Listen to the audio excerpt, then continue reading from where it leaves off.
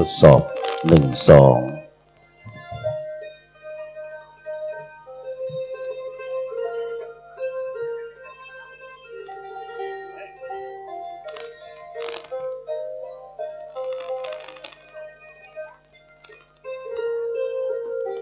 พี่น้องสัตว์ที่เอาต้นมาก็มาเอาปอนกันเนอะ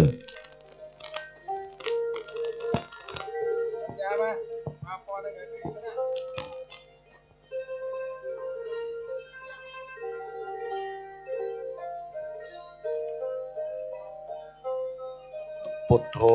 มังคละสัมพุทโธสัมพุทโธติปตุธัมโมพุทธมังคละมังคมาสัพพทุกขาปะโมนจะเลธัมโมมังคละสัมพุทโธคัมปิโลทุตโสอนุธัมมะมังคละมังคมาสัพพพญาปะโมนจะเลสังโฆมังคละสัมพุทโธทัพพินโยอนุตตโลสังฆมังคละมังคมาสัพพโลกาปะโมนจะเลย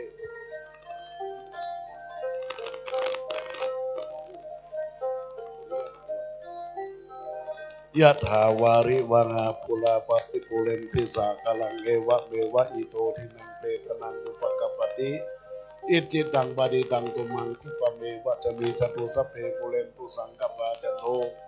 ปนรโสยะถามณีโชติรโสยะถาอิมีนาภูภะภูภาลจัตนังจัตวัตวัตตานังวดิสะตานังนิพพานัปปัจจโยหุนตุโนที่จังดีและอาจารย์ในวันนี้ก็หาเป็นวันนี้สรีสุขมังคละอันประเสริฐล้ำเลิศอีกวันในยามตั้งหลายบัดนี้ไม่มีปฐมมูลศรัทธาตนตัวของคณะศรัทธาบ้านสันกยอมบ้านเด่นหมู่ที่8ทุกคนต่างคนก็ต่างมาเป็นต้นเป็นประธานได้มาน้อมถวายตามผ้าป่าประจำปีพุทธศักราช2560การสร้างมีตั้งแต่มีบุญต่างหลายสี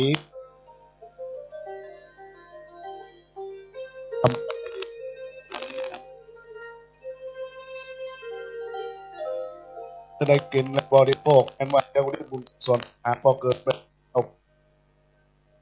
จดตังจะเป็นแดนแม่ธรณีเจ้าที่ก็ดีก็ขอสมบูรณ์กุศลนี่บุญประเท่าแต่นั้นไม่มีนักติดนักคำลาเดินมาทำบุญก็ขอบุญทุกคนส่วนทำอันใหม่ปัจจุบันเป็นจะตุปัจจัย5,210 บาทในดีกากับเรานี้ก็ขอเป็นบารมีบุญใจยะภุภวังใจยะมังกะใจยะวังใจยะโสติพระวันตุเตสัพพิโยวิวัชชันโตสัพโลโกวินาศภวัตวิวาทนาสีริสนิจังวุธาปจายโนจตาโลธรรมาวัฏันติอายุวันโนสุขังพะลังอนุโมทนาขอบคุณครับคณะศรัทธาบ้านสันขยอมหมู่ที่8บ้านเด่นเนอะโดยการนำของพ่อหลวงลูกหลานได้ร่วมมาบุญปัจจัย 5,270 บาทแล้วก็นายจันทิพย์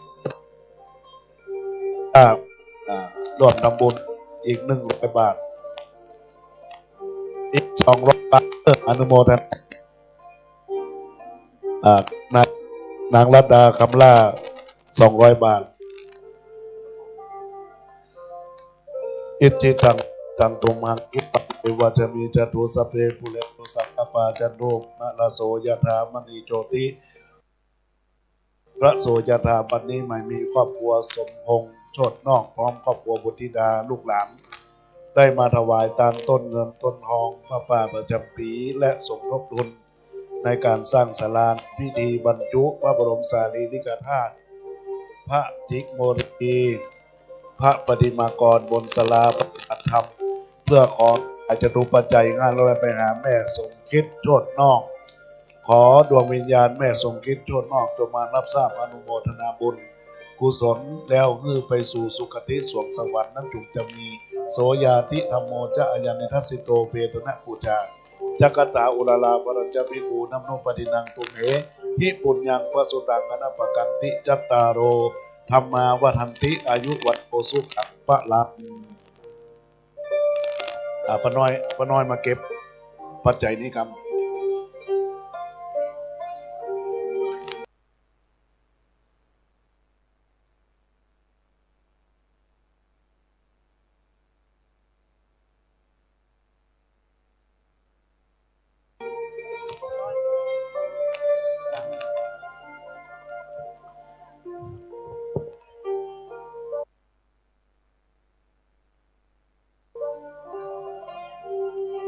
นางศรีพันธ์แท้เจือร่วมทำบุญในการบรรจุพระบรมสารีริกธาตุอีก200 บาทอนุโมทนาขอบคุณ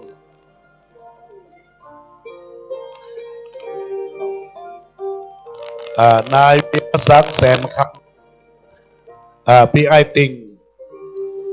นายวีรศักดิ์แสนคำพี่ไอติงได้ร่วมทำบุญในโอกาสนี้อีก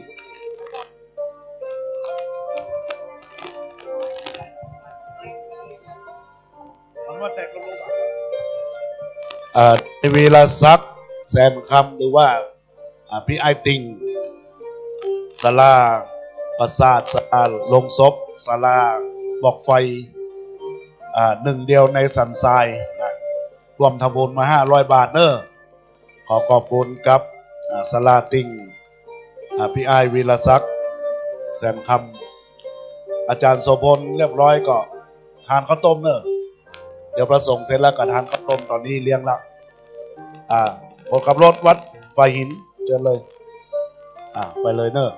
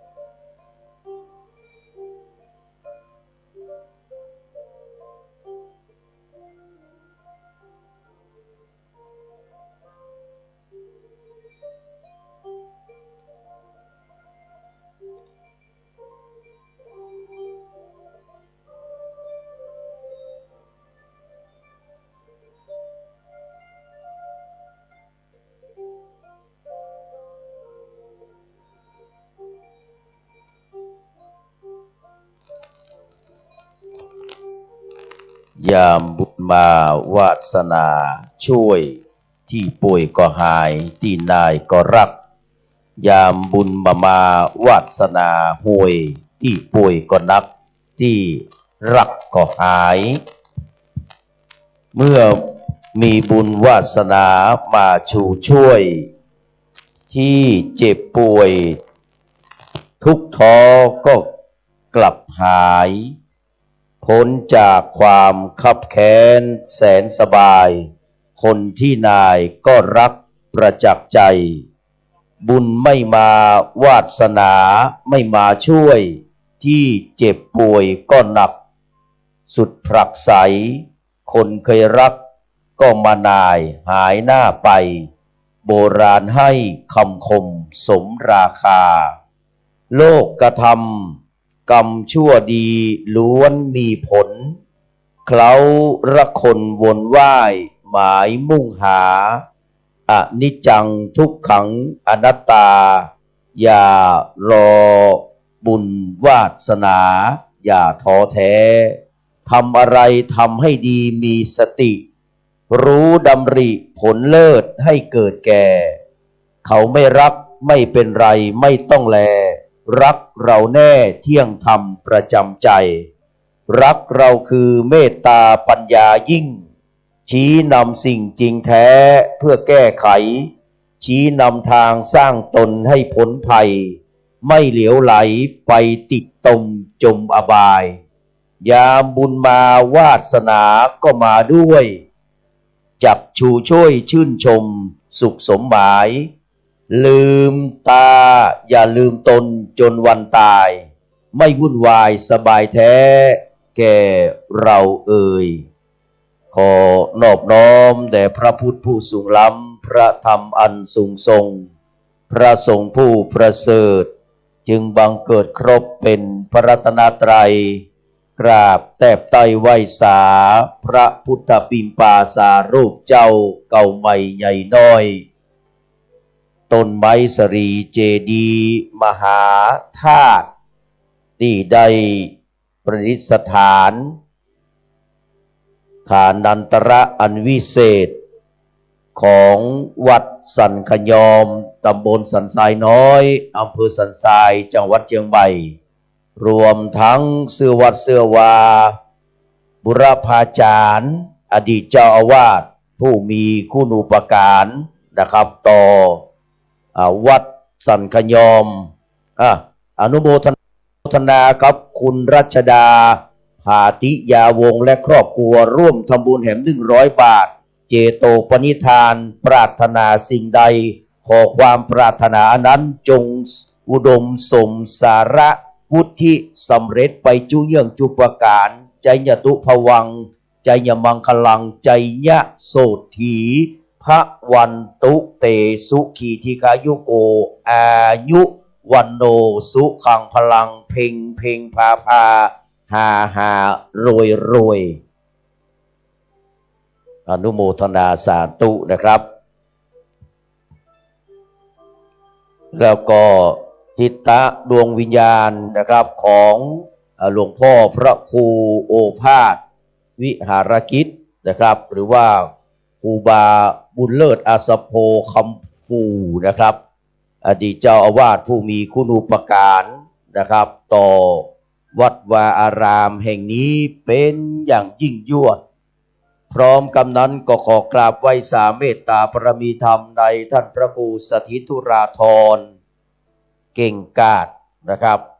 หลวงพ่อท่านเจ้าอาวาสวัดสันขยอมรูปปัจจุบันพร้อมด้วยท่านพระครูปรัตน์นะครับกิติพงศ์กิติโสพโนด็อกเตอร์ซึ่งเป็นรองเจ้าอาวาสวัดสันขยอมและเลขานุการเจ้าคณะตำบลสันทรายสันพระเนตรนะครับพร้อมด้วยพระสงฆ์องค์เนนที่เคารพนอบน้อมทุกรูปครับขอกราบสวัสดีกับบรรดาพ่อพี่น้องคณะศรัทธาวัดสันขยอมตั้งวันตกวันออกนะครับบ้านเหนือบ้านใต้ทุกหลังคาเรือนนะครับบ้านจัดสรรต่างๆนะครับและพี่น้องเฮาทุกคนทุกท่านนะครับที่ได้ตั้งจิตมาแต่ไกลตั้งใจมาแต่บ้านมาร่วมงาน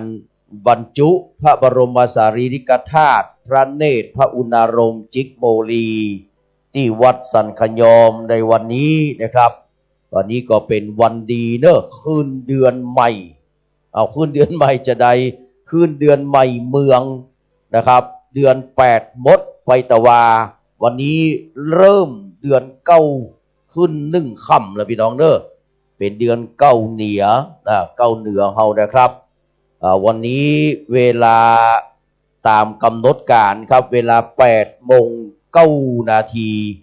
เมตตาบารมีใดท่านพระคุณเจ้าหลวงพ่อพระครูวินัยสารโสภิตเจ้าคณะตำบลสันทรายน้อยสันพระเนตรวัดสันสลีนะครับจะได้มาทำพิธีบวงสรวงนะครับในเวลา8:09 นาทีเครื่องบวงสรวงสักการะเหล่านี้นะครับเป็นฝีมือของท่านอาจารย์โสพลพรหมจิตพร้อมกับทีมงานเนอะกำลังนั่งกินข้าวต้มอยู่นะครับได้มาพอมาคอยความเรียบร้อยนะครับอยากจะใจบริการฝีมือประณีตละเมียดละไมต้องใจบริการโสพลพรหมจิตมามีความผิดหวังอย่างแน่นอนครับวันนี้ก็เวลา8:09 นาทีก็จะมีการบวงสรวงณศาลาปฏิบัติธรรมแห่งนี้นะครับเวลา9:39 นาทีเมื่อมีความพร้อมเป็นที่เรียบร้อยแล้วกับจะได้เรียนเชิญประธานในพิธีจุดธูปเทียนบูชาพระรัตนตรัยไหว้พระสมทาน เบญจศีลนะครับพระสงฆ์จำนวนนะครับ15 รูปปันรณสวรรคนะครับจะได้เจริญพระพุทธมนต์นะครับแล้วจะมีการประกอบพิธีบรรจุพระเนตรพิธีบรรจุพระอุณาโลมนะครับพิธีบรรจุพระบรมสารีริกธาตุจิกโมลีพระพุทธสันสีสถิตพจนาภรณ์หรือว่าหลวงพ่อทันใจขิปะจิตตะเมวะนั่นคือพระเจ้าทันใจกึศสิ่งใดนะครับลาบกายศกานะครับความผาสุกศรีสวัสดิ์จะเกิดขึ้นรวดเร็วทันใจกลับมาที่วัดสันขยอมแห่งนี้นะครับหลังจากนั้นเราจะได้กล่าวคำถวายแล้วก็เรียนเชิญเจ้าภาพและท่านผู้มีเกียรติได้เข้าน้อมถวายนะครับเครื่องไทยธรรมแด่พระสงฆ์องค์เจ้าวันนี้เราได้กราบอาราธนาท่านพระคุณเจ้าจำนวน13 รูปแต่ว่ามา2 รูปแล้วครับก็เหลือ13 รูปประกอบไปด้วยนะครับพระเดชพระคุณหลวงพ่อท่านเจ้าคุณพระเทพรัตนนายกนะครับท่านพระมหาจำรัดทัตตสิริปริยนธรรม7 ประโยคนะครับซึ่งเป็นเจ้าคณะจังหวัดลำพูนเจ้าวาดวัดพระธาตุหรีปุญใจวรมหาวิหารในอดีตท่านเป็นพระนักเทศน์มหาชาตินะครับกันมัดซีนี่นะครับทุกวันนี้ยังมามีภัยแย่งตำแหน่งตรงนี้ไปได้เสียงของท่านพระคุณเจ้าพระเดชพระคุณหลวงพ่อยังทรงพลังเข้มขลังถึงแม้จะอายุ67ย่าง68 ปีแล้วนะครับท่านพระคุณเจ้าหลวงพ่อเมตตามาเป็นประธานสงฆ์ในวันนี้นอกจากนั้นยังมีท่านพระครูสถาพรพิพัฒน์รองเจ้าคณะอำเภอสันทรายนะครับวัดเมืองขอนแล้วก็หลวงพ่อพระครูพิพัฒน์ศิลสังวรรองเจ้าคณะอำเภอสันทรายวัดสันทรายมูลนะครับวันนั้นหลวงพ่อได้ร่วมทำบุญ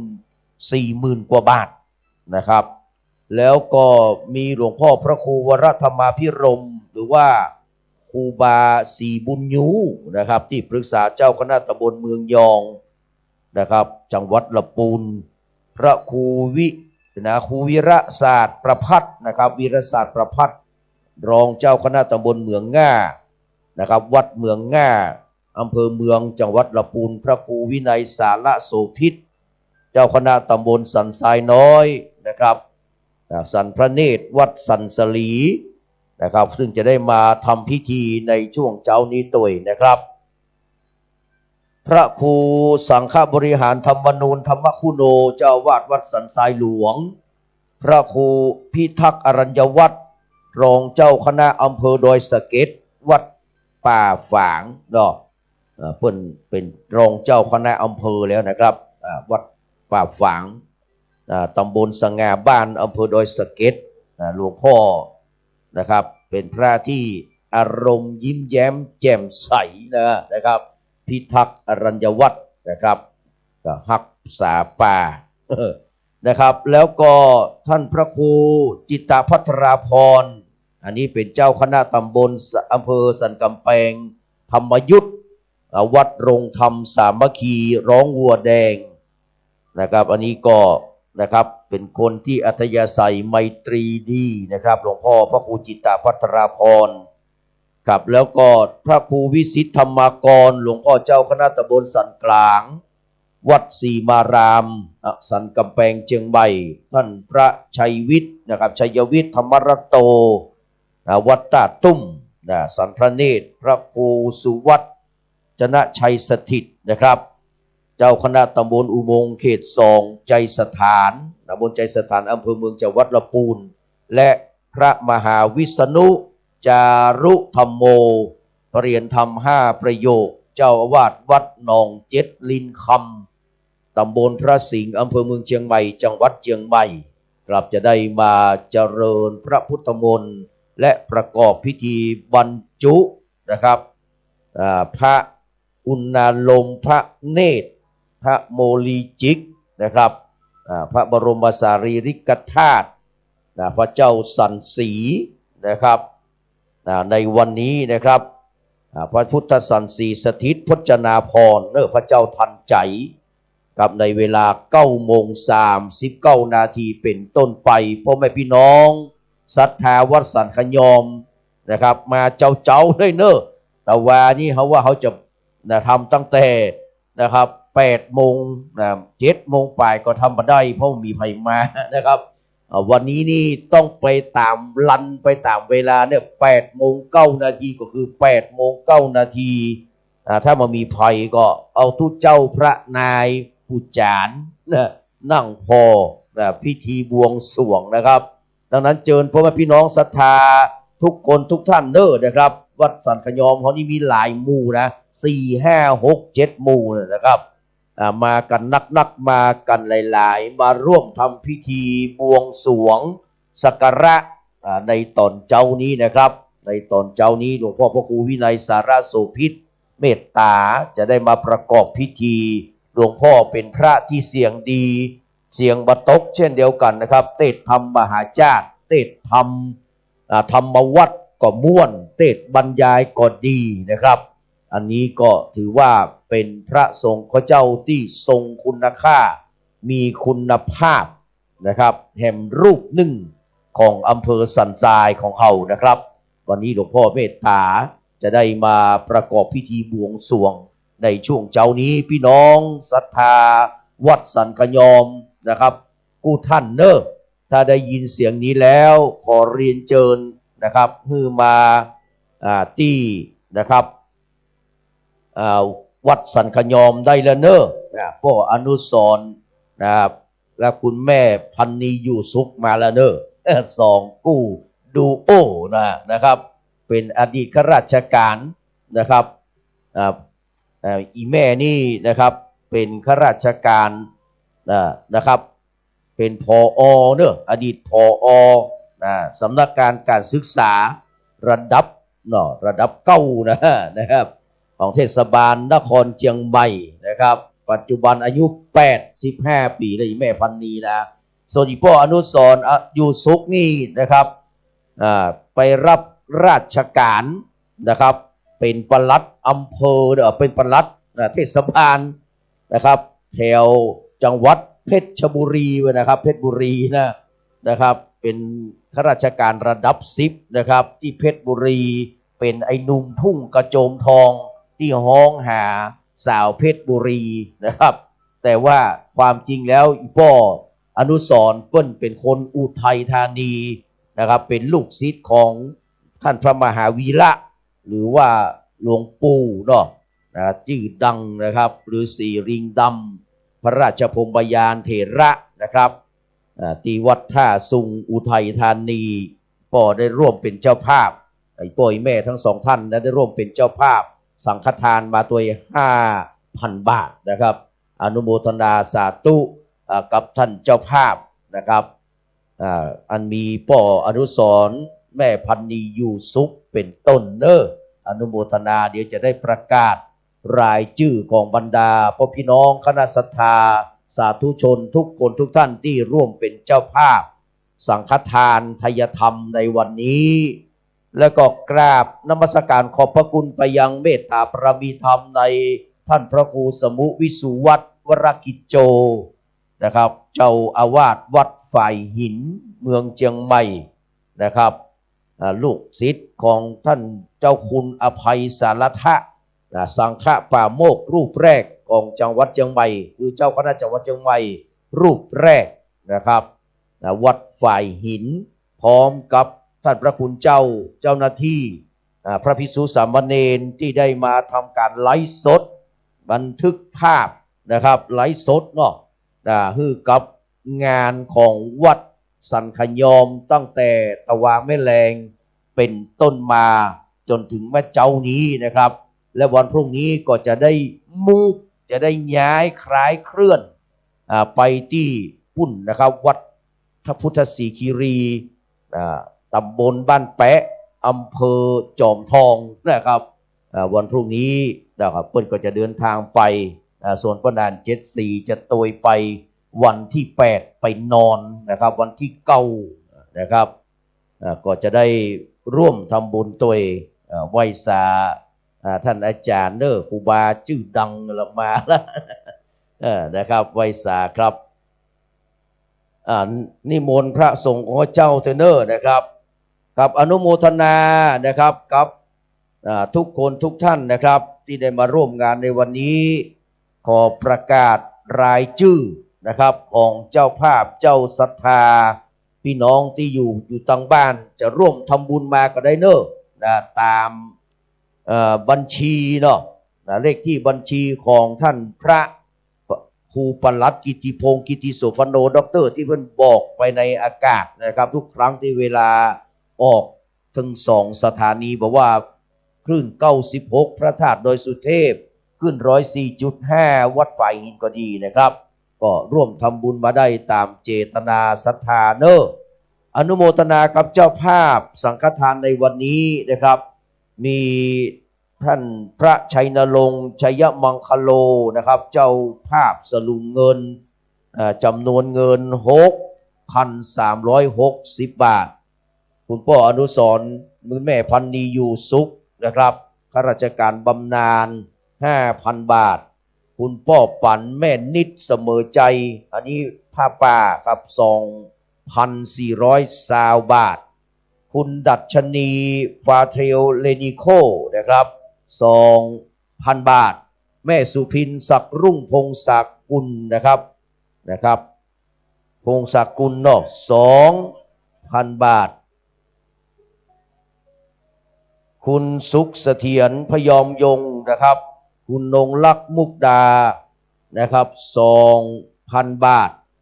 นะครับร้อยตำรวจเอกพี่ชัยคุณไถจือฟูปิงนะครับ 2,000 บาทคุณพ่อเชิดเกียรติคุณแม่จันฉายชัยมั่น 2,000 บาท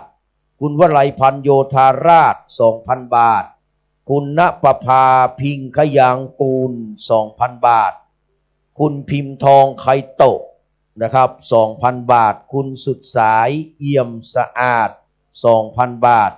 คุณบุญเลิศนะครับคุณคำมุนแสนคำนะครับ 2,000 บาทคุณวรนุชมุนินผู้ใหญ่บ้านหมู่10 2,000 บาทพ่อหลวงอินทรแม่หลวงแสงจันทร์บุญธรรม 2,000 บาทคุณลำดวนคำแสน 2,000 บาท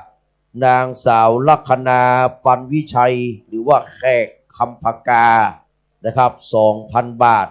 อาจารย์วันลบอาจารย์ทัศนีพิพัฒน์สมุทรนะครับ 2,000 บาทนะคุณพรัญชัยนะครับชัยชนะพร้อมครอบครัวและมิตรบริวาร 2,000 บาทคุณเกรียงศักดิ์คุณธัญนันท์คำฟู 2,000 บาทร้อยตำรวจเอกพรศักดิ์คุณประนอมพรหมสุวรรณดี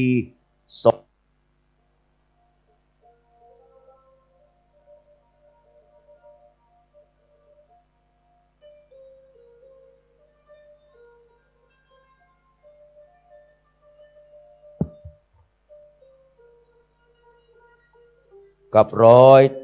ตำรวจเอกพรศักดิ์คุณประนอมพรหมสุวรรณดี 2,000 บาทพ่อเชิง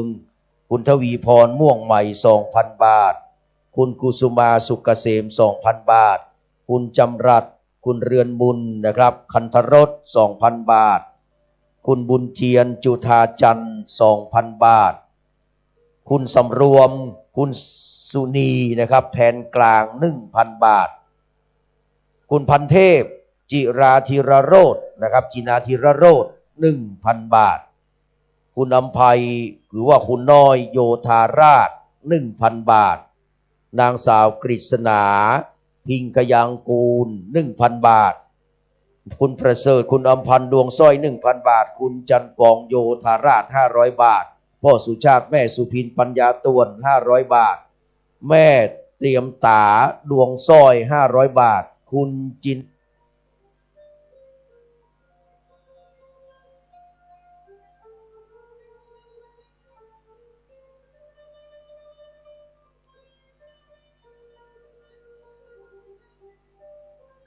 กับเดียวมันขาดเกินเจ้าหน้าที่กำลังปรับปรุงอยู่นะครับต้องกราบขอสุมาภัยเนอร์นะครับเจ้าภาพพรุเสียงนะครับ คุณออนสิริพิมพ์วิชัยศรีคุณดัชนีฟาเทียวนะครับเลนิโคคุณบรรลือคุณนารีรัตน์นางสาวจุฑาภาสวงเรือนนะครับแล้วก็เพิ่มเติมมาคือสมาชิกองค์การบริหารส่วนจังหวัดคุณมยุราตุ่นแก้วนะครับสจเขต3แถม 2,000 บาทรับเป็นเจ้าภาพสังฆทานอนุโมทนาและสาธุ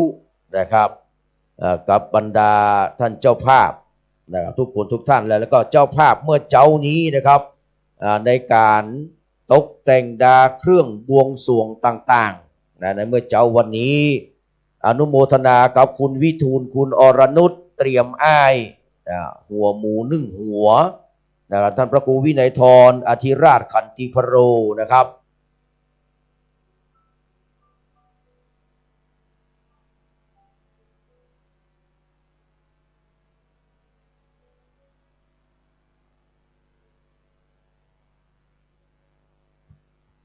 กับท่านพระครูวินัยธรอธิราชขันติพโล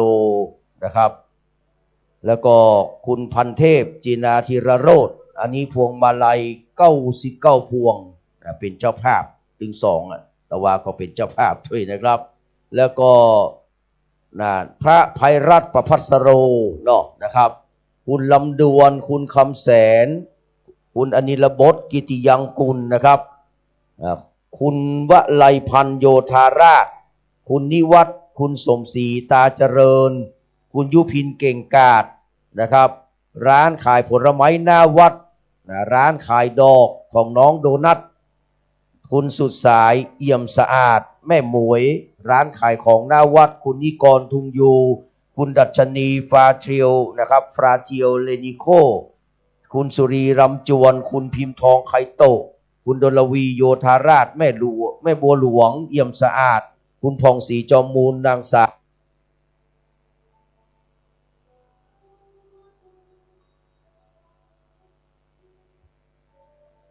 ขอเปลี่ยนไมค์ตัวนี้เนอะมันขาดเกินเอาไว้ได้เปิดตลอดเวลาเลยฮะนะครับคุณสุชาพัฒน์นางสาวสุชาพัฒน์จิตเกษมและก็นางคุณสายสมรพาใจนะครับนี่คือเจ้าภาพเครื่องบวงสรวงในเวลา8:09 นาทีนี้นะครับอันนี้จังฟอนเอามาแฮมรอบละจากไหนครับจังฟอนทีมโคราชโอ้ลูกหลานย่าโมมาไกลเนอะโคราชโคราชทีมโคราชจะฟ้อนขันดอกเนาะฟ้อนขันดอกนะครับเดี๋ยวขออนุโมทนานะครับกับคุณหมอคุณนะครับหมอเรวัตอาจารย์เครือวันนางสาวชนการคุณชันนรงค์สิรินิกรนะครับมาร่วมทำบุญนะครับ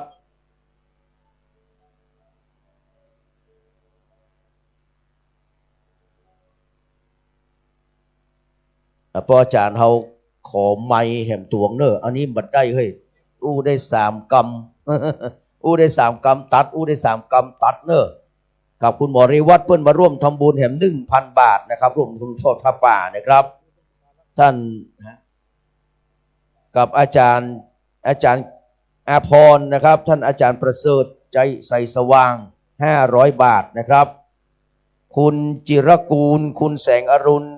สิริช่างนะครับแหม100 บาทคุณกลุ่มอนุรักษ์นะครับกลุ่มรักสุขภาพคุรุสภาเชียงใหม่200 บาทนะครับแล้วก็นางสาวเกษรผิวพองนะครับแหม100 บาทครับสาธุอนุโมทนาในบุญกุศลเนอ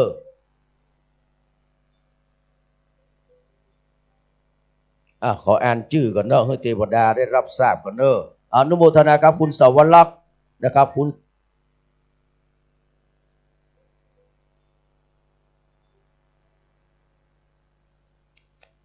ณสวรักษ์นางสาวสุชาวลีนายจิรวัตรมีบุญนะครับแห่ม300 บาทอนุโมทนาสาธุเนอะมาร่วมทำบุญทอดผ้าป่าในวันนี้ตั้งจิตอธิษฐานจอมเลยนะครับตั้งจิตอธิษฐานจอมเลยเนอะก่อนเราจะทำพิธีจะมีการฟ้อนเนาะ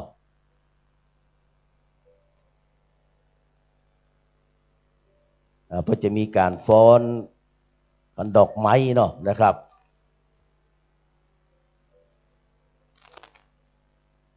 ใครจะร่วมทำบุญก็มานี่เนอะนะครับ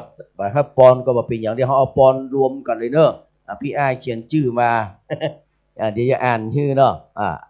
นะครับเดี๋ยวเพื่ออธิษฐานก่อนขออนุโมทนากับคุณทวีศักดิ์บัวตูมร่วมทำบุญทอดพระป่าในวันนี้แหม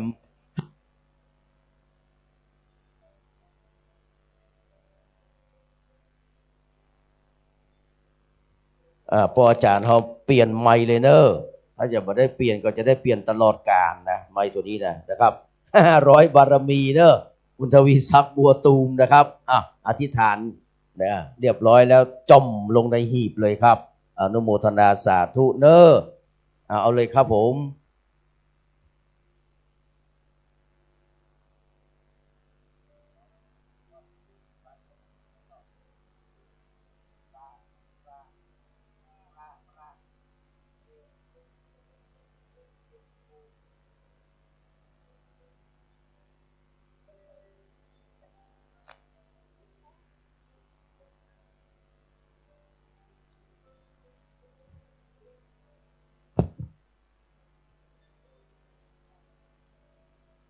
แม่นแล้วครับทุกอย่างเลยครับจะเอาเป็นพระป่าก็ได้จะเป็นเจตนาอย่างไรก็ได้เลยครับในการบรรจุพระ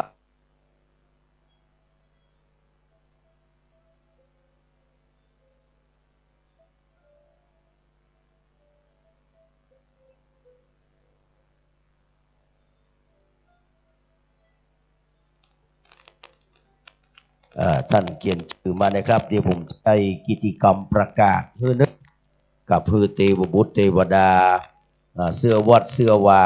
นะครับได้รับทราบอนุโมทนากับทุกคนทุกท่านนะครับ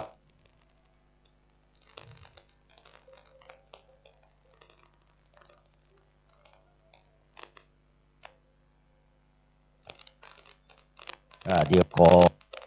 กิจกรรมประกาศรายชื่อเนอร์นะครับท่านที่มาร่วมทำบุญนี้นะครับหอมนอกหอมน้อยบะเป็นเนอร์นะครับกับอันนี้ออก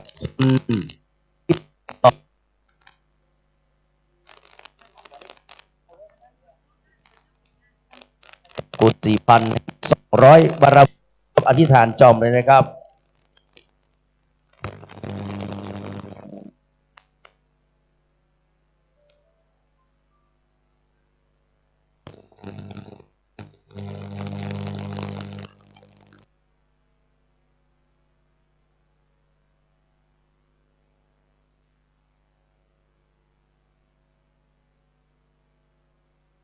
กับแม่พระจงมนเต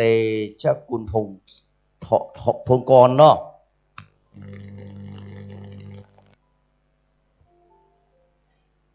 ร่วมทำบุญร่วมทำบุญ2 อย่างเนาะนะครับเป็นโรงทาน300แล้วก็บำรุงค่าน้ำค่าไฟ200เป็น500 บารมีแม่อธิษฐานจมลงในนะครับจมลงในหีบเลยนะครับอยู่ในตู้เลยเนอะมันมีการขาไปอันนึงมันเป็นอย่างนั้นอยู่ที่ใจอยู่ที่ใจเนอะ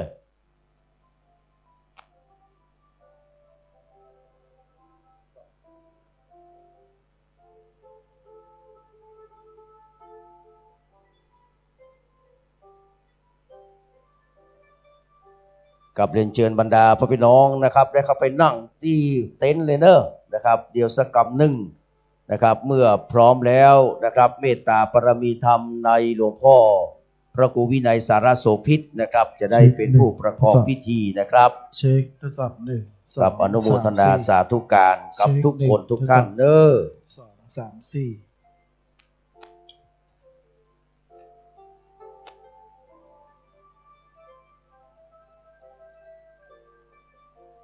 เช็ค1ทดสอบ2 3 4เช็คทดสอบ1 2 3 4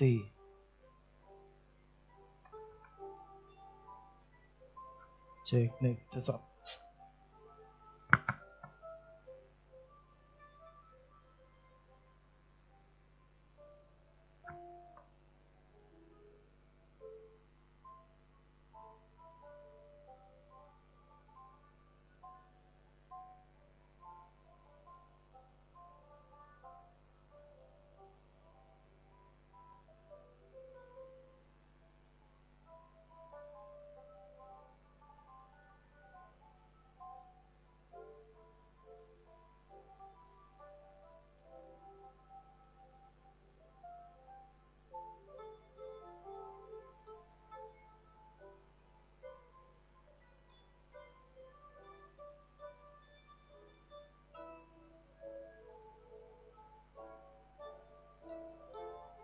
กับท่านใดที่ยังบ่ได้กินข้าวเจ้าเนอะนะครับมีข้าวต้มที่ห้องครัวนี่นะครับ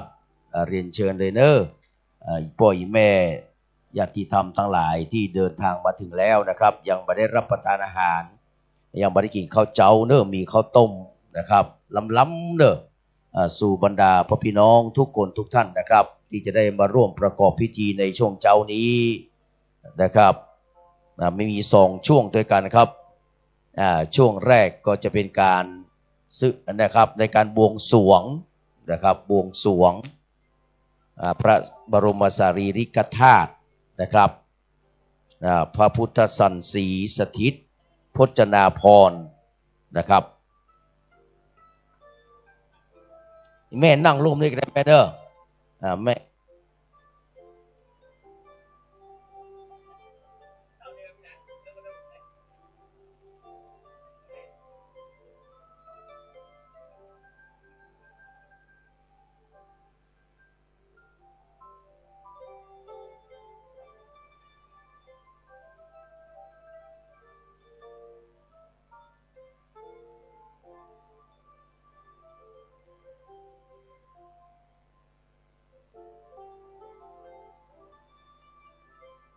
แนวจังฟอนเพื่อจะได้ร่วมทำบุญเทเนอร์นะครับ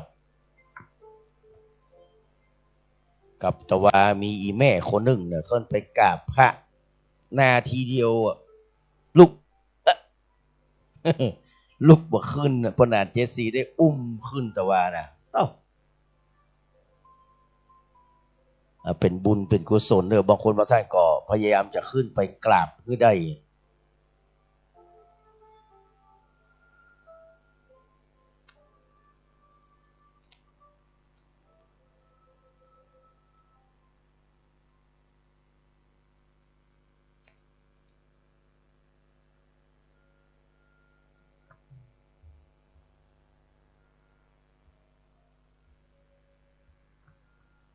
กับเราได้ทำการถ่ายทอด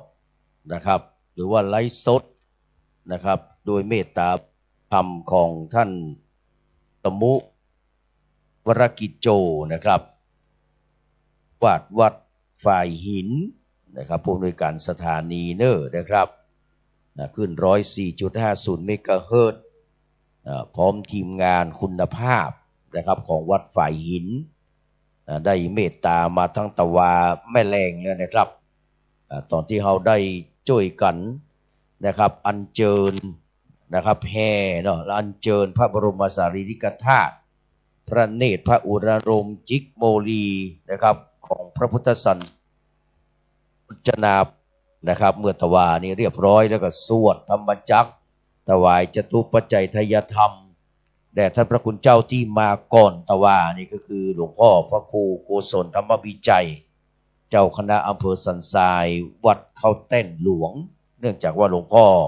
ติดภารกิจหมอนัดแล้วก็นัดหมอนะครับ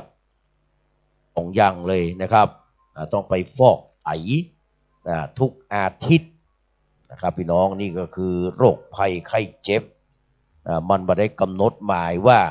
เราจะเป็นอย่างพ่องนะเพราะฉะนั้นขณะที่เรายังมีชีวิตอยู่สุขภาพร่างกายพรรณนามัยแข็งแรงสมบูรณ์มีการมีงานก็จะไปห่างจะไปเหินเนอะเหมือนกับคุณดัชนีชัยไลนะครับคุณดัชนีฟราเทียลเลดิโคนะครับมาเมื่อใดก็ปะเนอะนะครับที่วัดสันขยอมนี่ดัชนีชัยไลบ่เคยพลาดในการนะครับทำบุญสุนทานที่เพิ่นจึงดัชนีในสมัยนั้นนะครับเพลงของคุณครูสุรพลสมบัติเจริญกำลังดังดัชนีชัยไลนะครับแล้วก็เป็นหนังตัวนะครับในสมัยนั้นนี่นะครับกันที่มาดาราพันธ์นะครับเป็นนางเอกในยุคแรกๆนะครับแต่ก่อนหน้านั้นก็มียุคหลายๆยุคครับสำหรับหนังเรื่องดัชนีชัยไลสร้างมาจากเรื่องจริงอิงนิยายเล็กๆนะครับถ้าไผ่เกิดก่อน2509ก็จะรู้จักดีแต่ผมนี่เกิดทีหลังแต่ว่ามันความคิดความอ่านมันเป็นคนเท่านะครับก็เลยจำเรื่องราวต่างๆได้นักพอสมควร ก่อนที่ตัวเก่าจะเกิดนะครับ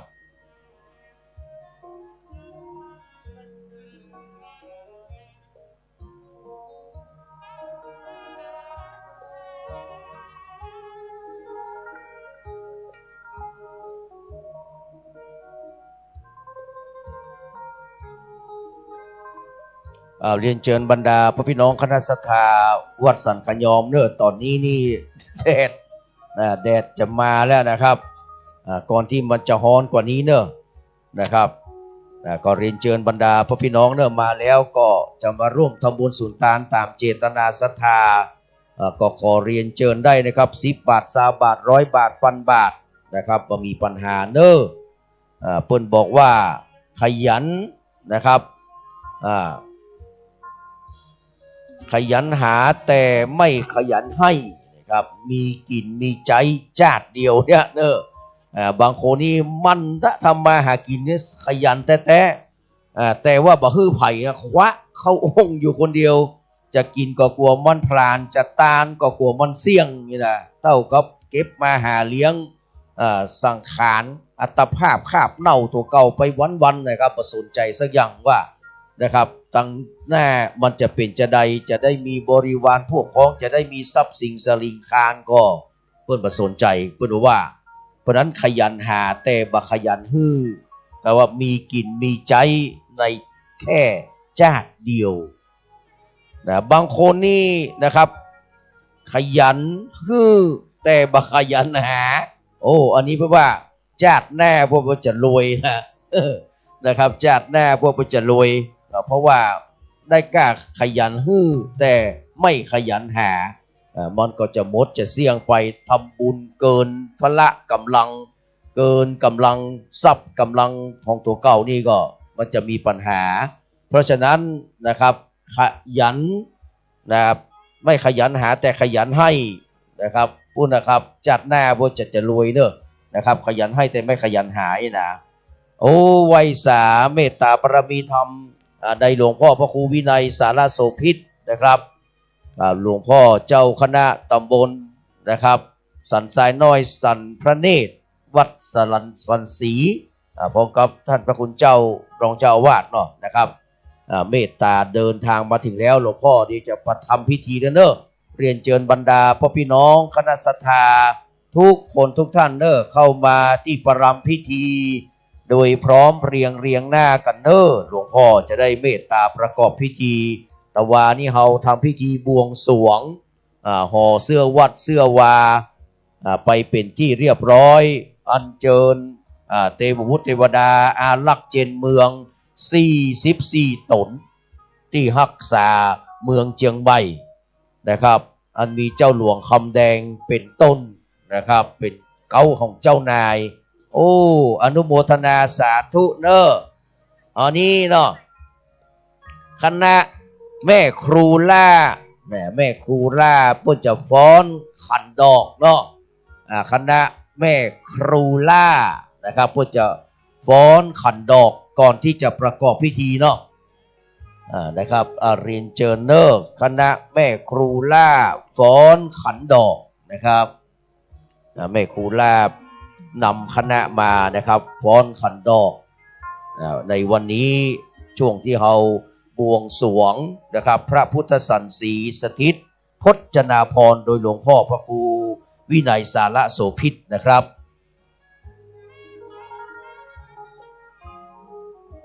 ขอเรียนเชิญบรรดาพ่อพี่น้องเนอะนะครับเดี๋ยวสักกำหนึ่งเราจะได้ยุติการใจเสียงทุกสิ่งทุกอย่างนะครับแล้วก็จะได้เข้าสู่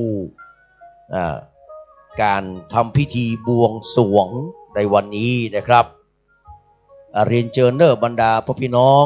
นะครับทุกคนทุกท่านนะครับเข้ามาร่วมพิธีเนอะก็มานั่งในเต็นท์นะครับกับขณะนี้เจ้าหน้าที่ได้ดูแลความเรียบร้อยในเรื่องการจุดเทียนต่างๆนั้นนะครับเพิ่นวางไว้เรียบร้อยแล้วครับของอาจารย์โสพลพรหมจิตนะครับเรียนเชิญเนอะครับเรียนเชิญครับเรียนเชิญทุกคนทุกท่านเนอะพระสงฆ์องค์เนนบ้านเฮาตุยนะครับเรียบร้อยก็ขอนิมนต์เนอะ อาจจะได้เป็นสิริมงคลแอมครั้งหนึ่งนะครับพระสงฆ์เจ้าทำพิธีบวงสรวงนี่นะครับมันแตกต่างกับพราหมณ์นะที่เพิ่นมาทำพิธีนะครับมันคนละอย่างกันนะครับ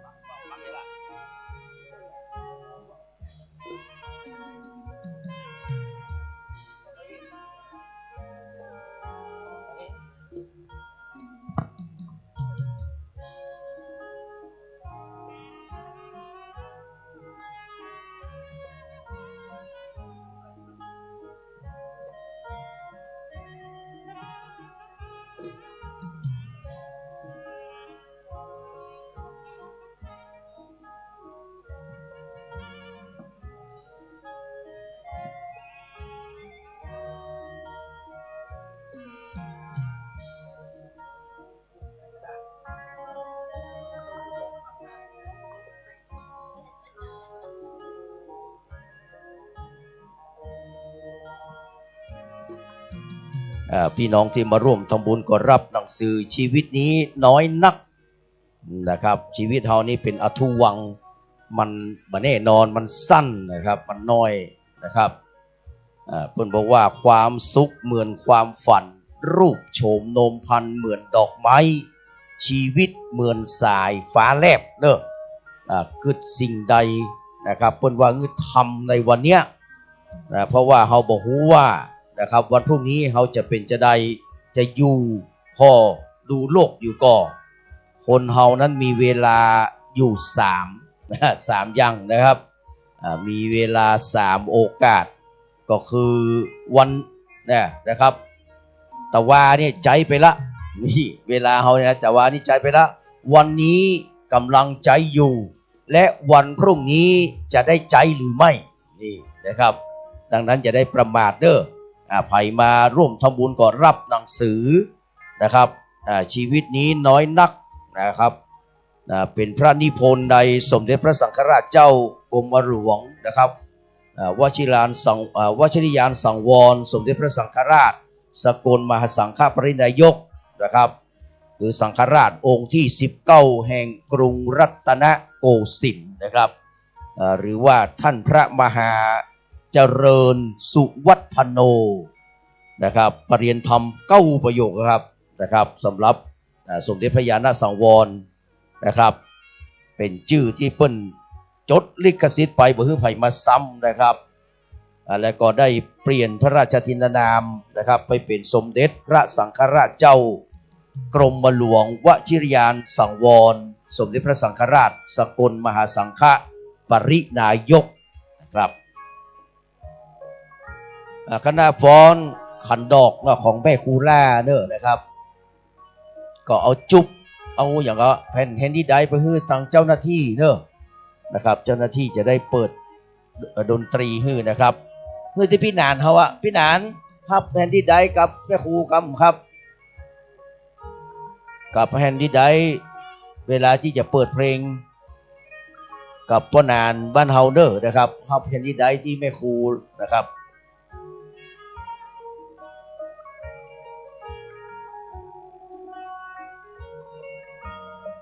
แม่ครูล่าฟ้าห้าม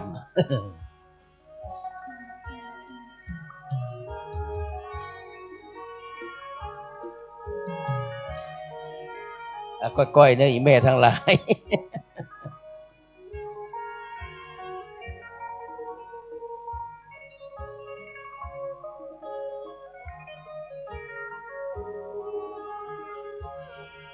หลวงพ่อสถิตธุรทรก็เตียวดีๆเนอะมายินนะครับ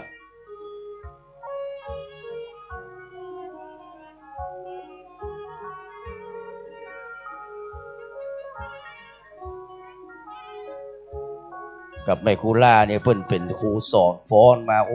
ตั้งแต่สมัยเพิ่นเป็นสาวอะไรวันนี้ก็ยังเป็นสาวน้อยอยู่นะครับแต่ก่อนเพิ่นอยู่แถวฟ้าห้ามบ่ล่ะ กับงามตลอดกาลเนอะแม่ครูล่าเขาอย่างไรครับแปะตั้งใดก็ยังงามอยู่ทุกวันนี้นะครับ30 กว่าปีที่ผ่านมาที่ครูจักแม่ครูล่านะครับวันนี้ก็ยังงามเหมือนเดิมนะครับวันนี้เป็นได้น้อมลูกศิษย์ลูกหามาฟ้อนขันดอกเนอะในงานบวงสรวงพระพุทธสันสีพจนาภรณ์ในวันนี้นะครับอีแม่เขียนชื่อเนอะแล้วก็ฮับหนังสือไปคนละเล่มนะครับเอาไปอ่านเพื่อเป็นคตินำทางเพื่อกับชีวิตนะครับสาธุอนุโมทนานะแม่เนออายุมั่นขวัญยืนกับอยู่กับลูกเต้าลูกนะครับเหล่าหลานนะครับเป็นล่มโพใบใหญ่ล่มไทรใบหนาคือกับลูกเต้าเข้าปั้นนะครับไปตลอดกาลละนานเนอแม่เนอนี่แม่มาขอยู่เมินนะ แต่เนี้ยได้เนาะมันอยู่ที่บุญที่กรรมหัวเข้ามันแบบใครอำนวยเนอะจะไปกินเฮ็ดทอบนักเนอะเฮ็ดทอบตึงหนอนี่ไปที่กินนักนะแม่เนอะเอาได้คนละเล่มครับเชิญเลยครับยังมีแหมนะครับหมดแล้วหมดเลยเนอะเรียนเชิญครับท่านที่ได้มาร่วมทำบุญในวันนี้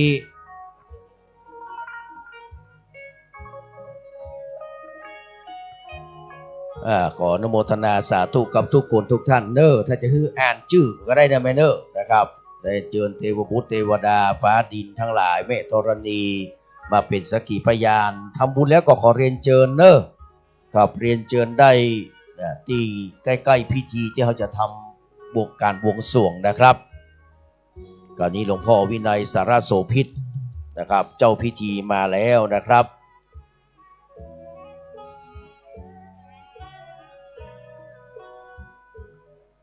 เรียนเชิญเนอร์นะครับพี่น้องศรัทธาวัดสันขยอมเฮาเหนือตกออกใต้นะครับบอกว่าใกล้บอกว่าไก่ขอเรียนเชิญเนอร์กับวันนี้เป็นพิธีมหามงคลนะครับแห่งวันหนึ่งนะครับ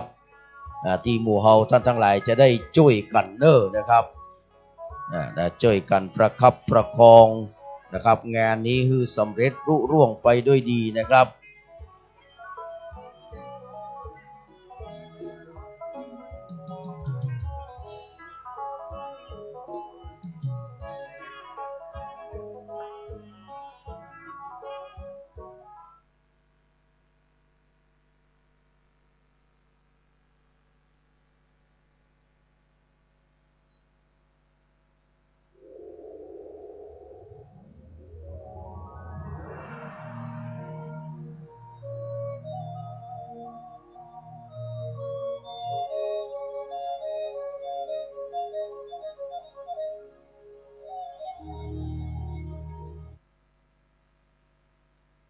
ครูบาฟุกเนอเอกสารที่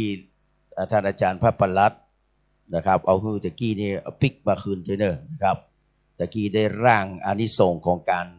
บรรจุพระบรมสารีริกธาตุในการสร้างพระธาตุเจดีย์เอาไว้หลายข้อเลยนะครับกำลังอยู่ในฉบับร่างนะครับจะได้มาอู้มาจ่าเพื่อบรรดาพี่น้องได้รับทราบถึงอานิสงส์นะครับ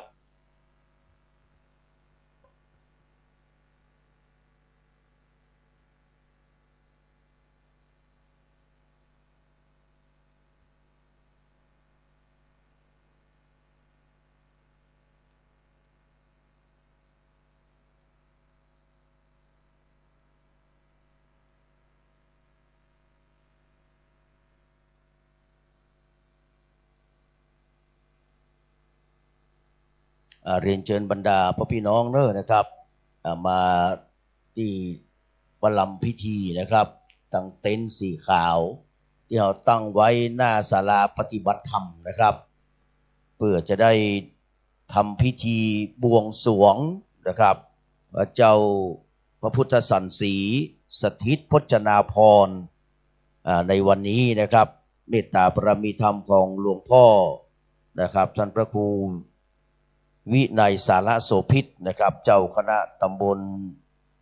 สันทรายน้อยสันพระเนตรเจ้าวัดสันศรีนะครับจะได้เป็นผู้ประกอบพิธีนะครับใครยังไม่ได้รับหนังสือก็มาฮับเนอร์นะครับเป็นหนังสือเรียบร้อยขอบพระคุณครับนี่ครับอานิสงส์ของการ สร้างกุศลกับพระบรมสารีริกธาตุนะครับทั้งหมดทั้งมวลนี้มีนักหนาป่าป้านนะครับใครจะมารับหนังสือก็ขอเรียนเชิญจะมาร่วมทำบุญนะครับตามกำลังเนอะนะครับเจตนาศรัทธาของพ่อพี่น้องมารับหนังสือเดี๋ยวแม่เตนี่แหมเนอะนี่เตนี่แหม ครับเตนี่แหมเนาะช่วยกันผลไม้ละมือได้บุญได้กุศลเดียวคณะแม่ครูล่าจะได้ฟ้อนขันดอกก่อนที่จะไปประกอบพิธีนะครับครับเมื่อเราได้ทำบุญสุนทานกับพระบรมสารีริกธาตุบอกว่าจะเป็นส่วนใดส่วนหนึ่งนะครับอานิสงส์ในครั้งนั้นจะได้รับการเคารพยกย่องกับเกิดในชาติตระกูลที่สูงส่งมีสง่าราศีนะครับแล้วก็มีผิวงานเปล่งปลั่งอุดมมั่งคั่งมีจิตใจสว่างไสวรุ่งโรจน์โชติช่วงชัชวาลอยู่ดีมีสุข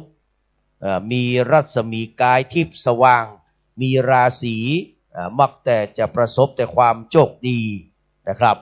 อันนี้คืออานิสงส์คร่าวๆนะครับของการทำบุญ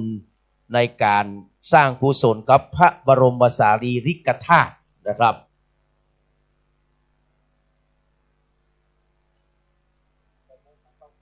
กับ8:29 นาทีนะครับ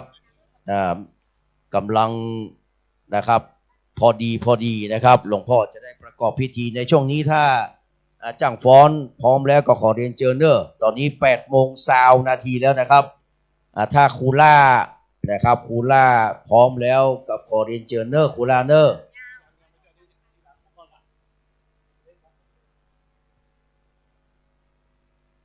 เอาบวงส่งเซตนะครูล่าเนาะครับเอาบวงส่งเซตนะครับบวงส่งเซตคราวนี้เหลือแฮม8:09 นาทีครับเดี๋ยวรอแม่จีพจนาพรวิศรีวรพัฒน์นะครับมาถึงแล้วจะได้เริ่มประกอบพิธีนะครับพี่น้องก็มาร่วมทำบุญสุนทานเนอร์กับแล้วก็รับหนังสือมงคลชีวิตนี้น้อยนักนะครับไปคนละ1 เล่มเอาไปเป็นคติสอนใจนำทางสว่างให้กับชีวิตนะครับเอาไปอ่านเนอะไม่ใช่เอาไปหนุนหัวเนอะ เอาไปอ่านแล้วก็จะเกิดคติสอนใจเนาะนะครับหนังสือนี่เป็นสิ่งที่ดีที่สุดเพิ่นบอกว่าอันมิตรใดมิอาจเทียบเปรียบความรู้แม้ศัตรูไม่สู้ด้วยความป่วยไข้ความรักตนยิ่งล้นกว่ารักใดแรงไหนๆก็ไม่แข็งเท่าแรงกรรมพี่น้องเพราะฉะนั้นกับเกี่ยวกับชีวิตเนี่ยเพิ่นว่ามันเป็นสิ่งที่บ่มีนิมิตหมายนะครับชีวิตของเขาเนี่ยนะครับตอนรับแม่ชีพจนาพรวิศรีวรพัฒน์นะครับพร้อมกับคณะญาติธรรมทีมงานได้เดินทางมาถึงเป็นที่เรียบร้อยเรียนเชิญคุณแม่นะครับไปที่ประรำพิธีเลยนะครับ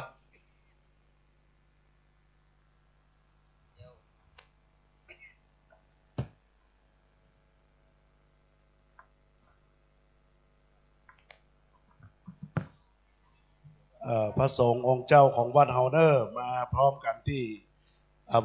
บริเวณกว้างลานศาลา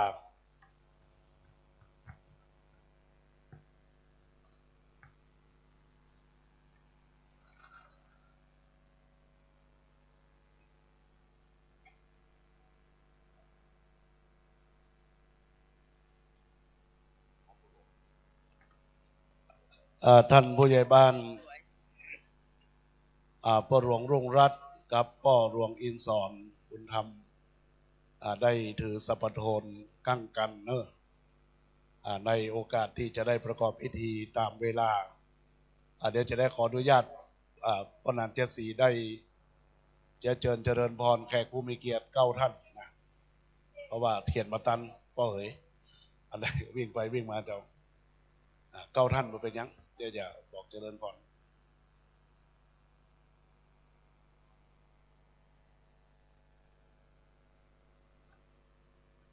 เรียนเชิญบรรดาพี่น้องคณะสัตยาเข้ามานั่งใกล้ๆเพเนอร์นะครับ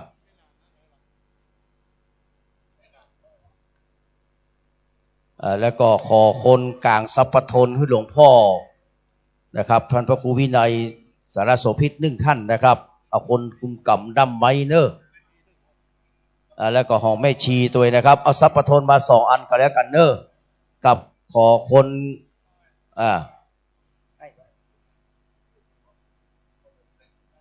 ป้นหลวงคนเนอะเรียนเชิญเลยครับไอ้พันเทพผมคนก็ได้นะครับกับอนุโมทนากับคุณยายแสงทองสีจันทร์นะครับร่วมทำบุญพิธีบรรจุพระบรมสารีริกธาตุนะครับพระจิกโมลีพระเนตรนะครับแล้วก็พระอุณาลมนะครับแถม500 บาท500 บารมีบุญรักษาเทวดาคุ้มครองผ่องภัยไปทางใดก็มีโชคมีใจเนอะอนุโมทนากับคุณยายแสงทองสีจันทร์ด้วยนะครับมีคนตีกองเหี่ยคนเนอะตีปานนะครับตีปานกับเวลาหลวงพ่อเพื่อนได้ทำพิธีนะครับ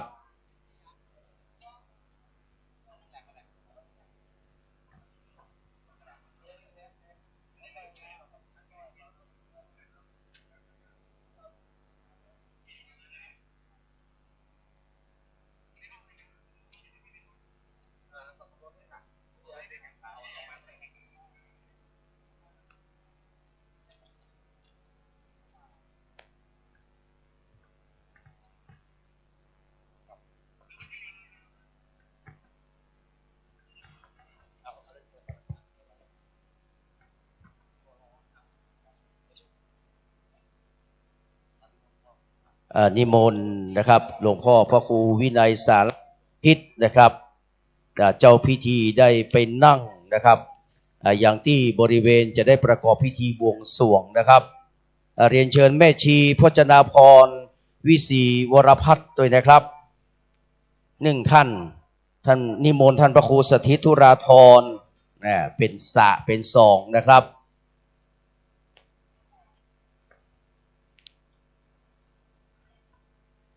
เดี๋ยวสักครู่หนึ่งนะครับท่านพระครูปลัดกิติพงศ์กิติโสพโนจะได้เรียนเชิญนะครับท่านที่มีรายชื่อได้มาจุดเทียนนะครับ9 เล่มนะครับจุดเทียนบูชาพระรัตนตรัยและก็เทียน9 เล่มกับจากนี้ไปคือทุกคนทุกท่านได้อยู่ในอาการสงบกายสงบวาจาสงบใจหยุดส่งเสียงสื่อสารนะครับทุกคนทุกท่านให้อยู่ในอาการสงบเคารพการประกอบพิธีอันศักดิ์สิทธิ์ในวันนี้เป็นลำดับต่อไป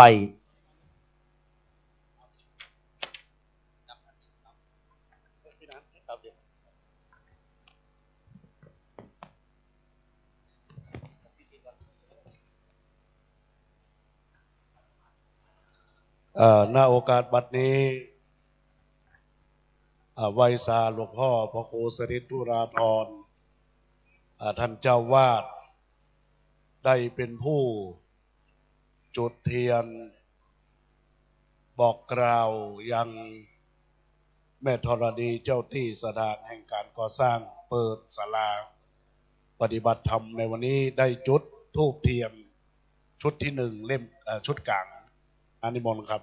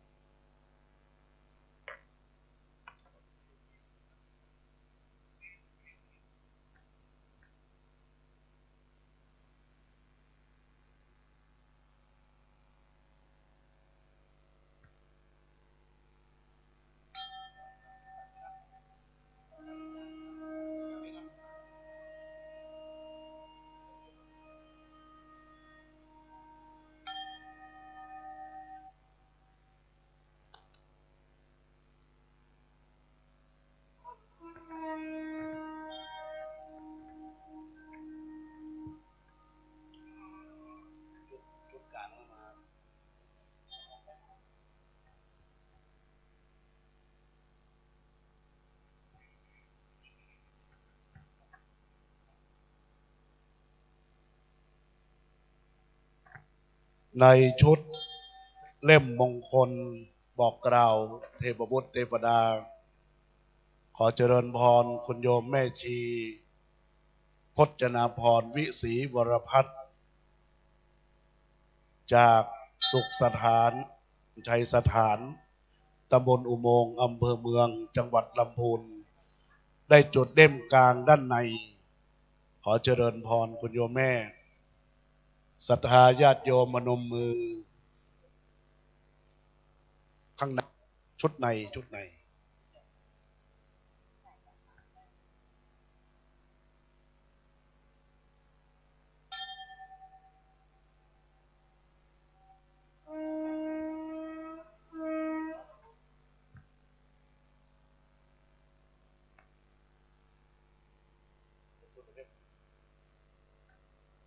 ในชุดที่สองนั้นเจริญพรคุณโยมพ่ออนุสรณ์คุณโยมแม่พันนีอยู่สุขซึ่งเป็นที่ปรึกษาคณะกรรมการวัดสังขยอมได้เป็นผู้จุดบอกกล่าวซึ่งก็เป็นผู้อุปถัมภ์ศาลาปฏิบัติธรรมตั้งแต่เริ่มต้นจนถึงบัดนี้และก็จะอุปถัมภ์ตลอดไปได้บอกกล่าวในชุดที่สองเรียนเชิญคุณโยมทัศนีฟาเทลเลนิโครได้น้อมจุดเทียนมงคลเล่มที่สามเรียนเชิญคุณโยมพ่อในเล่มที่สาม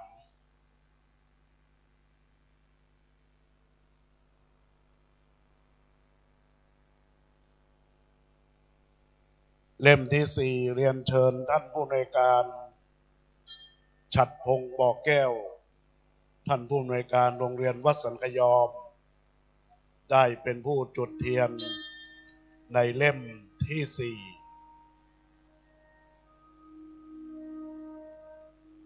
เล่มที่ห้าเจริญพรเรียนเชิญท่านร้อยตำรวจเอกวิชัยนางไถจือภูปิง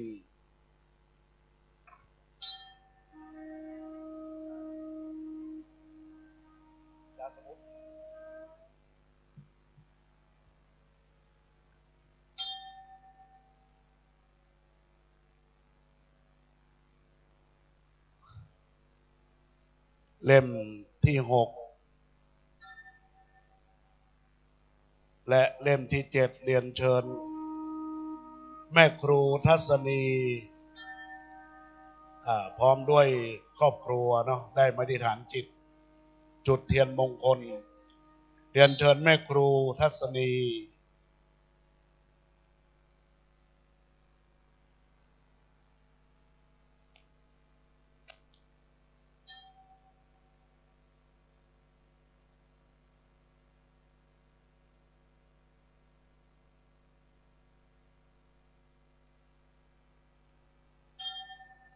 ลำดับต่อไปเรียนเชิญสท.ประมวลอาสากิจซึ่งเป็นตัวแทนของหน่วยงานเทศบาลตำบลสันทรายหลวงในโอกาสบัดนี้ขอเจริญพร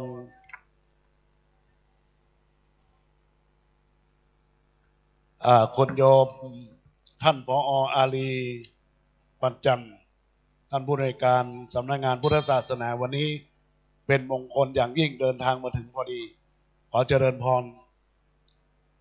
ในชุดสุดท้ายเจริญพรเรียนเชิญท่านผู้ในวยการ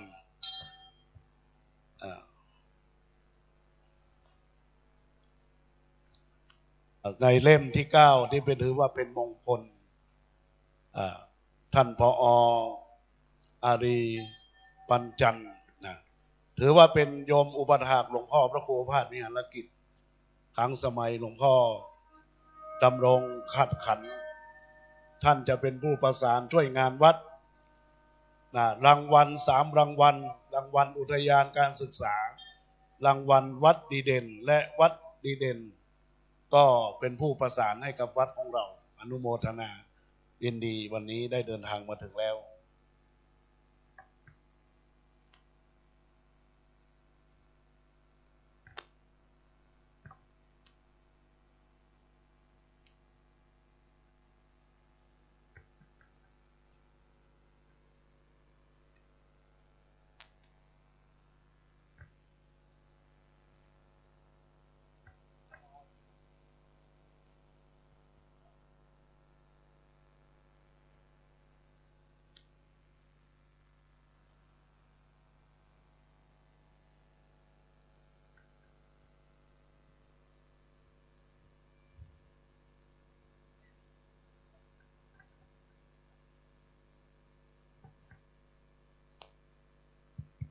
อันใดโอกาสบัดนี้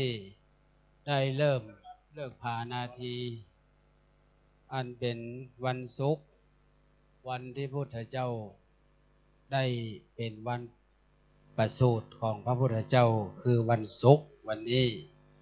วันศุกร์เป็นวันที่พระพุทธเจ้าได้ประสูติง่ายๆเป็นวันเกิดพระพุทธเจ้าเฮาได้สักการะบูชายังคุณพระพุทธพระธรรมพระสงฆ์ตลอดถึงคุณสารพัดคุณ108จะได้เป็นตัวแทนนำกล่าวบูชาพระพุทธเจ้าพระธรรมเจ้าลายต่างๆณบัดนี้ศรัทธาญาติโยมทั้งหลายก่อนที่เราจะได้อัญเชิญพระบรมสารีริกธาตุและพระโมรีประดับยังพระพุทธรูปที่นามว่าพระพุทธสันสีสถิตพจนาภรณ์อันสถิตแต้นแก้วอยู่บนศาลาปฏิบัติธรรมแห่งนี้สักเกกาเมจลูเปกิริสิกราตเตจันตาริเควิมาเน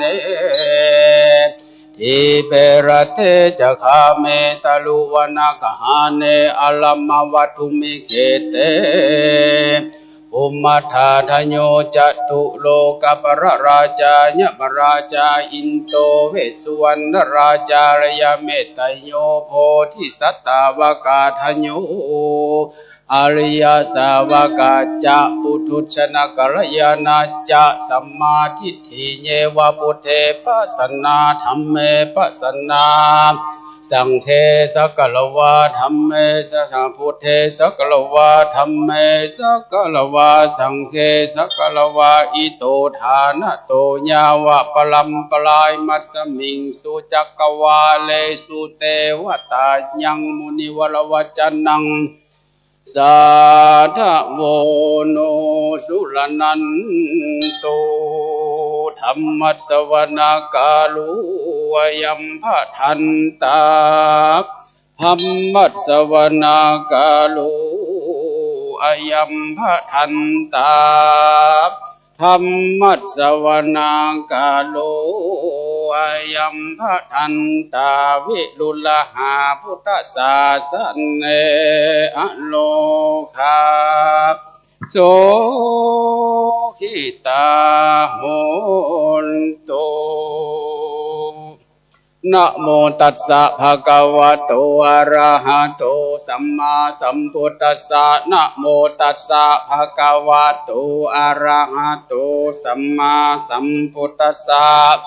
นะโมตัสสะภะคะวะโตอะระหะโตสัมมาสัมพุทธัสสะพุทธังสรณังกัจฉามิธัมมังสรณังกัจฉามิสังฆังสรณังกัจฉามิทุติยัมปิพุทธังสรณังกัจฉามิทุติยัมปิสังฆังสรณังกัจฉามิตติยัมปิพุทธังสรณังกัจฉามิตติยัมปิธัมมังสรณังกัจฉามิตติยัมปิสังฆังสรณังกัจฉามินะมามิเตลาตานาตายังสัพพะอันตรายาปิวินาสันตุอะเสสะโต โยสันนิสินโนวะลัมโพธิมูเลมาลังสาเสนังมหันติงวิจัยโยสัมโพธิมาคันชิอนันตัญญาลโนโลกุตตโมตังปันนะมามิพุทธังตังปันนะมามิธัมมังตังปันนะมามิสังฆังสุรนันตุพุนโตเต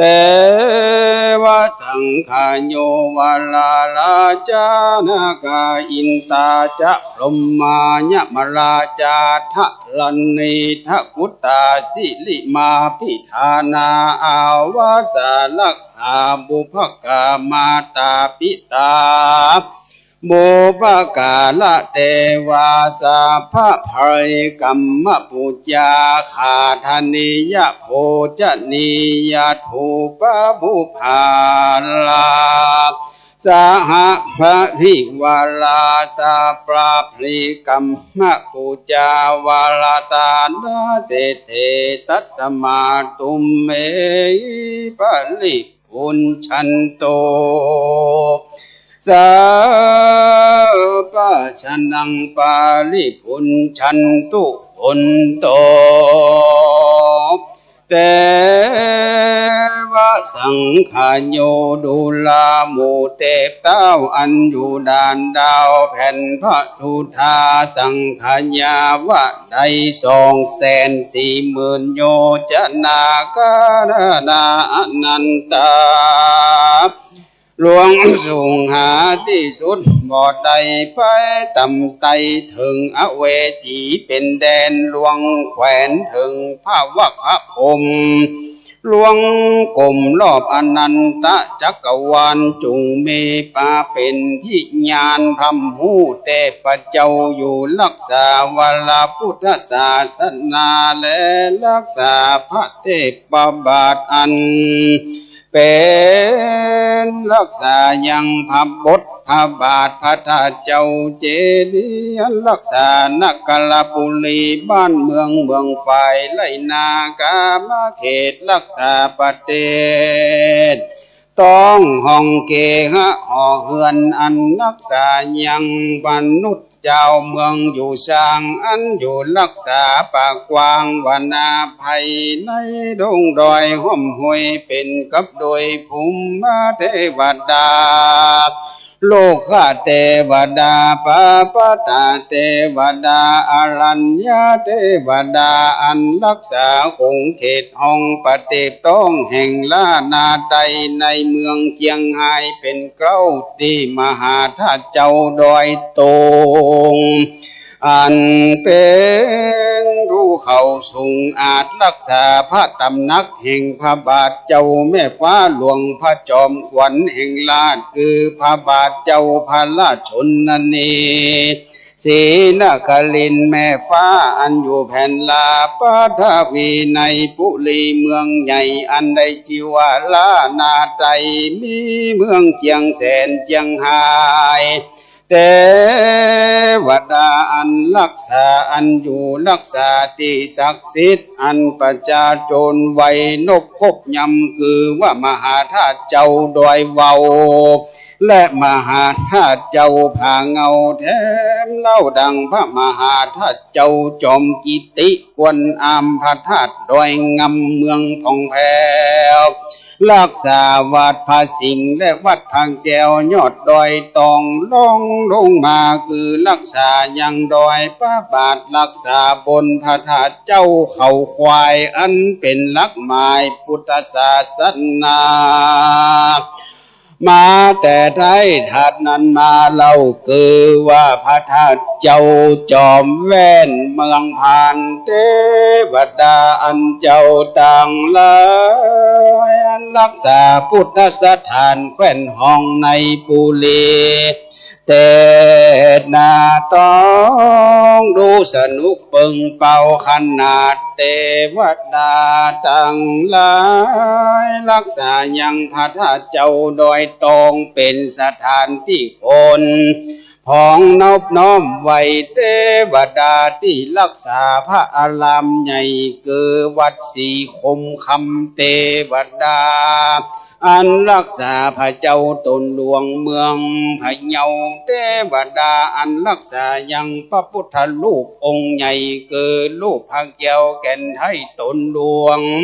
องค์นั้นใจสมานกับขอบอนวานตรงดวงวิญญาณพระมหาราชเจ้าอันสืบเชื้อเผ่าวงลาวมาสร้างเมืองภูกำยาวแต่เก้าตลาบต่อเต้าป้อขุนงำเมืองพระบุญเรืองตนองค์อาจเจ้าภาษาทเมืองกวางเทวดาอันรักษายังเมืองเขลางนครลำปางเมืองใหญ่ที่มหาธาตุเจ้าลำปางหลวงที่วัดพระแก้วดอนเตากลางเมืองควันยิ่งขอเจ้าตั้งหลายอย่าได้ละทิ้งช่วงช่วยเล็งแลเทวดาเจ้าตั้งหลายอันรักษายังพระเจ้าจ้อแห่ที่ไว้อันเป็นหลักแห่งพระพุทธศาสนาใหญ่แห่งเมืองโกไสเมืองแป้เทวดาที่รักษายังวัดพระบาทมิ่งเมืองใจแก้วกว้างเทวดาที่ป้องปานรักษาในเขตปาลานานฟ้ามีฤทธิ์แก่นกาแข็งแรงรักษายังพระมหาธาตุเจ้าเจ้แห่งดวงวิเศษรักษาคงเขตห้องนันทบุรีขอเจ้าทั้งหลายได้ผ่านีทราบรู้จ้อยสู้สู่ยูกำจัดยังภัยพิบัติจักมาบังเกิดขอปนเพิกหนีไก่พระสัพพะโวยภัยอย่าได้มาไก่ขอกล่าวไว้อารัธนาเท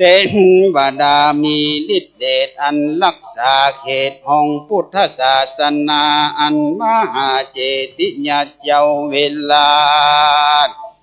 เกิดพระมหาเท่าหาธาตุหาลิปุนใจเมืองละปูนจามมาเตเวเจ้ากับพระวิญญาณของพระสีลงไว้แว่นฟ้าพนางนลาจามเตเว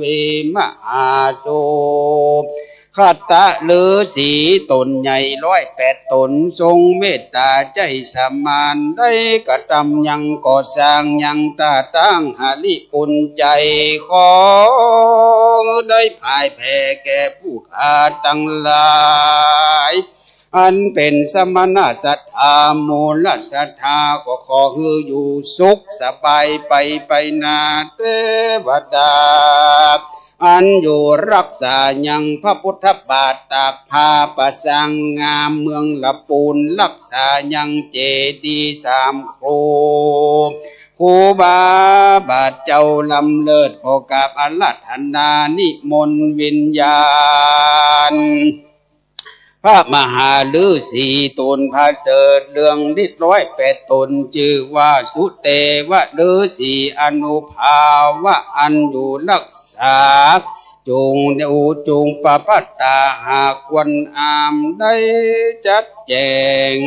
เพื่อพระภูบาลลูกเต้าตนภาพดาวพุเลโจละเนใหญ่เมืองใหญ่คือเจ้านอลาคำแดงสร้างแปลงล้านนาไตแคว้นนี้คือเป็นที่อยู่อาศัยขออัญเชิญวิญญาณของพระเจ้าโจรณีตนป้อพระนอแก้วคำแดงได้สถิตแฝงอยู่เฝ้ายังแก่งปันเต้าเจียงดาวขอมาฟังสารข่าวแห่งผู้ฆ่ากับทางวิญญาณแห่งพระเจ้าฟ้าคือนาอันได้สร้างสารูปภาษามหาธาตุเจ้าพระธาตุดอยสุเทพเป็นเก้านามเมืองเทวดาเจ้าทั้งหลายได้ยินเสียงแห่งผู้ฆ่าจงพร้อมนาสมาคม เกิดสวัสดีเป็นมังกรมงคลในการกระทำมหากุศลจงมีโจกใจญาเตวดากันได้ยินแห่งผู้ขาจงพร้อมนาสมาคมคือเกิดสวัสดีมังกรการกระทำบุญมหากุศลในการอาราธนาพระบรมสารีริกธาตุเจ้าพระโมเลอันเป็นยอดพญาปัญญาแห่งพระพุทธเจ้าเทวดาต่างหลายมีอานุภาพรักษาพระธาตุเจ้าอินทนนท์เกิดมหาเจดีย์นพพิรดลที่ระลึกมงคล60 ปีมหาราชพระบาทสมเด็จภูมิพลองค์มหากษัตริย์จอมเมงเป็นราชการที่เก่าเป็นที่สักการะเคารพยิ่งของปวงประชาเทวดาพระมหาเจดีย์ของสมเด็จพระนางเจ้าบรมราชินีนาถพระธาตุนภาพลโพมิสิริภูบาลขอราธนาอัญเชิญพระวิญญาณพระเจ้าอินทวิชาโนวิชยานนท์ตนองค์อาจอัครราชเจ้าทิพย์ไกรสอนดังเตตั้งเทวดารักษาพระธาตุเจ้าจอมตอง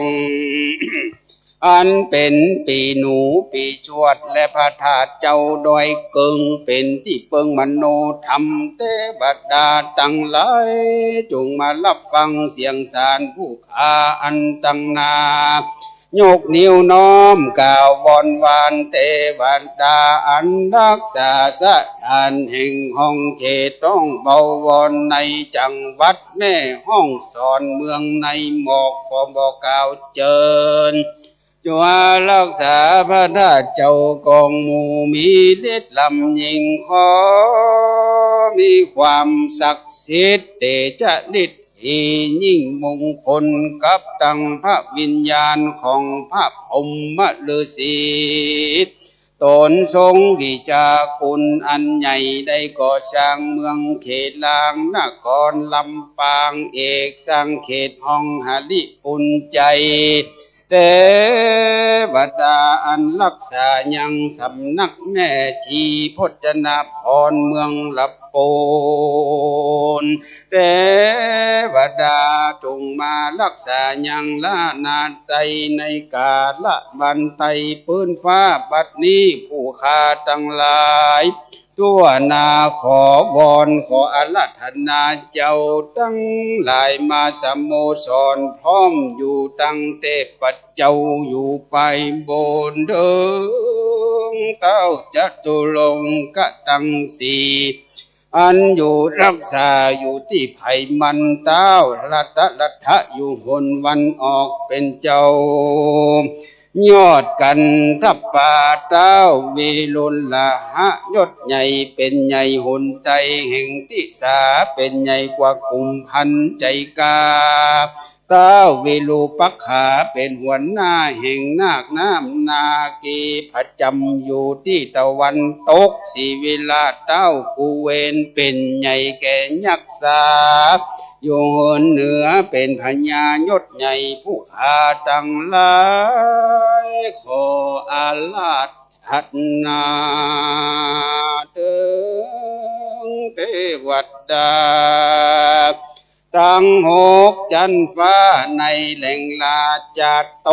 มหาราชิกาตาวติงสาตั้งองค์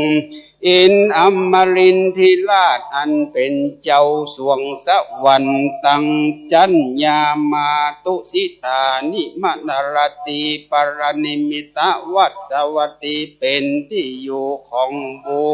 ญ ผู้เป็นบุญภาคฟ้าวัสวัตติมานพระมปริศจางงามของแผ่วพรหมปโลหิตาแล้วโดยบุญสมปานพระมหาพรหมใดโดยกำลังฌานอันอ่อนละเอียดปริตาภาเป็นที่เป็นระเบียบด้วยความเพียรอัปปนานาภาเป็นจันความดีมีความสุขกายสุขใจอภัสสลาปริตาสุภา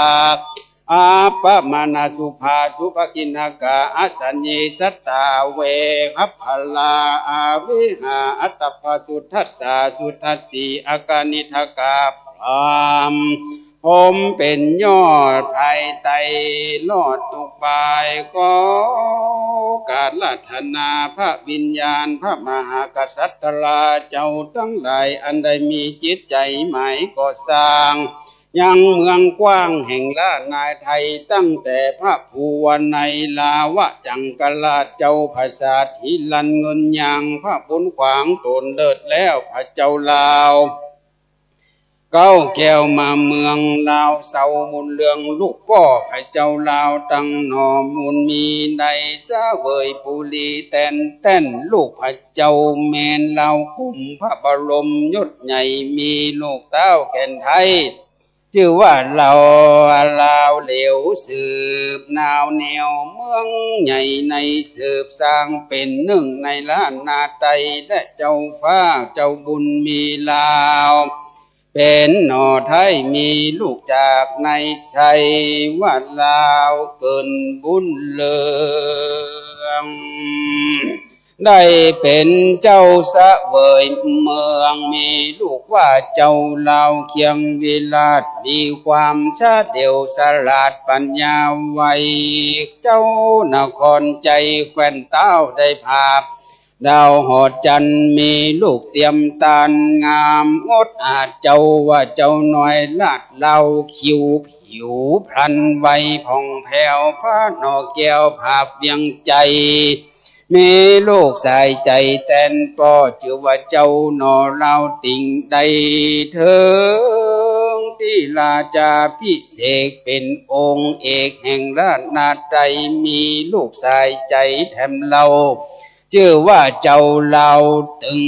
ถึงความเครื่องขี่บทใดกันขึ้นใหญ่ใดเป็นราชาสืบพญาตนป่อได้สืบต่อราชวงศ์สามีบุตรเนื้อสืบเจือจาดเพื่อวงชื่อว่าพญาเล่าตนบุญใหญ่ก็ได้เป็นเจ้าภาพบุรี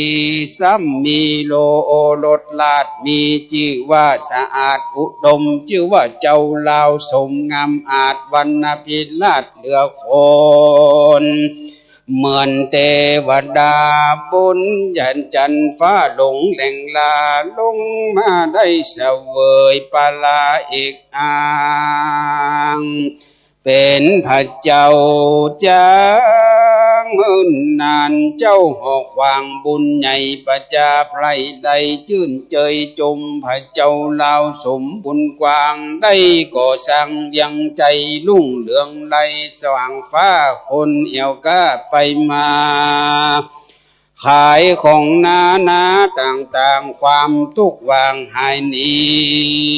สว่างหายหนีซ้ำมีมาลูกเก้าเกิดกับเจ้าเตวีใส่ชื่อว่าเจ้าบุญมีลาวพวกเป็นที่อวดสืบถิ่นอวดลือกันว่าอันว่าลูกเจ้าหอจันบุญใหญ่มีลูกนอไทยควนอามถึงเมื่อมีวัยยาการเกินใหญ่ใดจะเวยราชแตนองค์มีลูกตนสืบสร้างสืบต่อพระนอแก้วเราเป็นตาดำนินใสทรงปัญญาผ่องชับเฉลียวเจ้าตาเขียวลูกเต้าตนภาพดาวเมืองมนเสนาเต้าจนคุณลักมากได้เสวยลาดบวรหน้าก่อนใจประเทศมีอาเพศโอยภัยลูกเจ้าหอใจคำมื่นชื่อว่าเจ้าลาวจื่นใสสีตนบุญมีเลิศล้ำเกิดมากำสายวงใหญ่ค คนใจตัวลาเศรษฐีปอก้าดังไหลมาลานาใจขึ้นเก้าเปิงบุญเจ้าเหนือหัวพระบ่อพิตลาบ่มีเอาหลานเต้าผูกแทนเมืองคือเจ้าพญาเจืองตนองค์อาจเป็นลูกหลากลาดบุญเรืองเจ้าลูกเจ้าจอมผ่าเรืองตนน้องเอาขึ้นนั่งห้องเมืองขวางเอานางอมละเตวีซ้อนเต้นเป็นลักแก่นแก้มเมืองเจ้าพญาเจืองบุญกาได้ลูกสาวห่อลุ่มฟ้าเป่าปิมานมาเป็นนางปั้งซ้ายมีลูกอายชื่อว่าลาวเงินสาเวยเมืองหอปะกันแม่นตาตอกเป็นเจ้าขอบฟ้าตายืนมีลูกชื่อว่าลาวจื่นติดต่อสืบจากพ่อเงินเลืองหลานเจ้าพญาเจืองมหาราชพระเจ้าลาวชื่อองค์อาจเตจริงมีชื่อว่าเจ้าลาวมิงแก่นเต้ายดเงียกเงาตันตึงมีลูกชื่อว่าเจ้าลาวเมืองละขอดได้เป็นเจ้ายอดเมืองควางไปได้นางผู้ประเสริฐงามเล่าลูกเจ้าฟ้าเมืองใหญ่จริงใส่ชื่อว่าลาวเมงปลายลูนมาเป็นพญาแตนพ่อมีลูกน้อยหนอบุญภายได้ใส่ชื่อว่าเจ้ามังลายเลิศฟ้าเป็นหลานพระนลาลุงแก่นสายนางเทพคำขายแถมเล่าเจ้าเล่าเมงเป็นลาดปิตาได้เป็นพญาตนเอกราชมียศอักลือเรื่องภาพเมืองล้านานใจลุ่มฟ้าเธอแหล่งลาหงสาวัสดีมีสายปุเลสืบสร้างคือพระเจ้าจ้างใจยะสงครามลานพระภูบาลแถมเล่าชื่อว่าพระเจ้าเซนปูสะเลบนโจยศใหญ่ได้เป็นเจ้านกบุรีมีลูกชายดีเลิศล้ำมีลูกจันว่าเจ้าคำโฟโลกเจ้าพายุอัคราชเป็นเจ้าภาษาแห่งเวียงปิงสัมว่าพระนเรนลูกเต้ามีนามกล่าวว่าเป็นเจ้าปาลาแคว้นห้องประเทศต้องเจียงใหม่เจียงไฮ้พระสมชายสืบต่อคือเจ้านอแสนเมืองมาต่อนั้นมาคือเจ้าสามฝั่งแขนเป็นเจ้าแห่งปิงใจทัดจากพระภูวัดในธิราชคือเจ้าภูวนาติโลกราชาได้กำโจพระพุทธศาสนาเลิศล้ำคือได้กำโจสังคีติการเกิดการสังกายนาธรรมครั้งที่8ที่พระสังฆเจ้าแฝดกฎหมายในประวัติศาสตร์ฝ่ายพุทธศาสนา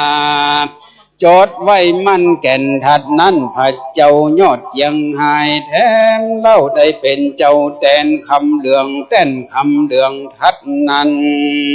พระเมืองแก้วได้มาเป็นสลีจอมเมืองปกครองราชสืบเชื้อชาติราชวงศาทัดนั้นมาพระเมืองเกตเก่าทัดนั้นเล่าชื่อว่าพระเจ้าสายคำติดตามมาหมายบอกพนางนาไทยใส่สลีคือพระมหาเทวีจิรปภาเสวยราชทัดนั้นเจ้าฟ้าราชอุปัญโญตามโวหารนี้น้ำขานกล่าวไว้พระนอไทยใจยาเสดอาทัดนั้นมาบอกขาดเป็นเจือจัดล้านนาใจมหากษัตริย์เป็นเจ้าสืบต่อเล่าเขือวงคือพระเจ้ามัวเมามากุดเมกุดวิสุดที่วงตนที่18ตามที่ภากฏในแบบพงศาวดารลำดับวงวานวงของพระเจ้าลาวจังกลาด สืบเชื้อชาติวงศ์ใหญ่ได้สาวสีราชวงศ์บอกไว้ก้ามีชื่อใส่ว่าตั้งแต่เจ้ามังลายมหาราชได้เป็นเจ้าจ้างดามดาฟักคำว่าลาวหายจอยนับแต่พยอดซอยมังลายจนถึงปลายพระเมกุฏวิสุทธิวงศ์ต้นลามีเจ้าฟ้ายอดบุญกวางมี18ตามพระนามบอกไว้รวมกันได้42ราชวงศ์ชื่อว่าวิญญาณของอันเจิญวิญญาณของพระมหากษัตริย์ทั้งหลายทั้งมวลทราบรู้ขออินดูต่อพระพุทธศาสนาและเจ้าประจาภายฟ้าจักได้ย่อหัตถาถวายไว้กราบไว้ยังพระวิญญาณแห่งพระบาทไทยทุกองค์บัดนี้ผู้ขาตั้งหลายมีสมณะศรัทธาโมลศรัทธาตั้งไปในและไปนอกประกอบไปโดยสามัคคีสมณะศรัทธาหมายมีตั้นพระครูสถิตธุลาธรเจ้าอาวาสพร้อมด้วยลูกศิษย์เทวศิษย์เจ้าตนทุกองค์ซึ่งเป็นเจ้าอารมาธิปติเจ้าอาวาสวัดสันขยอมและปัทมมูลศรัทธาผู้ขาตั้งหลายตั้งยิ่งใจน้อยใหญ่มีใจไฟอันที่จักกัดตำยังพุทธรูปสารูปเจ้า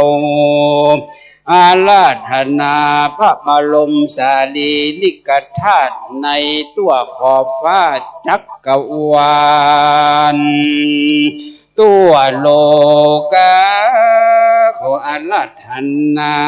อยู่ในเมืองเมงมหาสมุทรตลอดถึงยังจันมหาพรหมจันฟ้าและนาขอราธนามีเตจฤทธิ์เป็นมังกรกรรมอันใหญ่คือว่าจักใดบรรจุพระจุยังพระบรมสารีริกธาตุเจ้าและพระโมลีเกตกล่าวอันชื่อว่าพระพุทธสันสลีสถิตพจนาพรอันสาธิตในศาลาปฏิบัติธรรมวัดสันขยอมตำบลสันทรายน้อยอำเภอสันทรายจังหวัดเชียงใหม่จริงใดจัดแต่งตายังขาทิยกรรมโภชนิยกรรมไม่มีเครื่องขวาปันธนาการนันนาทัดนั้นมาแถมเรามหามูลศรัทธาบรมครูปู่ฤาษี108 ตนคุณแม่ชีพจนาพรวิศิวรพัฒน์และคณะลูกศิษย์เจ้าตั้งหลายเป็นลูกเหล่าหลานทั่วประเทศเขตละนาไทยตลอดถึงทั่วประเทศไทยเมืองนอกเมืองตะวันตกจะเล่นนาทัดนั้นมาไม่มีคุณไพ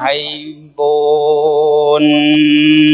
สาลีกัจนันคุณสุริตาชนธรรมเด็กชายพาลิตรีการจนันคุณศิริประภานิ่มกิติคุณบริษัทแอดวานโนฮาวด็อกเตอร์นิตยาพงพิกุลผู้รับใบอนุญาตโรงเรียนพงพิกุลเจียงใหม่ด็อกเตอร์เอกพลพิกุลพ่ออนุสรณ์แม่พันนีอยู่สุขนางสาวโสระยาใสสาคุณสุรพลคิดถูกนางดัชนีฟราเทลนิโคเมืองนอกคณะศรัทธาทุกหลังคาเรือน อันประกอบไปด้วยหมู่สี่หมู่เจ็ดหมู่แปดหมู่สิบจัดสรรทุกบ้านทุกกระจองและมูลละศรัทธาสันติปานตันเขาอันมีทุกแห่งแจ่งตี้ตัวตำบลอารามเขตห้องตัวอำเภอสันทรายจังหวัดเชียงใหม่และคณะศรัทธาอันที่มาตามนาบุญมากตำมังกลกรรมพระโจยังพระบรมสารีริกธาตุเจ้าตลอดถึงพระโมลีเกตเก่าอันเป็นมังกรยิ่งลำเลิศยิ่งกว่ามังกรกรรมทั้งมวลบัดนานี้ตั้งถอยหาดูงามมีตั้งไม่มีจิ้นป่าและเขาตลอดถึงข้าวต้มข้าวหนุ่มลูกไม้และของหวานตั้งเป้าตาลและกล้วยอ้อยตั้งเป็นถอยหักดูงามถูปะบุหามาลางามตั้งไว้ตั้งเข้าตอกดอกไม้ดูงามจุดเตียนตามส่องแจงตั้งสี่แจงปริมณฑลตั้งสัตมงคลใหญ่ใส่ไว้อาจงามตาตั้งเครื่องโภชนาอาหารเป็นถอยมีตั้งจอดน้อยและตุงใจลมปัดไกวแกว่งสะปะแห่งเครื่องปูจานำมาทะปันนากังสงนาเสบาเนโอยอดถวายบัดนี้ขออาราธนาเจ้าตั้งได้มวลมากได้โอกาสเมตตาธรรมรับเอายังเครื่องพรีกรรมแห่งผู้ค้าอย่าเนินจ้าเหินเมินนานกันว่าเจ้าตั้งหลายปฏิกะอาการเอาแล้วจงมีใจผ่องแผ้วชื่นจมตานเจิญยินดีมีไม้ที่ภายแผ่อินโดแก่ประชากับตั้งพุทธศาสนาทุกที่จงฮือบานครีเรื่องรุ่งเรืองไรมีมหาใจยลาภสัพพะอุบาทร้ายนิหายจุงคนยิงใจหนุ่มเทาตังภิกขุสังฆเจ้าสามเณรเห็นเจ้า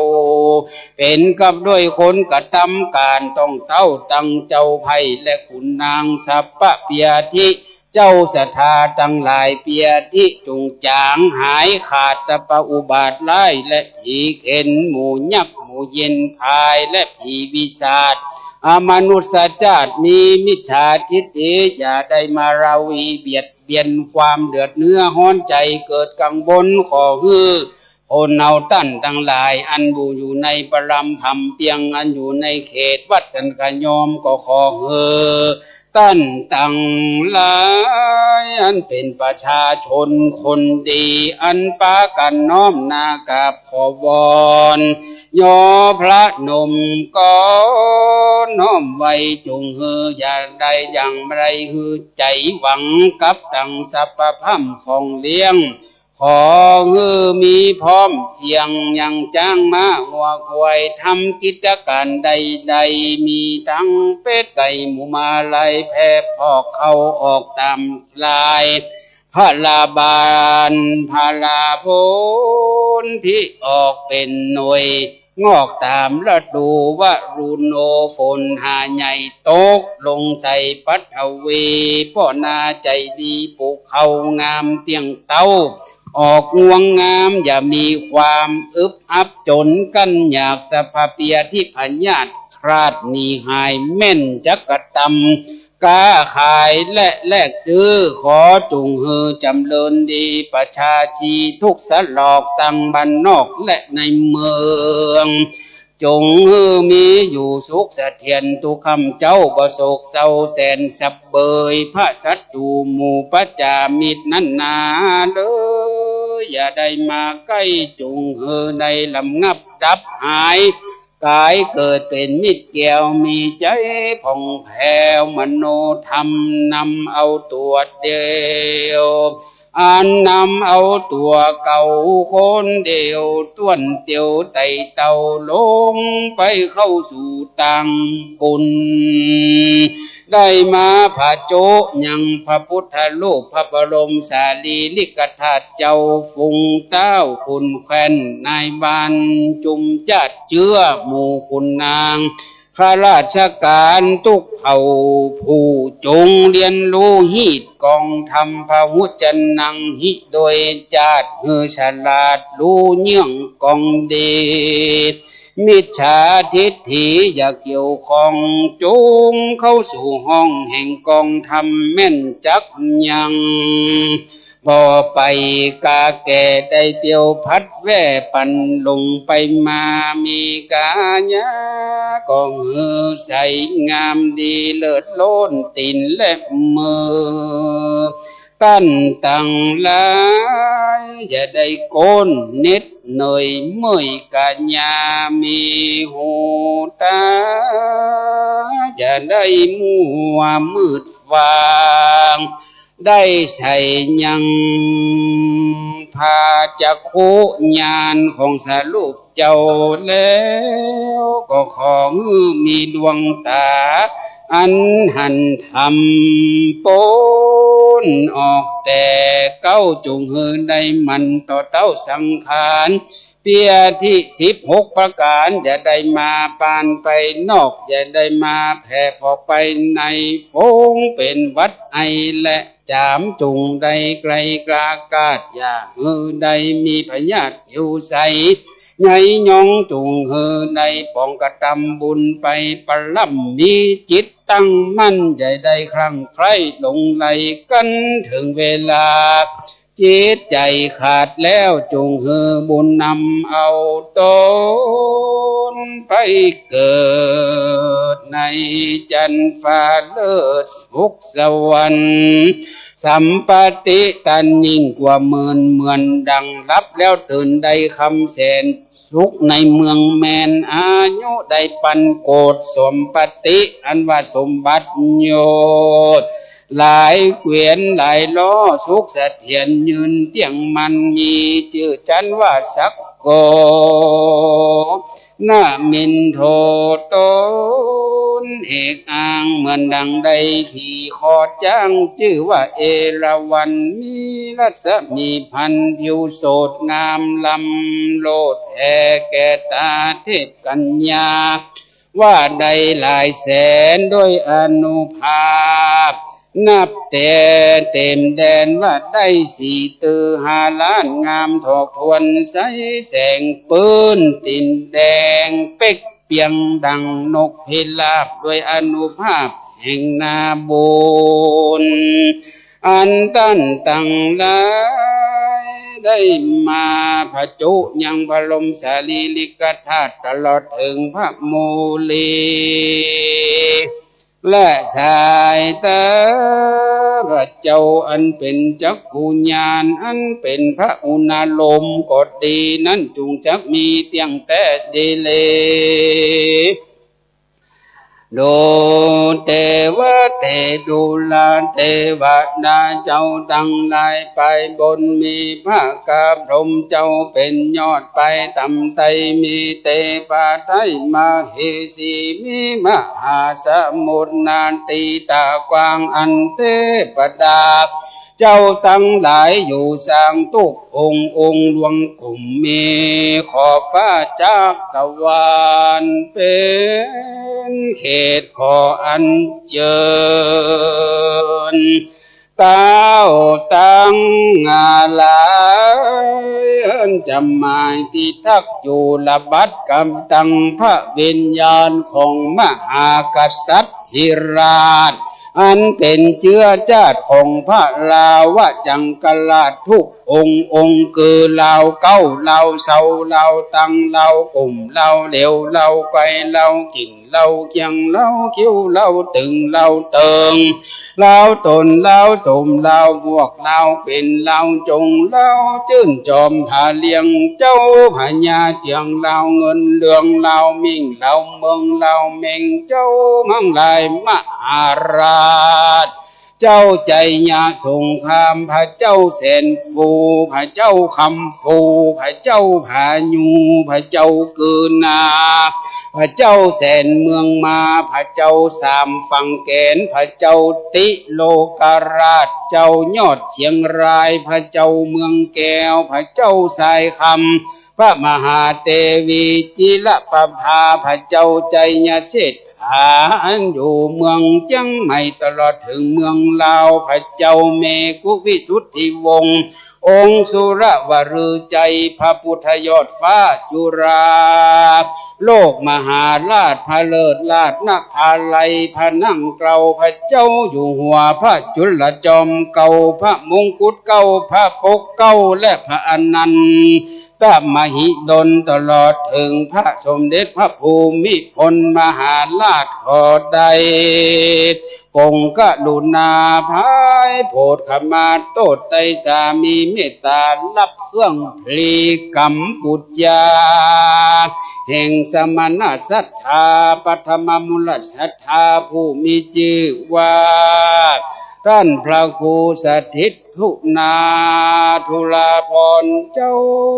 อาวาสวัดสันขยอมพระบรมครูปู่ฤาษี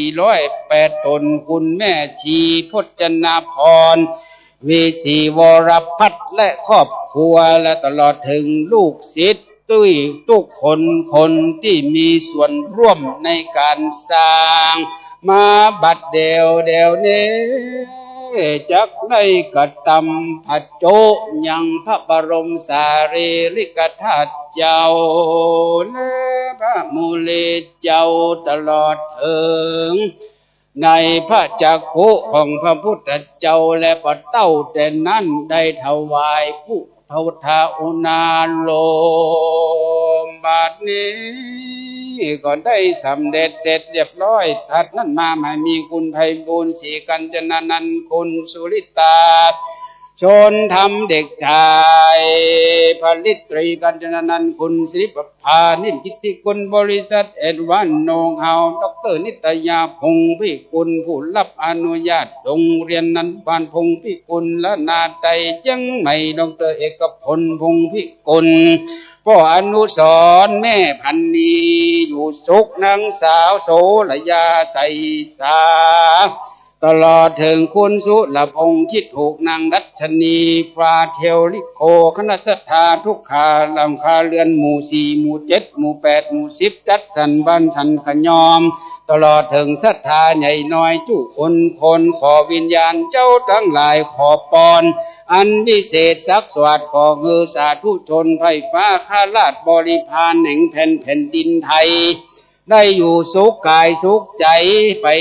ใจขอได้อยู่สุขะสวัสดีอายุมั่นยืนยาว100 ขวบเขาอันว่าโลกนานขอกิ้งจากกาญาตั้นตังลายกิ้งตกเหมือนใบบัวใบบอนน้ำเล่นนางตั้นตังลายมีอายุมั่นยืนยาวอยู่ดีมีสุขทุกกาลทุกเมื่อแดดเตืองกาสันทาจาบุมมาธาเทวานากามหิทธิกาปุญญังโนอานุโมทันตุจิลังลักขันตุศาสนังจีลังลักขันตุจีนาธาตุกังจีลังลักขันตุพุทธลูปังจีลังลักขันตุมหาโพธิลูกขังจีลังลักขันตุปานิโนอัมเหหิอนุรักขันตุสัพพตาสัทธาโสทิขันฉันตุอาญาตกาโสทิขันฉันตุปานิโนโสทิขันฉันตุโนสัทธาโสทิภาวันตุเตบัดนี้สาธุสาธุสาธุไหว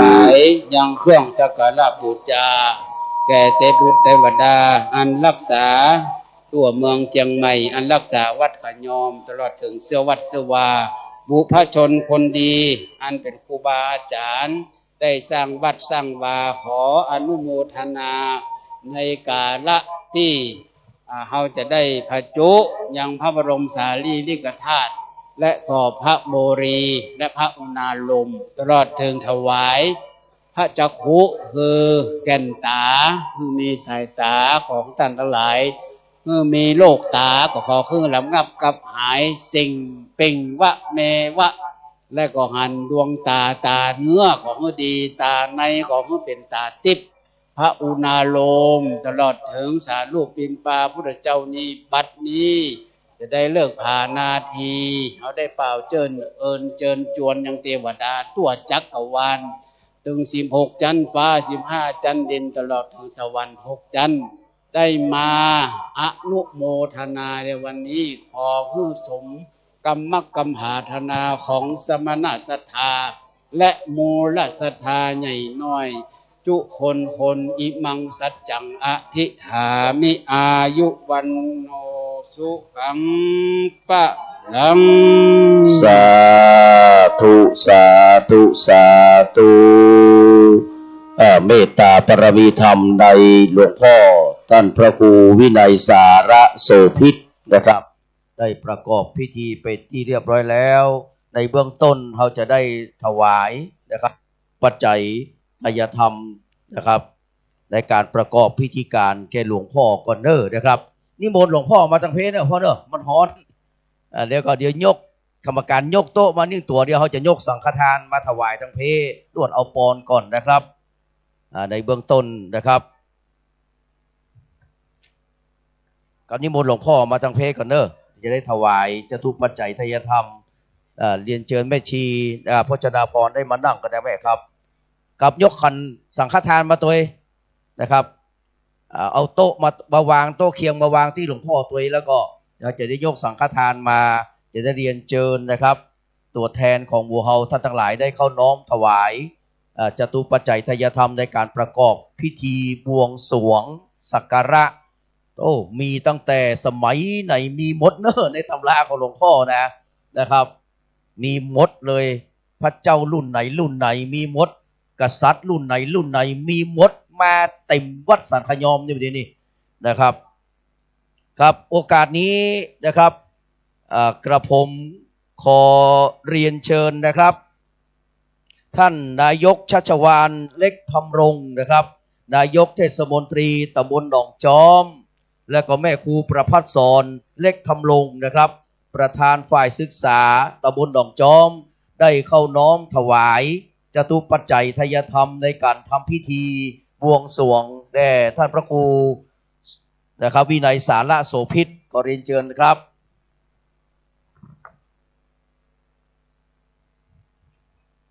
ท่านมาก่อนครับท่านนายกนะครับชัชวาลมาก่อนครับแม่ครูประภัสสรมาก่อนครับ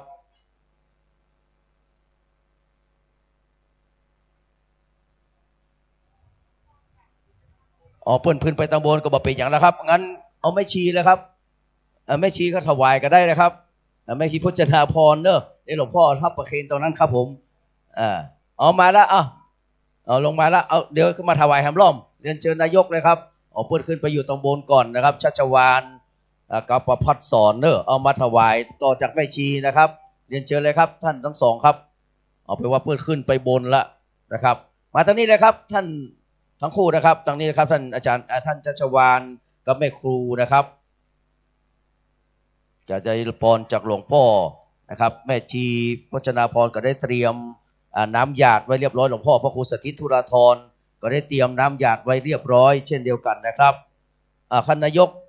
กับแม่ครูครับเข้าถวายแห่งรอบนึงนะครับที่การเทศที่การทำพิธีนะครับครับตรงนี้นะครับถวายกู้เลยครับเอาสาธุสาธุสาธุพอก็จะเข้ากล่องตัวเองนั่งฮับปอนเนอร์กับนิมนต์หลวงพ่อครับบัดนี้เลิกผ่านาทีก่อนที่เขาจะรับปอนเขาก็ตั้งใจจิตนิ่มๆเนอเอาใจนิ่มๆให้ญาติน้ำไปหาบรรพชน ตลอดถึงผู้มีพระคุณนั้นเป็นมหากษัตริย์ผีใจเก่าเน่าเมินตลอดถึงเจ้าอาวาสทุกรูปที่สร้างวัดสันกยอมบัดนี้โลกบันทึกแล้วว่าในกาลบัดนี้สำเร็จเสร็จเรียบร้อยที่จะได้บรรจุพระบรมสารีริกธาตุคุณงามความดีของเราท่านทั้งหลายที่ได้เอ่ยนามแล้วก็ดีไม่ได้เอ่ยนามแล้วก็ดีขอไหลเหมือนสายน้ำไหลไปสู่ที่ต่ำหมายความว่าลงถึงสุดแดนคือมรรคสูงสุดคือหกจันฟ้าคือข้างบนและของคือมนุษย์เดินดินทั้งหลายอันเป็นสาธุชนคนดีจงมีจิตตั้งมั่นในพระพุทธศาสนาตลอดถึงคนท่านทั้งหลายมีคำสั่งสอนของพระพุทธเจ้าเอาเป็นสรณะพุทธังสรณังกัจฉามิธัมมังสรณังกัจฉามิสังฆังสรณังกัจฉามิเป็นคนที่จริงจังมีความสัจจะยึดมั่นเป็นที่เคารพนับถือเป็นสรณะต่อไปบัดนี้จะได้ฮือปอนเป็นภาษามคตบาลีต่อไปยะถาวะลิวะหาปุลาภริโกติสากลังเอวะเมวะอิโตทินังเปตานังอุปกัปปติอิชิตังปฏิตังตุมหังคิปะเมวะสมิสโตสัพเพบุเรนตุสังกปาจันโทปนรสโสยถามณิโชติละโสยถาสัพพีติโยวิวัตชันตุสัพพะโลโกวินัสสันตุมาเตภวะตวันตรโยสุขีตีคายุโกภวะอภิวาทนะสีลิสะนิจังวุธาปจายโนจัตตาโลธรรมาวะทันติอายุวันโนสุขังภะลังสาธุสาธุสาธุกับกราบนมัสการขอบพระคุณในเมตตาปรมีธรรมของหลวงพ่อพระครูวินัยสาระโสภิตนะครับเจ้าคณะตำบลสันทรายน้อยสันพเนตรวัดสันศรีองค์ประกอบพิธีเป็นอย่างยิ่งนะครับขอบคุณท่านแม่ชีพจนาพรวิศรีวรพัฒน์ขอบคุณท่านนายกชัชวาลนะครับแล้วก็แม่ครูประภัสสรเล็กธรรมรงค์ขอบคุณทุกคนทุกท่านเนอะสำหรับเก้าอี้ที่อยู่ทางด้านบนนะครับขอสงวนไว้สำหรับบรรดาพ่อพี่น้องนะครับตั้งแต่ท่านนายอำเภอนะครับณัฐเดชมุมาลีในอำเภอสันทรายนะครับเป็นต้นไปเนอะพี่น้องเขาก็อำนวยความสะดวกให้กับแขกผู้มีเกียรติตัวนะครับจุดธูปเนอะจุดธูปแจกกันนะครับที่เอาไปปักเครื่องบวงสรวงเนอะเดี๋ยวมารับธูปตรงนี้นะครับเดี๋ยวน้องๆคนนี้เพิ่นจะเป็นคนจุดช่วยกันเนอะแจกกันไปนะครับเอาบังด้วยลูกบังด้วยจังฟ้อนบวงสรวงเลยเนอะศรัทธาฟังขึ้นไปเตื้อมาจุดธูปบอกกล่าวเทพบุตรเทวดาก่อนเนอะคนละเล่มปักที่บริเวณด้านอาหารจังฟ้อนชุดใดฟ้อนก่อนเลยฟ้อนขันดอกก็ครับจากนี้ไปรับชมการฟ้อนขันดอกเนอะนะครับจากครูลานะครับพร้อมกับคณะนะครับ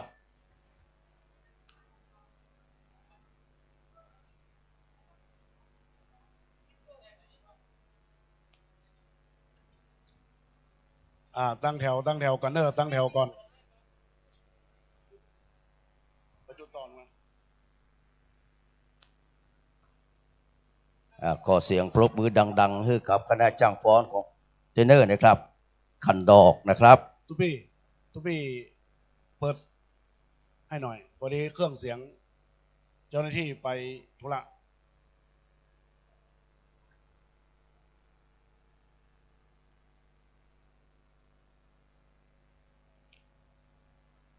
ขอดนตรีเทรนเนอร์นะครับจุดธูปบอกกล่าวแล้วก็ขึ้นไปด้านบนสำหรับคณะศรัทธาท่านผู้มีเกียรติที่ได้เรียนเชิญมาวันนี้หน่วยงานราชการ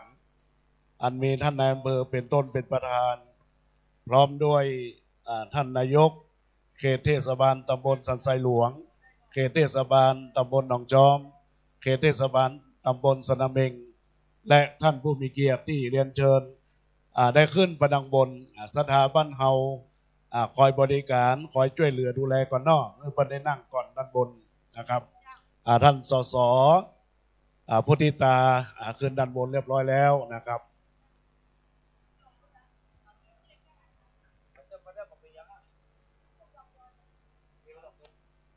บอกกล่าวอาหาร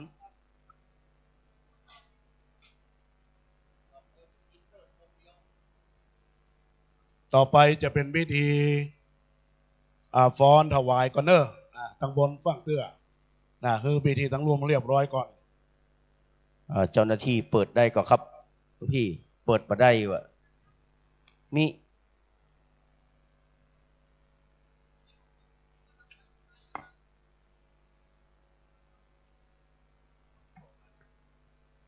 กราบถวายการต้อนรับพระเดชพระคุณหลวงพ่อท่านเจ้าคุณพระเทพรัตนนายกนะครับเจ้าคณะจังหวัดละปูนวัดพระธาตุหริพุนชัยประธานสงฆ์ได้เมตตาเดินทางมาถึงแล้วกราบพระรัตนาขึ้นบนชั้น2นะครับ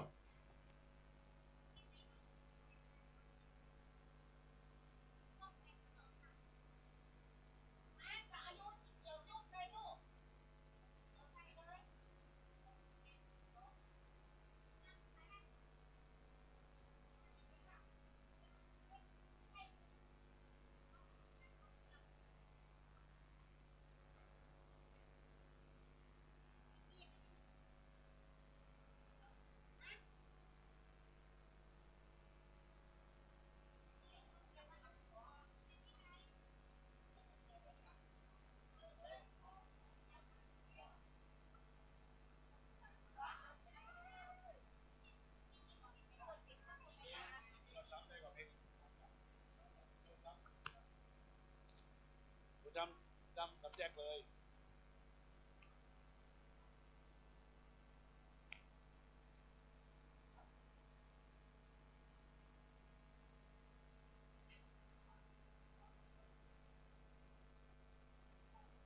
กติบาย4ก็ปักได้เนอะนะครับสำหรับทูบนะครับออกกันจุดเดียวนะครับที่ตั้งบาย4ก็สามารถปักได้นะครับ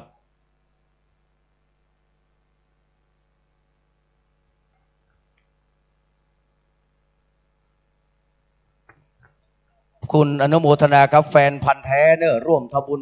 800 บาทนะอนุโมทนาสาธุกับแฟนพันธ์แท้ด้วยเนอะครับผมทำบุญ100 บาทนะครับ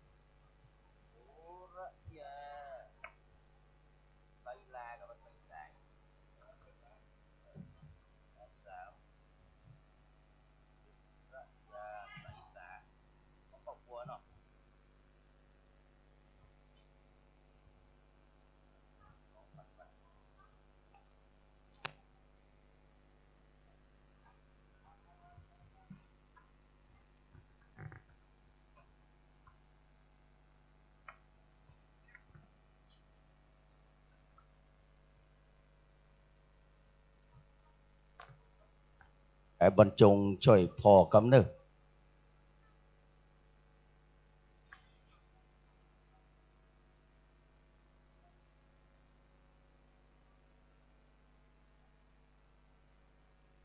กับล่าสุดนี้ขออนุโมทนากับ ขอบคุณโสระยาใส่สาพร้อมครอบครัวนะครับเป็นเจ้าภาพสังฆทานแห่ม1,000 บาทสาธุครับ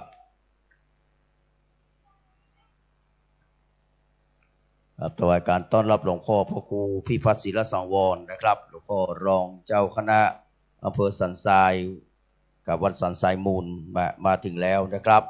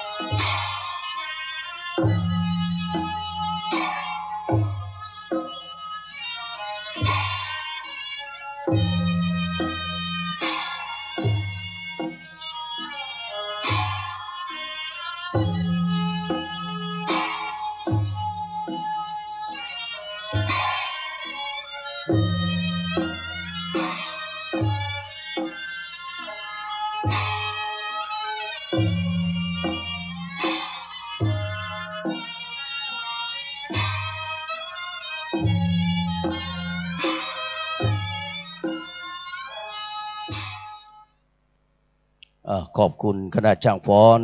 นะครับขอบคุณมากๆนะครับครับกราบถวายการต้อนรับนะครับพระเดชพระคุณหลวงพ่อท่านเจ้าคุณพระเทพรัตนนายกนะครับเจ้าคณะจังหวัดลำพูนวัดพระธาตุหริพุนชัยนะครับพร้อมโดยนะครับครูบาเมืองยูเนาะนะครับได้เมตตาเดินทางมาถึงเป็นที่แล้วพร้อมกับพระมหาเถรานุเถระเจ้าคณะพระสังฆาธิการนะครับที่เขาได้กราบอาราธนามาเจริญพระพุทธมนต์นะครับในการบรรจุพระบรมสารีริกธาตุจิกโมลีพระอุณาโลมพระเนตรในวันนี้นะครับกับเดี๋ยวรอความพร้อมนะครับท่านนายอำเภอกำลังเดินทางมานะครับรอสักครู่หนึ่งนะครับ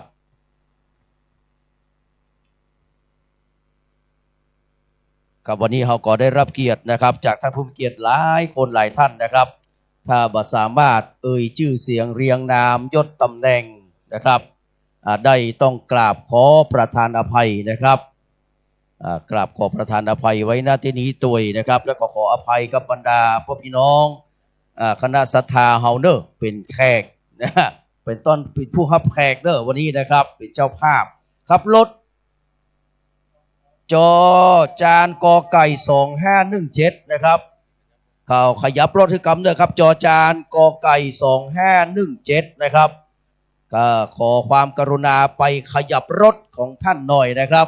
มันจะมีคนออกเด้อเพราะว่าท่านจอดปิดท้ายเปิ้นนะครับ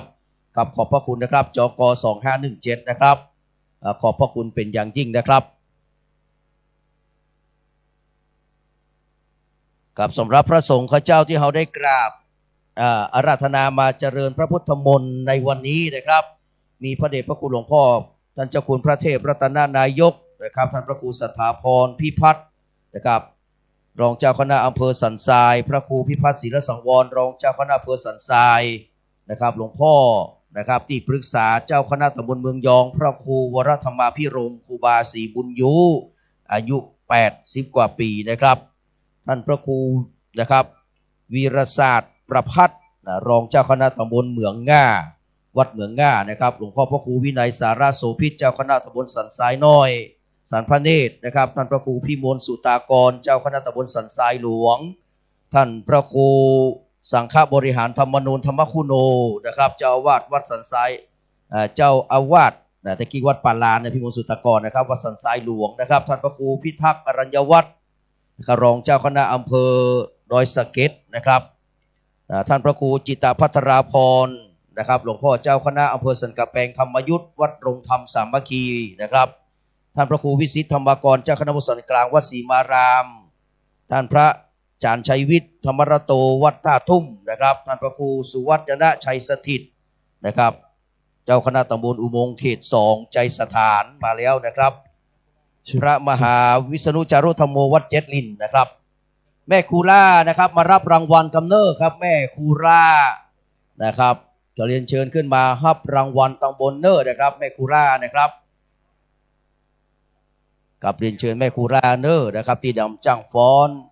อนขันดอกนะครับมาฟ้อนถวายสักการะ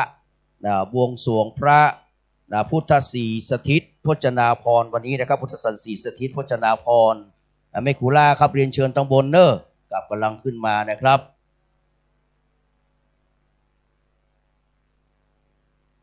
ครับเมื่อตะวานี้เขาได้ช่วยกันนะครับถ้าพระสงฆ์ก็เจริญพระพุทธมนต์เขาก็สวดธรรมจักรกับปวัตนสูตรนะครับเรียบร้อยไปแล้วนะครับวันนี้ก็นะครับรอท่านประธานในพิธีครับท่านในอำเภอสันทรายนะครับกับกำลังเดินทางมาใกล้จะถึงแล้วนะครับ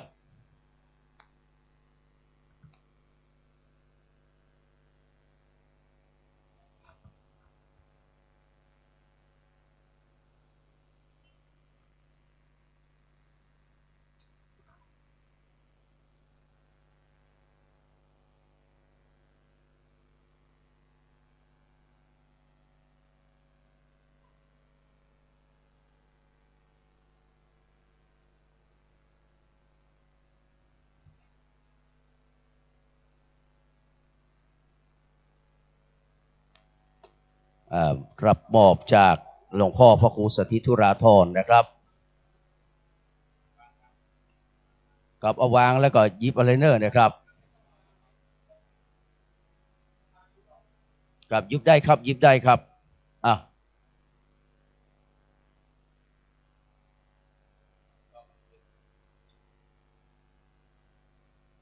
ท่านสจดรการุณนะครับคุณยศยิ่งนะครับท่านสจควรใจของหมู่เฮาครับได้ให้เกียรติมาร่วมงานเช่นเดียวกันนะครับท่านนายอำเภอก็มาถึงเรียบร้อยเช่นเดียวกันครับเรียนเชิญนะครับท่านนายอำเภอครับ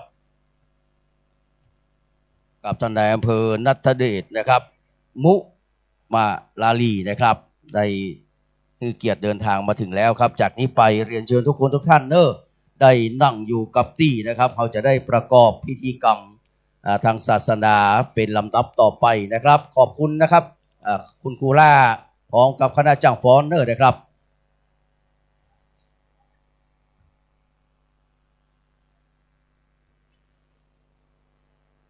เรียนเชิญท่านสจแล้วก็ท่านนายอำเภอนะครับได้นั่งที่รับรองนะครับกับวันนี้ท่านนายอำเภอณัฐเดชนะครับมุลาลีนะครับนายอำเภอสันทราย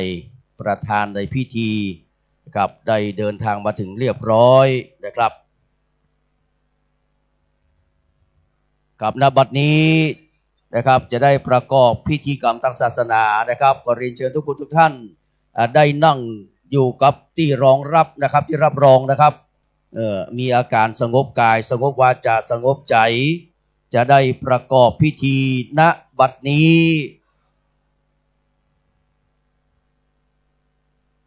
ครับกระผมขอได้รับเกียรติจากนะครับนายณัฐเดชนะครับมุลาลีนะครับท่านในอำเภอสันทรายนะครับได้เป็นประธานจุดธูปเทียนบูชาพระรัตนตรัยหน้าโต๊ะหมู่บูชานะครับขอเรียนเชิญด้วยความเคารพครับทุกคนทุกท่านได้ประนมมือขึ้นนะครับท่านในอำเภอจะได้จุดเทียนเบื้องซ้ายเบื้องขวาธูป3 ดอกนะครับเป็นการบูชาพระรัตนตรัยนะครับ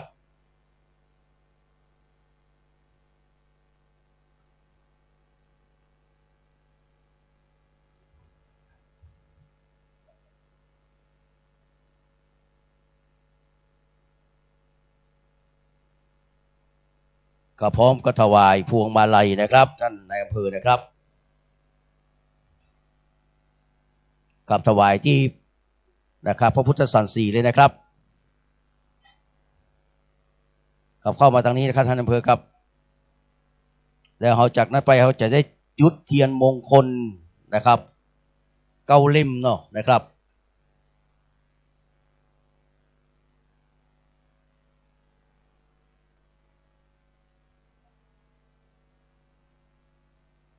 กับขอบคุณท่านนายอำเภอณัฐเดชนะครับ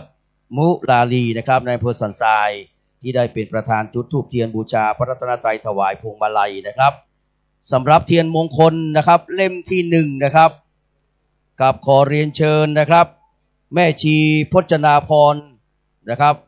วิศรีวรพัฒน์นะครับจุดเทียนมงคลเล่มที่1ด้านบนสุดเลยนะครับ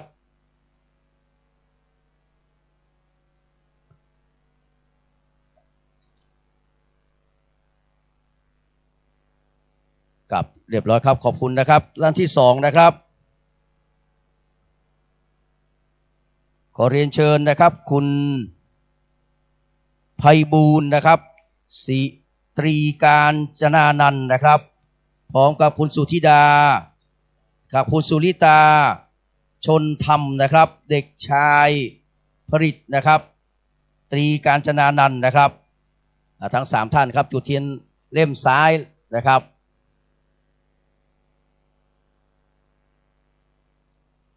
กับซ้ายนะครับซ้ายเอาทางซ้ายทั้งหมดก็ได้นะครับแล้วก็มาขวาก็ได้หรือว่าซ้ายขวาก็ได้นะครับกับเล่มต่อไปนะครับกับโลดถวายพวงมาลัยเลยนะครับครับที่ด้านบนเลยนะครับกับที่พุทธสันสีเลยนะครับก็เล่มต่อไปนะครับขอเรียนเชิญดร.นิตยา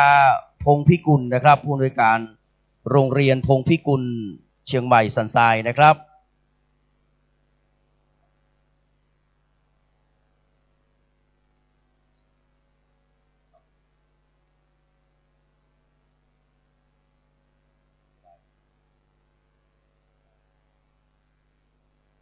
กับเล่มต่อไปนะครับขอเรียนเชิญท่านสจ.มยุราตูนแก้วนะครับสจ.เขต3นะครับกับเรียนเชิญครับ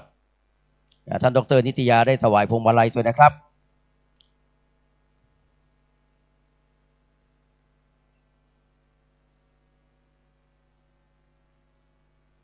กับพร้อมกับพวงมาลัยด้วยครับท่านสจ.นะครับ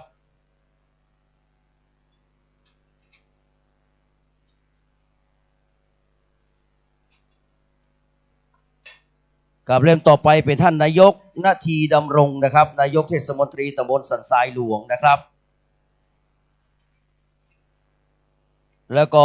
ท่านนายกสวัสดิ์โกชุมนะครับท่านนายกเทศมนตรีตำบลสันนาเมงนะครับ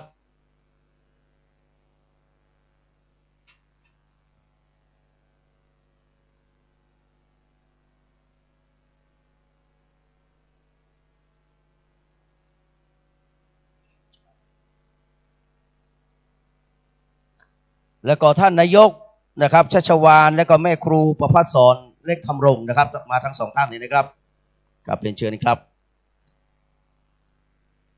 กับจุดเทียนแล้วนะครับก็จะได้ถวายพวงมาลัยไปพร้อมกันเลยนะครับ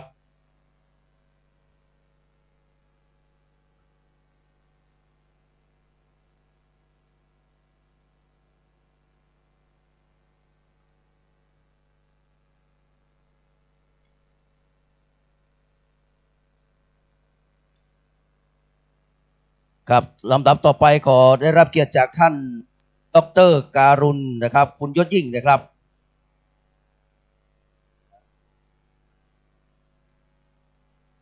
แล้วก็คุณรมณีนะครับลิมดิษพรนะครับจากตำหนักกับเรียนเชิญนะครับอันนี้จากลำพูนนะครับท่านคุณรมณีนะครับคนศีลคนบุญเช่นเดียวกันนะครับ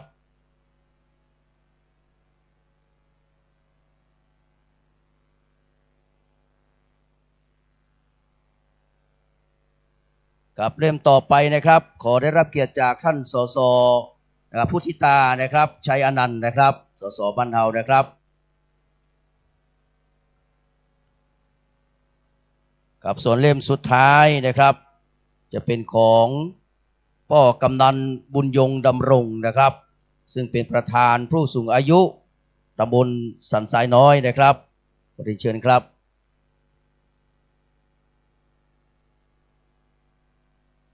กับพร้อมจะเอาพวงมาลัยให้ท่านสสเทนเนอร์ด้วยครับ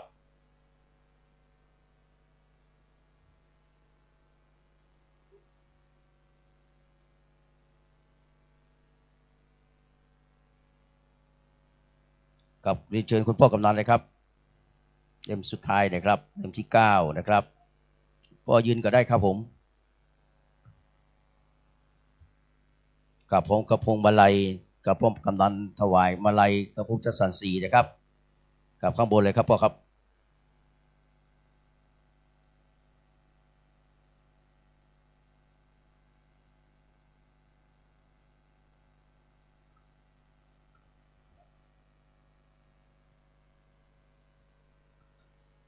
กับเรียนเชิญท่านผู้มีเกียรตินะครับได้มารับพวงมาลัยถวายพระพุทธสันสีนะครับ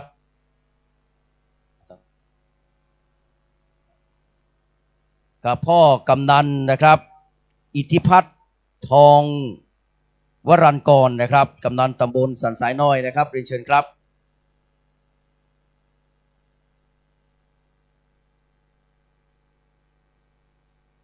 กับเรียนเชิญพ่อกำนันตำบลสันทรายน้อยนะครับ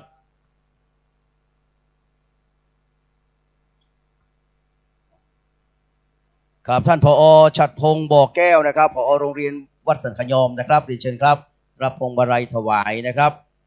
ท่านผอ.อภิสราปรงสุยานะครับครับซึ่งเป็นตัวแทนครูโรงเรียนบ้านไม่ย่อยนะครับ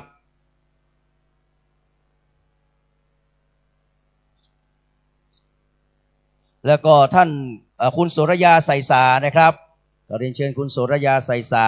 ซึ่งเป็นเจ้าภาพสังฆทานด้วยนะครับเรียนเชิญครับแล้วก็คุณป้ออนุสรณ์คุณแม่ปราณีอยู่สุขนะครับข้าราชการบำนาญนะครับแม่พันนีนะครับ เรียนเชิญทั้งสองท่านเลยครับ82กับ85นะครับเรียนเชิญเลยครับแล้วก็ตัวแทนครู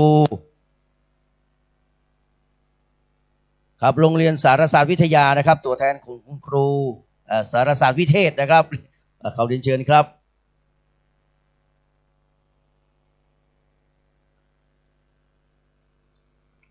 ครับเรียนเชิญคณะแม่ชีนะครับคณะทีมงานของนะครับแม่ชีพจนาพรนะครับเรียนเชิญนะครับครับเรียนเชิญนะครับที่มาตัวกันนะครับครับลุกมาขึ้นมาเลยครับเรียนเชิญทางนี้เลยครับครับออกทางใดก็ขอทางหน่อยนะครับครับ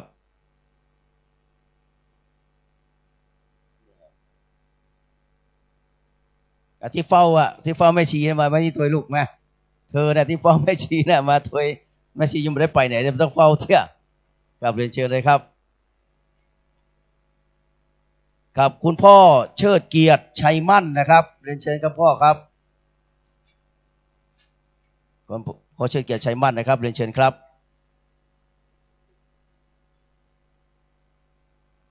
ครับแม่ครูทัศนียาสมุทรนะครับเรียนเชิญครับครับแม่ครูทัศนียาสมุทรมาก่อนครับเรียนเชิญครับแล้วก็แม่ครูเหรียญทองจันทีนะครับเรียนเชิญครับครับแม่ครูเหรียญทองจันทีเทรนเนอร์นะครับเรียกว่าเป็นนักฟังรายการตัวยงทุกสถานีนะครับ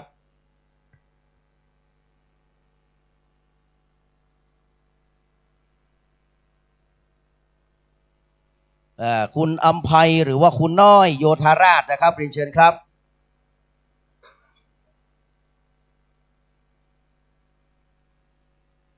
แล้วก็คุณกฤษณาปิงขยางกูลนะครับครับคุณกฤษณาปิงขยางกูลนะครับ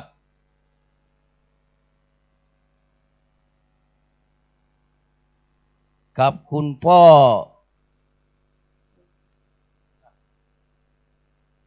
อจำรัดนะครับ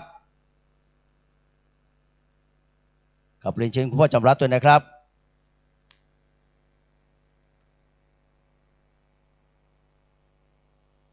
ครับกำลังมาครับเรียนเชิญครับปกติก็ย้ายใหญ่นะครับศาลาหลังนี้นะครับวันนี้นี่แค่ไปธนตานะครับ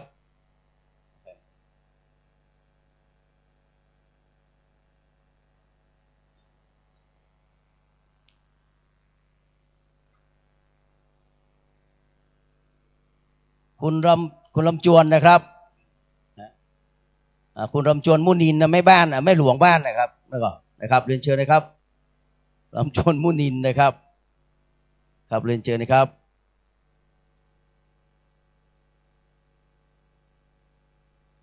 ครบแล้วนะครับเราจะได้ไหว้พระหับศีลเสร็จแล้วหลวงพ่อวินัยนะครับจะได้นำบรรจุพระบรมสารีริกธาตุนะครับพระเนตรแล้วก็พระโมลีจิกนะครับพระจิกโมลีนะครับโดยพ่อจะได้กล่าวนำแล้วพ่อจะได้บรรจุพระสงฆ์เจ้าจะได้เจริญชยมงคลคาถานะครับในช่วงนี้ก่อนแล้วก็จะได้อาราธนาพระปริตนะครับเพื่อที่จะได้เจริญพระพุทธมนต์เป็นลำดับต่อไปนะครับ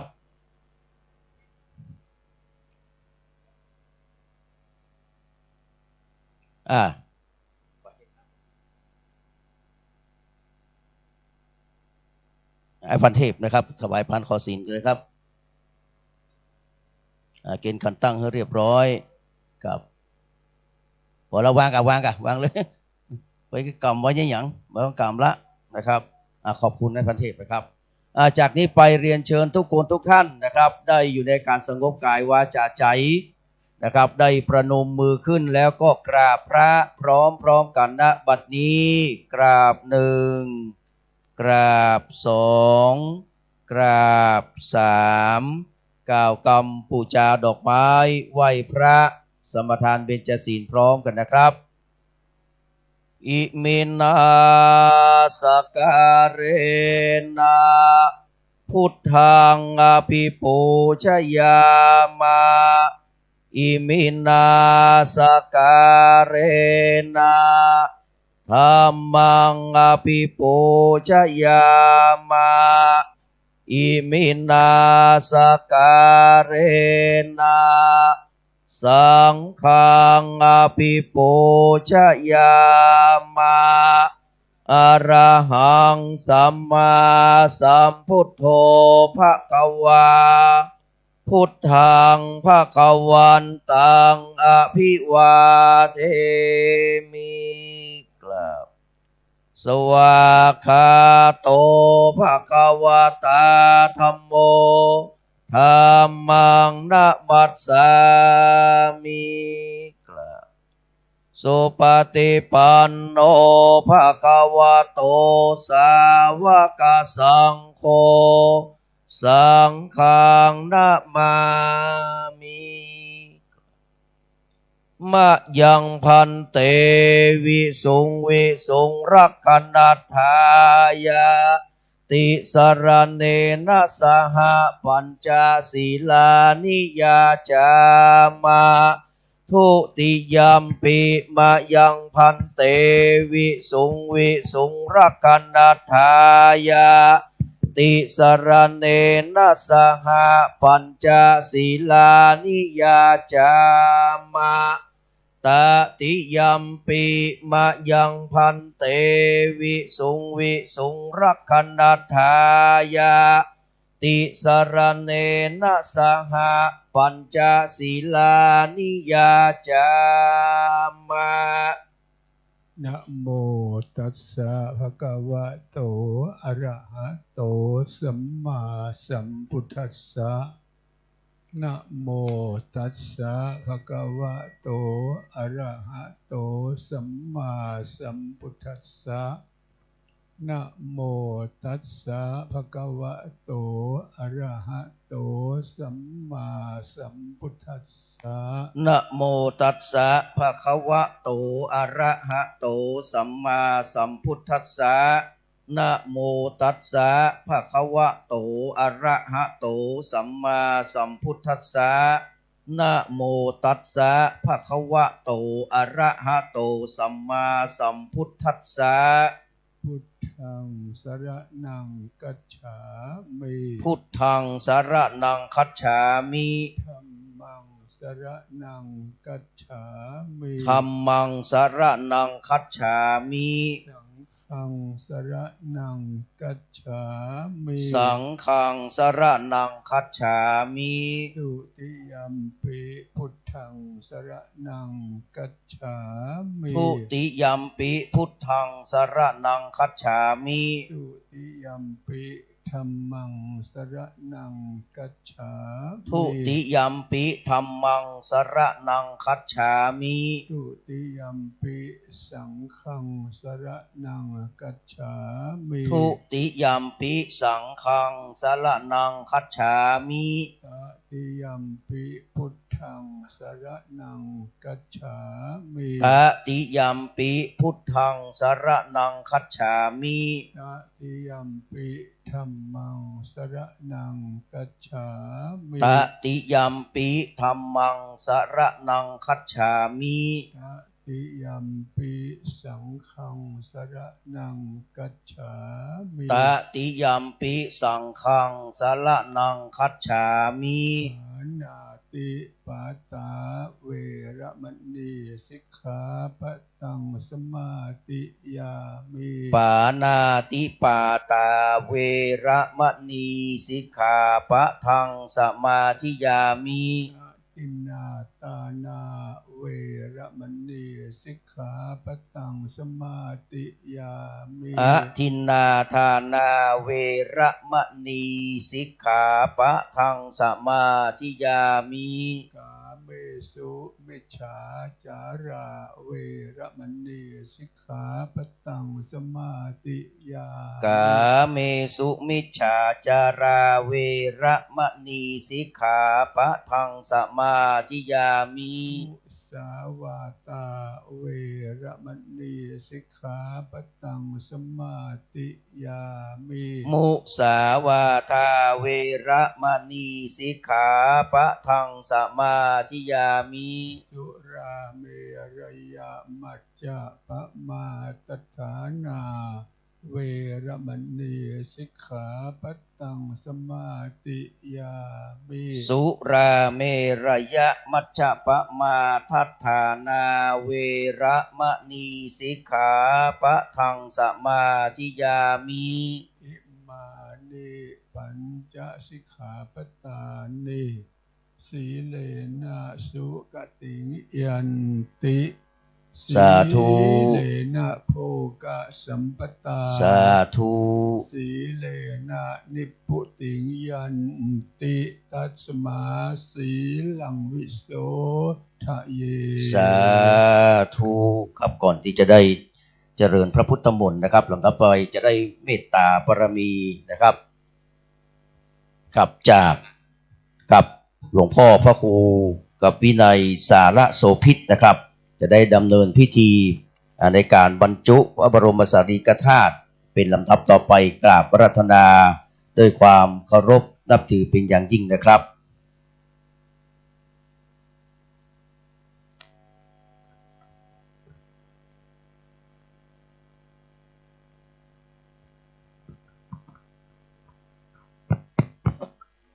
แทบใต้ไว้สาองค์พระองค์คำพระพุทธเจ้า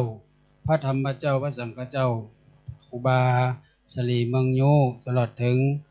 พระมหาเถระมีพระเทพรัตนนายกเจ้าคณะจังหวัดลำพูนอันเป็นพญาส่งจังหวัดลำพูนและรองเจ้าคณะอำเภอสันทรายทั้งสองรูปและพระเถรานุเถระอันมาทุกแห่งแจ่งตี้ในวันนี้ได้มาร่วมสมาคมในการเจริญพุทธมนต์เพื่อที่เป็นงานใหญ่งานหลวงอันเป็นสมเด็จองค์ป่อคือพระพุทธเจ้าจะได้ถวายอาราธนาการราธนาแต่เจ้าได้การราธนาเทวดาเจ้าทั้งหลายอันมาทั่วจักรวาลทั่วเขตประเทศไทยทั่วโลกก็ว่าได้ในจักรวาลนี้เจิญมาหมดและในมัดนี้ให้เลิกพานาทีให้เราตัดทั้งหลายได้ก่อสร้างห้างแผงยังพุทธปิมปาสารูปเจ้า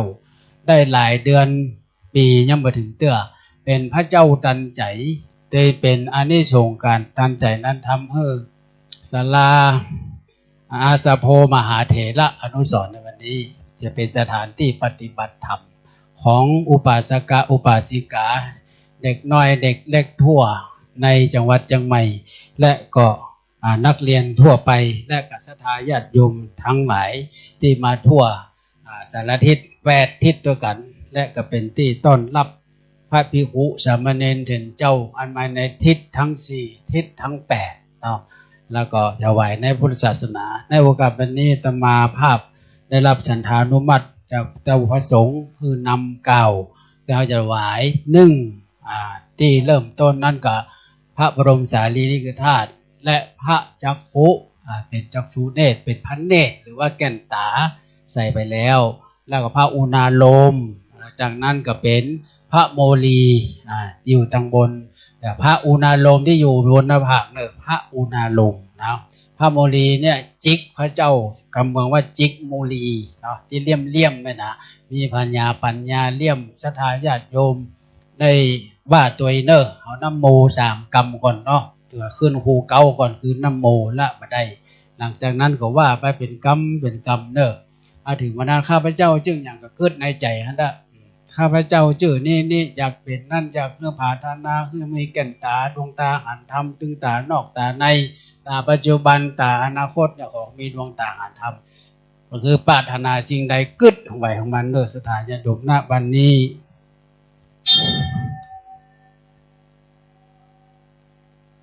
ว่านะโมพร้อมกันเนอโยมเนอนะโมตัสสะภะคะวะโตอะระหะโตสัมมาสัมพุทธัสสะนะโมตัสสะภะคะวะโตอะระหะโตสัมมาสัมพุทธัสสะภะคะวะโตอะระหะโตสัมมาสุตินังวะตะเมตานังพุทธรูปังนิพพานะ ปัจจโยโหตุโนนิจจังด้วยเดชะกุศลบุญผลนี้ที่ข้าพเจ้าทั้งหลายได้ถวายพระโมลีพระเนตร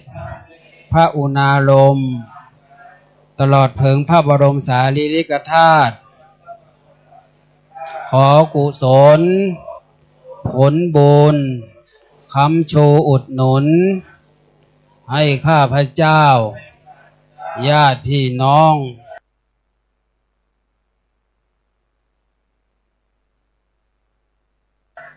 ลูกหลานเหลนทุกคน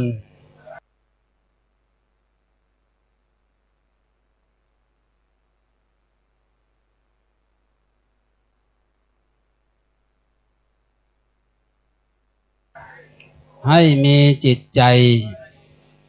สะอาด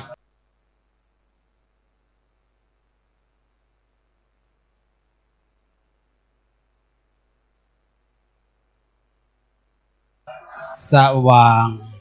สงบมั่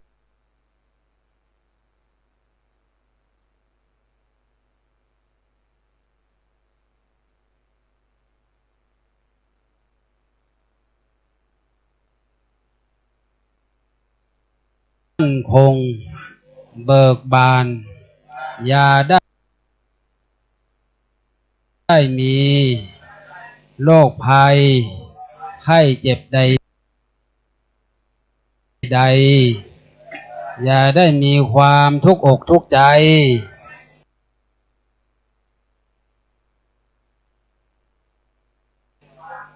อย่าได้มีปัญหาใดๆทั้งหมดทั้งสิ้นในจิตใจแม้นว่าจะคิดมุ่งมา่ปรารถนาในสิ่งใดในทางที่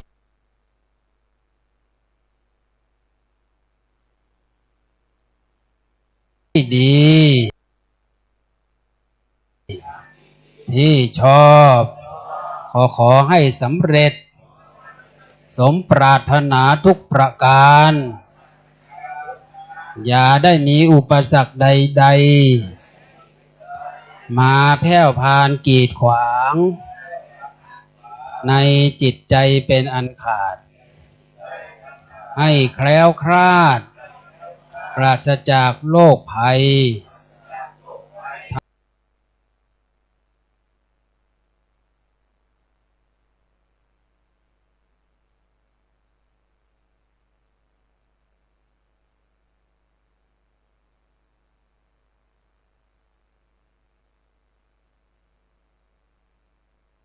ทั้งหลายทั้งปวง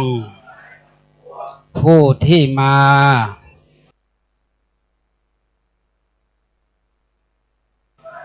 บูชาได้กราบได้สักการะบูชากราบ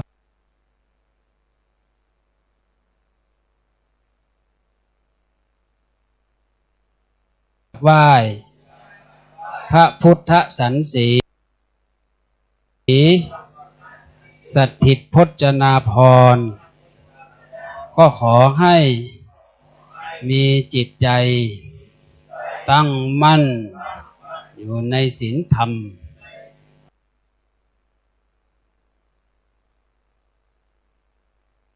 อย่าได้อาฆาตอย่าได้พยาบาท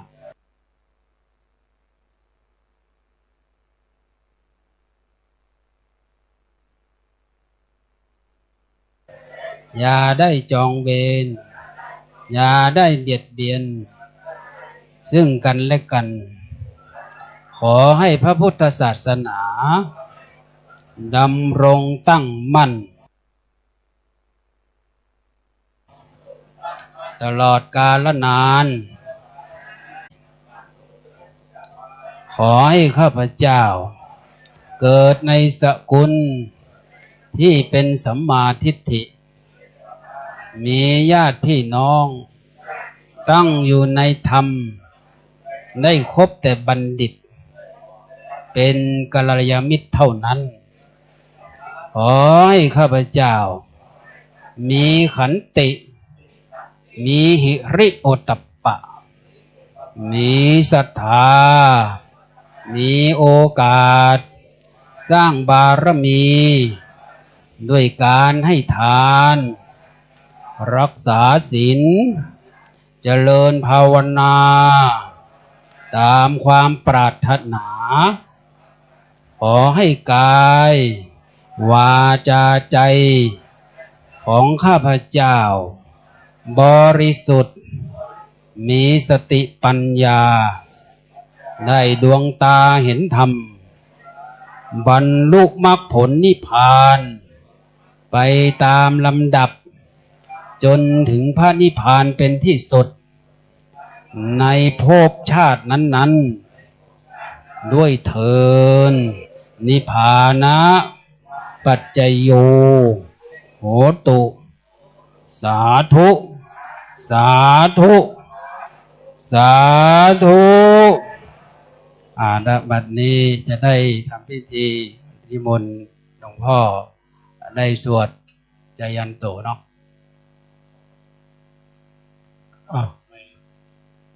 พุทธังประสิทธิเมเตธัมมังประสิทธิเตสังฆังประสิทธิเตชยันโตโพธิยาโมเลสักยานังนันทิวัฒโนเอวังตวังวิชัยโยโหหิชัยยัสสุชัยยมังคะเลอปราชิตปันลังเกสีเสปัทวิโภคะเลอภิเสกเก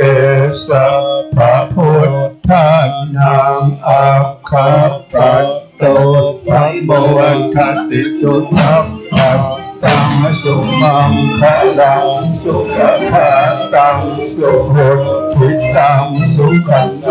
สุโมโตจะสุยิตังพระมัจจา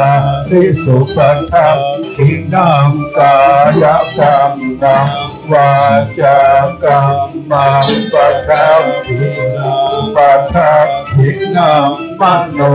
กรรมังปฏิทิเต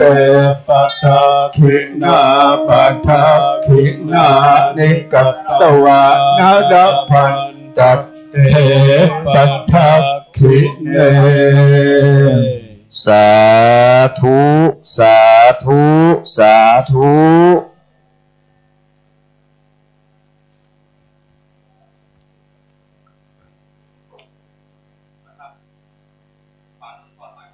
ครับดีคือเอาตรงเนาะนะครับหลวงพ่อกำลังได้บรรจุพระโมรีจิกนะครับพระจิกโมรีกับเอาคือตรงหมู่เขาช่วยกันพอจะเนอะนะครับ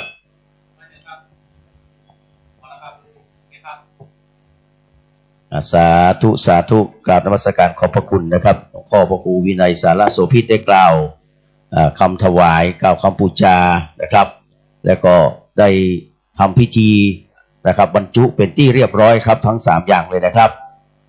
หลวงพ่อจะได้ปิกไปนั่งที่รับรองส่งนะครับอาจจะได้ทำพิธีในช่วงต่อไปเนอะนะครับครับเพื่อนานเตรียมเทียนชนวนตั้งมั่นที่รูปหลวงพ่อเนอะกับหลวงพ่อโอภาสวิหารกิจนะครับทุกครั้งเขาจะต้องได้ปูจาหลวงพ่อตัวเองนะครับในฐานะที่เขาถือว่าเป็นเทพเจ้าเป็นเทวดาของหมู่เฮานะครับได้สร้างคุณูปการให้กับวัดสันขยอมเป็นอย่างยิ่งนะครับครับโอกาสนี้นะครับกระผมขอเรียนเชิญนะครับคุณไพบูลย์นะครับตรีการจนานันท์นะครับได้เข้าจุดธูปเทียนนะครับสักการะหลวงพ่อพระครูโอภาสวิหารกิจนะครับอุบาบุญเลิศนะครับอาสโพคำฟูนะครับมีแล้วครับเรียบร้อยแล้วครับมีแล้ว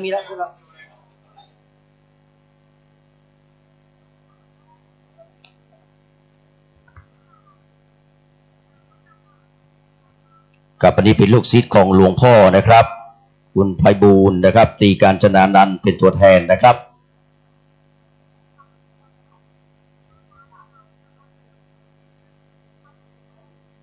กับขอบคุณนะครับคุณไพบูลย์นะครับเรียนเชิญกลับไปนั่งที่รับรองกับเดี๋ยวเทียนชนวนตั้งมั่นมาที่บาตรน้ำมนต์นะครับกับบาตรน้ำมนต์โอกาสนี้กระผมขอได้รับเกียรติจากครับคุณเฉลิมพงษ์แสงพันธ์นะครับกับได้จุดเทียนบาตรน้ำมนต์ขันสาครตรงนี้นะครับที่ครูบาบุญยูนะครับครูบาศรีบุญยูนะครับอายุ80 กว่าแล้วนะครับนี้เป็นผู้อาวุโสสูงสุดกับศรีเมืองยูเนาะกับครูบาเมืองอินนะครับวัดศรีเมืองยูนะครับกับ89 ปีแล้วนะครับแต่ว่าโอ้เป็นประเคนด้วยครับท่านประเคนด้วยครับครับขอบพระคุณนะครับ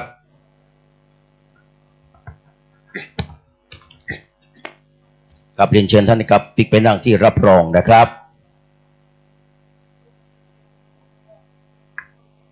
จากนี้ไปจะได้อาราธนาพระปริตนะครับเพื่อพระคุณเจ้าจะได้เจริญพระพุทธมนต์นะครับตามสมควรแก่เวลานะครับวิปติปฏิภาหายาสัพพสัมปติสิทธิยาสัพพทุกขวินาศายาปริตังโรทะมังคลังวิปติปฏิภาหายาสัพพสัมปติสิทธิยาสัพพพยาวินาศายาปริตังโรทะมังคลังวิปติปฏิภาหายาสัพพสัมปติสิทธิยาสัพพโรคะวินาศายาปริตังโรทะมังคลังผลิตตัวนาเมตังสเมตาพระทันตาอวิคิตาจิตาปริตังพระนันตุสเกกาเมจโรเปกิริสิกลาตะเตจันตลิเกวิมาเนเกเปลเตจักเมตลวนะกะหะเนเกหะวัตุมิเกเตปุมาจยันโตเทวาจละชลวิสเมยักขะกันทปนากาเตทันตาสันติเกยังมุนิวะละวจนังสาธโวเมสุนันโตธรรมสวนาการโรอายัมภทันตาธรรมสวนาการโรอายัมภทันตาธรรมสวนาการโรอายัมภทันตานะโมตัสสะภะคะวะโตอะระหะโตสัมมาสัมพุทธัสสะนะโมตัสสะภะคะวะโตอะระหะโตสัมมาสัมพุทธัสสะนะโมตัสสะภะคะวะโตอะระหะโตสัมมาสัมพุทธัสสะพุทธังสรณังคัจฉามิธัมมังสรณังคัจฉามิสังฆังสรณังคัจฉามิทุติยัมปิพุทธังสรณังคัจฉามิทุติยัมปิธัมมังสรณังคัจฉามิทุติยัมปิสังฆังสรณังคัจฉามิตัตติยัมปิพุทธังสรณังคัจฉามิตัตติยัมปิธัมมังสรณังคัจฉามิตัตติยัมปิสังฆังสรณังคัจฉามินะโมเมสัพพะพุทธานันตวังสาวะตานาคันโนตังหังคโรมหาวิโลหิตังกโรมอายัสสะดังคันโรโลกาหิตันติปังกันโลโยตินาโลกัญโยปะโมโคมังกันโลพุลิสาสัมปัสสมันโนสมมันโนทิโลเนวัตโตนันติวัน ตันโนสุปิโตคุณาสัมปันโนอนุมัตตสิจานุธัมโมตุโมโลกัมปัญจโตนาระโตวัลลาสันติปันโทมันตันโนสัตตาสันโนเมโตอาคาปองกันโนสุจันโตสัพพันโนกังกุมปิยันตัสสินาราสัมโมสิการุณิโกนัมมาตัสสิธัมโมโนตสิตันโตอันสัมโมโลเกติโส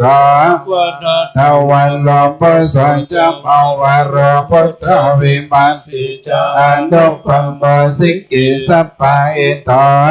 เวสัมโพโสกันตายังโกกังโกสัทโธสัทธาวาโหกุณากัมมันโนนัญจโหกัสสะโพสิเรสัมปันโนคนตัมโมสักยาภงขาวอันดาวิสันติสังกันตาอิเมพุทธมาอินติกังการุณาคุณาสัมปันนาสัมปาโลกามิโมจิตาเอเตตาสัมปันลาปันตาหุนตัมมากัปปุกลาทิปิสังฆปุณาสุปิติเยอมะตัมปันตาเอติบุตตาติตาจามังกาลาหุติสัพพตาสันติเมบุตเตอาหาวันตามิสัมปตาเตสัญญาเนนะสิเลนะ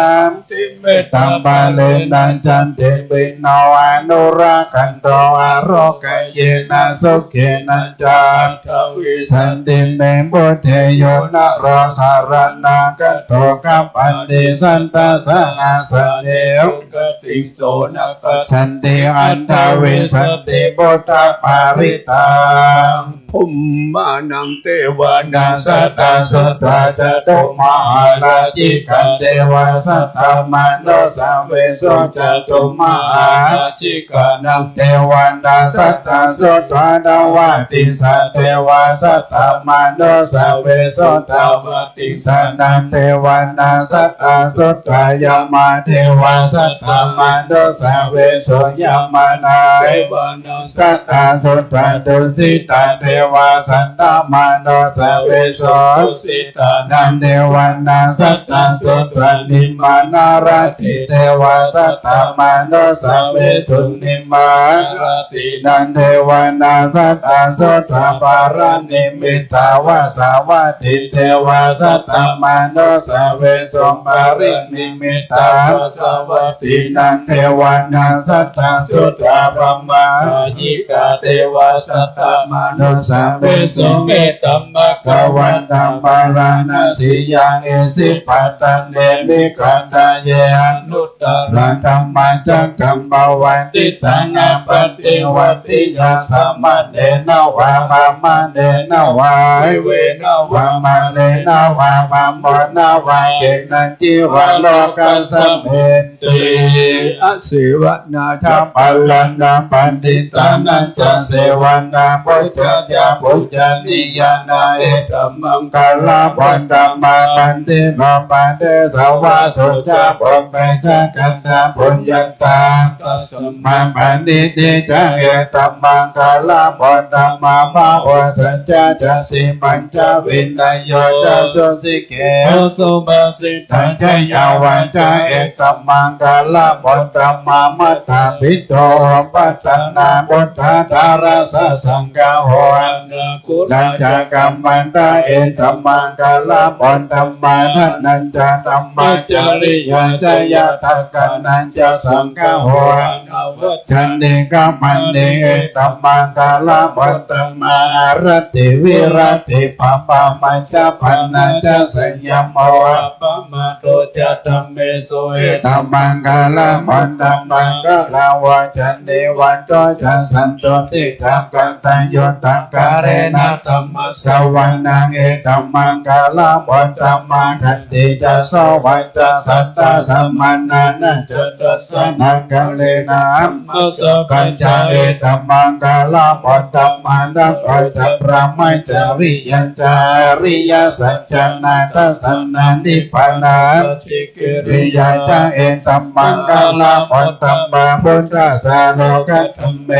จิตตังยาสนังกัมปติอสุกังวิรัยจังเขมังเอตัมมั มังคลาพุทธมัยตันติสันติกัตนาสัพพะธรรมาปาราจิตาสัพพะทัสสุติกัจจันติตันเตสัมมังคลาพุทธมันติมาอัปมังคลาสุตายังกินจิเวตังเอตวะโหราวาสังเกสุวัยรัตนามันิตันันโดสมาติตากเตนะอิตัมเบบุญเตรัตนามันิตาเอเตนะสัจเจนะโสวันติวันตัวกายาวิรากังอมัตถมันิตาตัจจกสัพพยาบุญเดธรรมาอินทนาเตนะธรรมเมนะสมาธิกิจเจธรรมเมธรรมเมรัตนานิตังเอเตนะสัจเจนะโสวันติวันตัวยามพุทธาเสโตปาริวันนายิสุจิสมาธิมานันตริกายามาหุสมาธินาเตนะสัมโมนาวิจันติตัมเปธัมเมรัตนานิตังเอเตนะสัจเจนะโสวันติวันตัวยามปุคลาตัสสตาปัสสตาจันตาวิเอตานิโยกังเนหุนติเตขินายาสุขันตาสาสาวะกังเอเตสุตินานิมาอาปันนานิเอตัมเปสังเกลัตนาเอเตนะสัจเจนะโสวันติวันตัยเยสุปโยตัมมานะสัตตะเอหินันติกัมมินโดโกตมามิเตปันติปันตามัจจวิกายอรัตตามุตตะเนมุตติมุตจัมปนัยตัมปิสังเกรัตนังปานิตังเอเจนะสัจเจนะโสวันติวันตังขินาโบรันดานะวันเนติสัมภาวะวิรันตังจิตายันติเกภวันสัมเมเตกินาภิชาวิรุลลาอิฉันตานิปันเดติอายันตยามปันติปะเหตัมเบสังเขลัตนานิตังเอเตนะสัจเจนะโสวันติหนโตสุตังมหากาลุนิโกนะโตอิตายาสัพพะปารินัมโมเรตวาบารมีสัพพะปัญโจสัมโพธิโมเตนะสัจจวังเจนะหนตุติจยามังคลังจยันโตโพธิยามังเลสักยานาติวัตโนเอวันตวาวิโยอิจยาสุจยามังคเลอปราจิตาปันนังเกสิเสปันนาวิโมคเลอภิเสเกสัมมาปุถานังอาคาปันโตปังโมดันติสุนาคัตตาสุมาลังสุปปัตตาโสอนติตาโสกันโดสมโมอันตัวจะสุยิตัมมัมมัจจาริโสตักขินากายกัมมาวาจากัมมาบันตักขินาบันตักขินามัตโตกัมมาบันติจิเตตักขินาบันตักขินานิกัตถานาลาบันตเทบันตักขิเนเตอัตถลัตถสุขิตาวิโลนาหาปุตตะสัสเนอโลกาสุขิตาอุตตะสะอาสัพเพยาติภิสังกัตวะพุทธรัตนาโอสัตตะอุตตมาวะรามิตังเทวมโนสนาพุทธเตเจนะโสตินานาสันโตปัตตวะสัมเปโตภาวะปัสสะเมโตเตสังกัตวะธรรมารัตนังโอสัตตะอุตตมาวะรามาลิลาโอปัสสะมานังธรรมเตเจนะโสตินาสันโตปัตตวะสัมเปปัญญาวะปัสสะเมโตเตสังกัตวะสังฆรัตนังโอสัตตะอุตตมาวะรางาโหเนยาภาโหเนยาสังฆเตเจนะโสตินานาสันโตปัตตวะสัมเปโลกาวะปัสสะเมโตเตยัคขตยัคขพุทธานังปะปะกานิวัลนาปาลิตัสสะโอภาเวนะอันตวเตสะโอปัทเวนะคัตตยัคขพุทธานังปะปะกานิวัลนาปาลิตัสสะโอภาเวนะอันตวเตสะโอปัทเวนะคัตตยัคขพุทธานังปะปะกานิวัลนาปาลิตัสสะเวนะอันตวเตสะโอปัทเวริโอตตปะสัมปันนาสุขันธัมมาสัมมาอิตาสันโตสัพพะเทสะโลเกเทวตาติวุฒันเลสันติปังคาปัตตนาสันติปัตตาวัจนามาตาปิตาจาริขันตาจตเวทาปฏิกัมมาพุทโธมังคละสัมพุทโธสัมพุทโธติปัตตะธัมโมพุทธมังค ขังกัมมาสุปันทุขังปามุจจันเลธัมมมังคลาสัมพุทโธกัมปิโกสัตตสานุธรรมมังคลามังกัมมาสัพพะยาปมุจจันเลสังโฆมังคลาสัมพุทโธตัทินายโยอนุตตโรสังฆมังคลามาคัมมาสัมปะโรกามุจจเรทุกขปัตตาจนิทุกขพยาปัตตาจนิพยาโสกปัตตาจนิโสกาหตุสัพเพวิปานิโนทาวาตาจาอัมเพสัมปะตังปัญญาสัมปัตตังสัมเปเทวานุโมตันตุสัพพสัมปติสิทธิยานันตันตุสัตตายาสีลารักันตุสัพพตาภวนาภิอันตาหุนตุกัจจันตุเทวตากันตาสัมเพพุทธาลาปัตตาปัจเจกานันจะยังบัลลังอัลลาอันตันนันจะเตเจนารักขัมปันนามิสัพพโส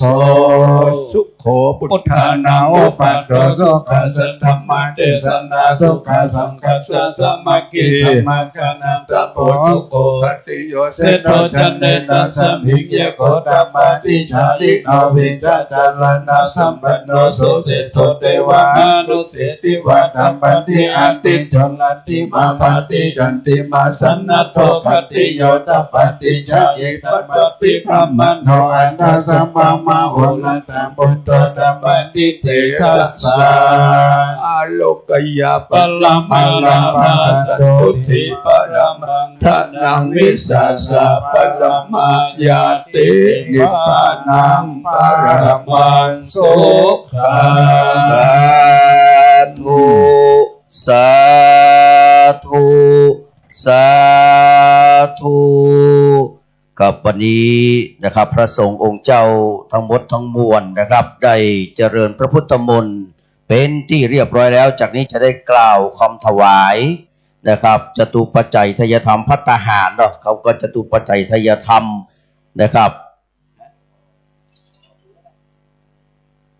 ก็สุมาเหี่ยก่อนว่าหลวงพ่อว่ากับมีน้ำเขามีส้มปล่อยเตรียมไว้แล้วเราพระนานเนาะกับสุมาน้อยเดียวเพิ่นว่านะครับ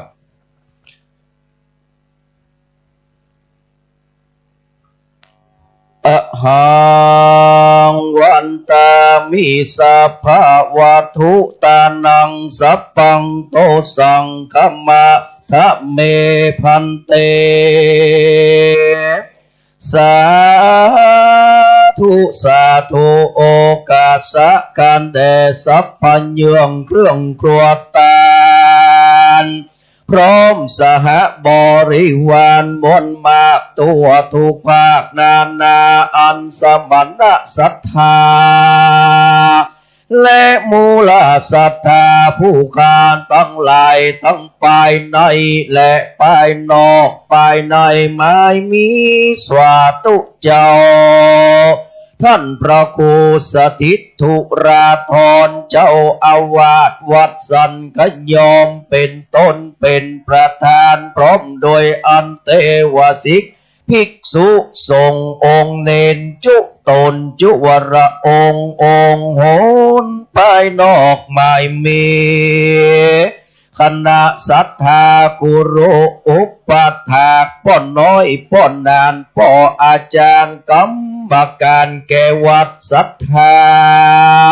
ตินจองห้องวัดสันขยอมจุผู้จุคนบัดเต้าแต่นั้นก็ได้รับเกียรติจากท่านในอำเภอนัทเดชมุลาลีในอำเภอสันทรายพร้อมโดยท่านสสและท่านผู้มีเกียรติต่างหลายแม้ร่วมอนุโมทนาพร้อมกับแม่ชีพจนาพรวิศีวรพัฒน์และท่านศรัทธาสาธุชนอันเป็นศิษยานุศิษย์และเป็นศรัทธาของวัดสันขยอมแห่งนี้จุผู้จุคนใดควรควายมาตกแต่งสัพพะแห่งตานาอันแห่แม้ได้โดยจอประกอบโดยเจตนาแย้เมื่อดาแต่งห่างเกิดร่ำสร้างของการได้กระทำการเฝ้าฟัง ยืนเดินนั่งข้ามกายของตานต่างหลา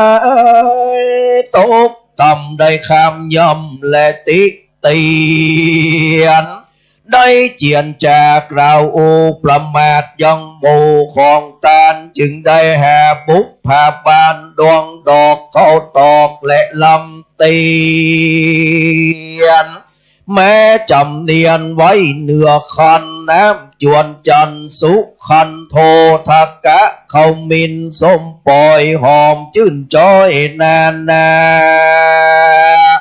ขอสุมานยังสัพพะปริวาราหลายเยืองอันเป็นเครื่องของตานขอเครื่องวิเศษนะตานเจ้าได้เมตตาภายโปรดโปรดเธอเป็นนัตถิวิปโกอโหสิกามอย่าได้เป็นนิวรณธรรมกรรมอันแก่นแก่อันมาจากมาแหมมาล่ำเสียนยัง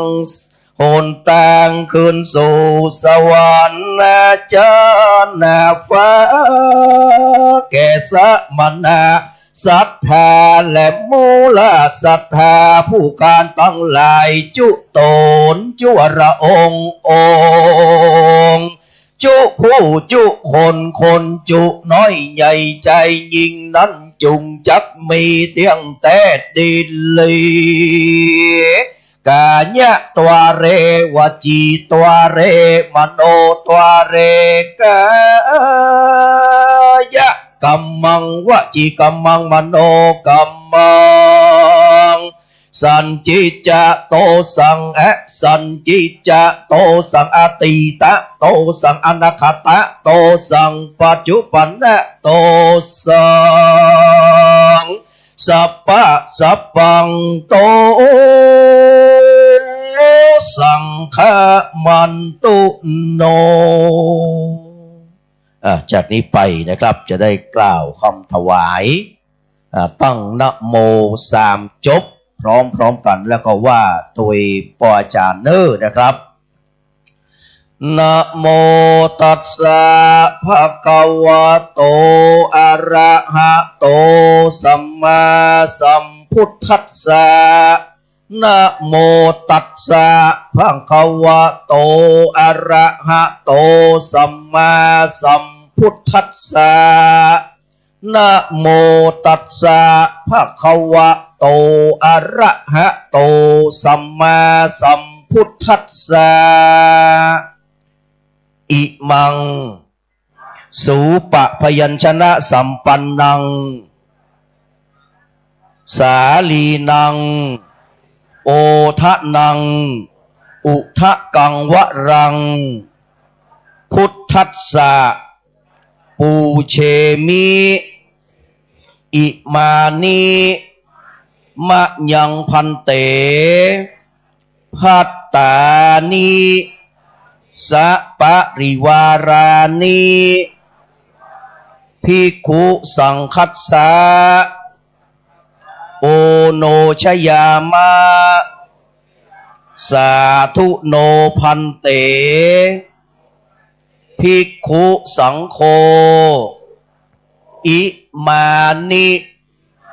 ภัตตานิสัปริวารานิปฏิคันหาโตอัมหากันเจวะมาตาปิโตอาทีนันจาปิยะชะนานังทีฆรัตตังหิตายะสุขายะวัฒนายะโชติกายะวิปุระธาตุจิรายะจาข้าแต่พระสงฆ์ผู้เจริญข้าพระเจ้าทั้งหลายขอน้อมถวายภัต ตาหารกับทั้งของบริวารทั้งหลายเหล่านี้แต่พระสงฆ์ขอพระสงฆ์จงรับภัตตาหารกับทั้งของบริวารทั้งหลายเหล่านี้ของข้าพเจ้าทั้งหลายเพื่อประโยชน์เพื่อความสุขเพื่อความเจริญรุ่งเรืองและเพื่อความมั่นคงไพบูรณ์แก่ข้าพเจ้าทั้งหลายด้วยแก่ปิยชนทั้งหลายมีพ่อแม่เป็นต้นด้วยตลอดกาลนานเทินสาธุ กับพระสงฆ์ได้ส่งสาธุสัทธสัญญาณนะครับบอกเขาว่าดีละนี่นะครับว่าดีละนี่เนี่ยได้หมดต่อไปนี้นะครับตามแบบเบาโบราณล้านนาไทยก่อนจะถวายแด่พระสงฆ์เจ้าจะได้ถวายเป็นพุทธบูชาแด่องค์สมเด็จพระสัมมาสัมพุทธเจ้าเป็นประถมก่อนนะครับโอกาสนี้ขอได้รับเกียรติจากนะครับนายณัฐเดชมุลาลีครับท่านในอำเภอสันทรายนะครับเขาน้อมถวายกันพระพุทธขอเรียนเชิญนะครับแม่ชีนะครับพจนาพรวิศีวรพัฒน์ได้ถวายพระธรรมนะครับขอเรียนเชิญทั้งสองท่านเป็นเบื้องต้นก่อนนะครับกับในขณะที่ทั้งสองท่านนี้ถวายพระพุทธพระธรรมหมู่เฮาสาธุกันดังๆ3 ครั้งเนอสาธุสาธุสาธุครับเรียนเชิญทั้งสองท่านปิกมานั่งที่รับรองเดิมนะครับและเขาก็ยังมีนะครับเทพเจ้าแห่งองค์หนึ่งนะครับซึ่งเขาเป็นเทวดาของหมู่เฮาเนอคือหลวงพ่อพระครูโอภาสวิหารกิจนะครับครูบาบุญเลิศอาสโพคำฟูเขาเรียนเชิญคุณไพรบูลย์นะครับตรีกาญจนานันท์ได้เป็นตัวแทนของครอบครัวเขาน้อมถวายกันของหลวงปู่บุญเลิศเนอะนะครับที่ตั้งด้านในนะครับอันนี้เปิ่นบททำบุญมา700,000 กว่าบาทเลยนะครับขอบคุณคุณไพบูลย์นะครับจะเอาถึง3 ล้านก็จะมีปล่อยหลวงนะครับกับขอบคุณนะครับจากนี้ไปจะได้เรียนเชิญตามรายชื่อนี้นะครับ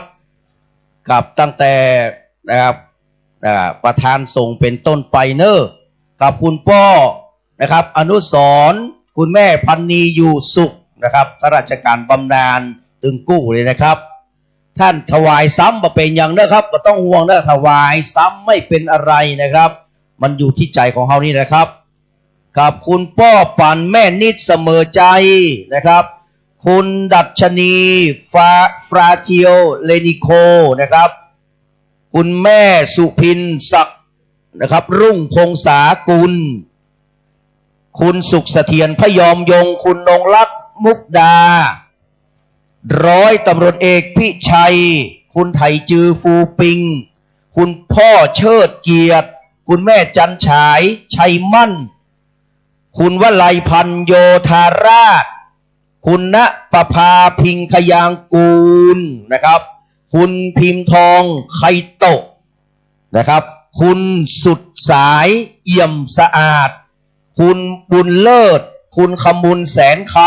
ำนะครับคุณวรนุชมุนินนะครับแม่หลวงบ้านหมู่ที่10นะครับพ่อหลวงอินสอนแม่หลวงแสงจันทร์บุญธรรมคุณลำดวนคำแสนนะครับนางสาวลักษณาปันวิชัยแขกคำพกานะครับอาจารย์วันลบอาจารย์ทัศนีนะครับพิพัฒน์สมุทรนะครับแล้วก็ท่านพันตำรวจโทธเนศวิบูลย์เกียรตินะครับรองผู้กำกับการสถานีตำรวจภูธรสันทรายนะครับมาแตนป้อนะครับคุณพรัญชัยชัยชนะนะครับท่านรองธเนศครับเรียนเชิญเลยครับคุณเกรียงศักดิ์ คุณธนันคำฟูนะครับร้อยตำรวจเอกพรศักดิ์คุณประนอมพรหมสุวรรณดีคุณพ่อเชิงคุณทวีพรม่วงไหม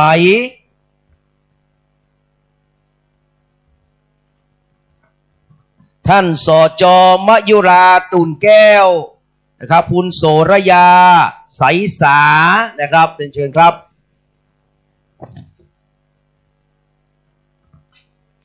คุณกุสุมาสุกเกษม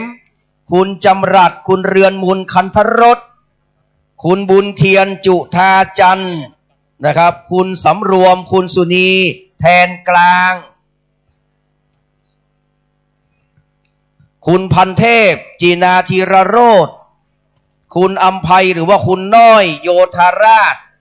นางสาวกฤษณาพิงคยางกูลคุณประเสริฐคุณอัมพันธ์ดวงสร้อยคุณจันฟองโยธาราชคุณพ่อสุชาติแม่สุพินปัญญาดวนนะครับปัญญาตวนนะครับแม่เตรียมตาดวงสร้อยคุณจินนะคุณจินตะสุพางคุณสุริพรหวังทรัพย์ทวีนะครับแล้วก็คุณออนสิริพิมพ์เนาะนะครับวิชัยศรีนะครับ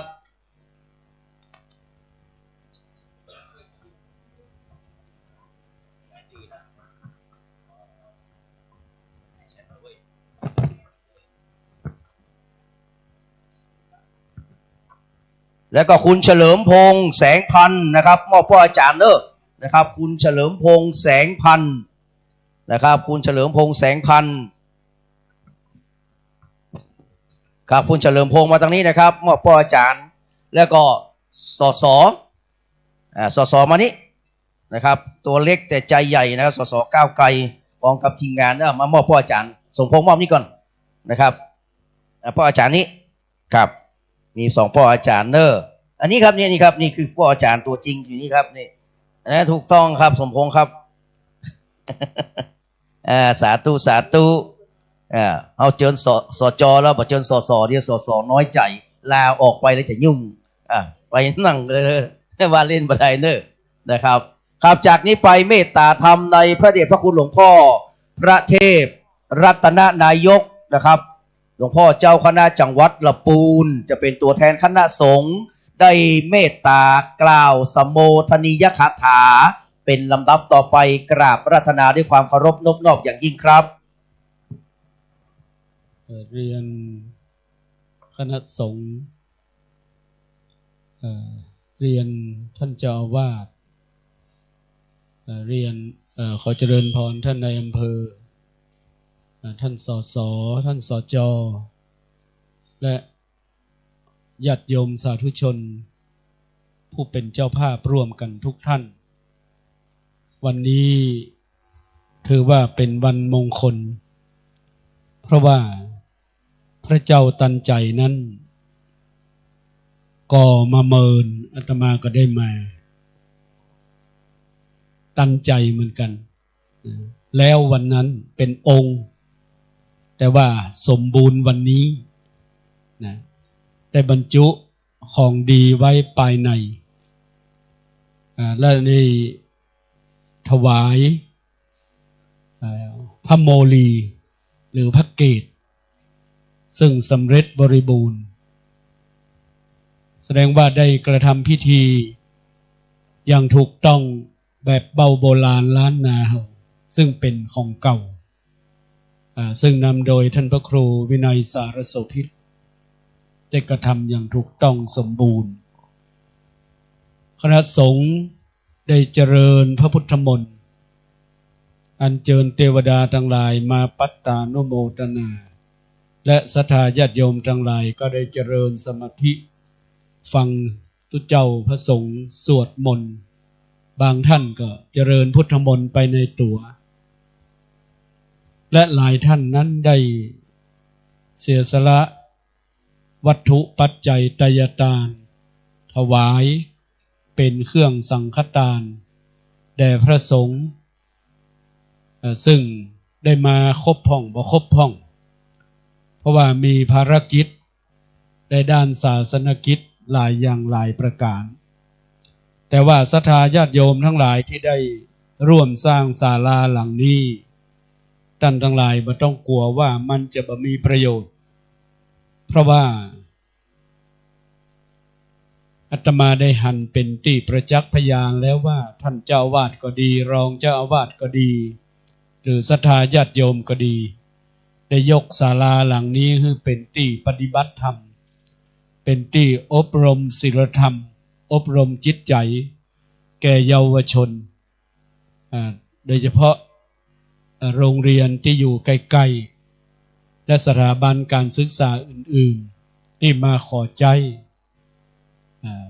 อาตมาอยากจะฝากว่าอยากจะให้ศรัทธาบ้านสันขยอมและใกล้ๆเนี่ยได้มาปฏิบัติธรรมทุกอาทิตย์หรืออาจจะมาเสาร์อาทิตย์อย่างวัดพระธาตุอริพุนชัยอาตมาก็ดำเนินมาตั้งแต่ปี 2559 แล้วโควิดก็ตึงมายั้งนะโควิดก็ตึงมายั้งมาจนกระทั่งบัดนี้วันเสาร์วันอาทิตย์อาจจะมาเกิงวันกันเกิงวันเจ้าหรือเกิงวันมะตอนแต่ที่วัดพระธาตุนี่มันเป็นในเวียงก็เอาวันค่ำฉะนั้นก็ขอฝากท่านเจ้าอาวาสโดยถ้าเอากะละอ่อนนี่บ่ได้เอาคนเฒ่ามาพ่องนะหรืออาจจะมีการสวดมนต์ตอนค่ำทุกวันทำวัดสวดมนต์ก็ได้เพราะว่าถ้าวัดบ่มีกิจกรรมเนี่ยมันก็เหมือนกับบ่ใช่วัดบางทีปิดวิหารตลอดแรงตลอดภาษาวิหารฆ่าใครอย่าแตะวิหารก็ศรัทธาแปลงพระเจ้าก็ศรัทธาแปลง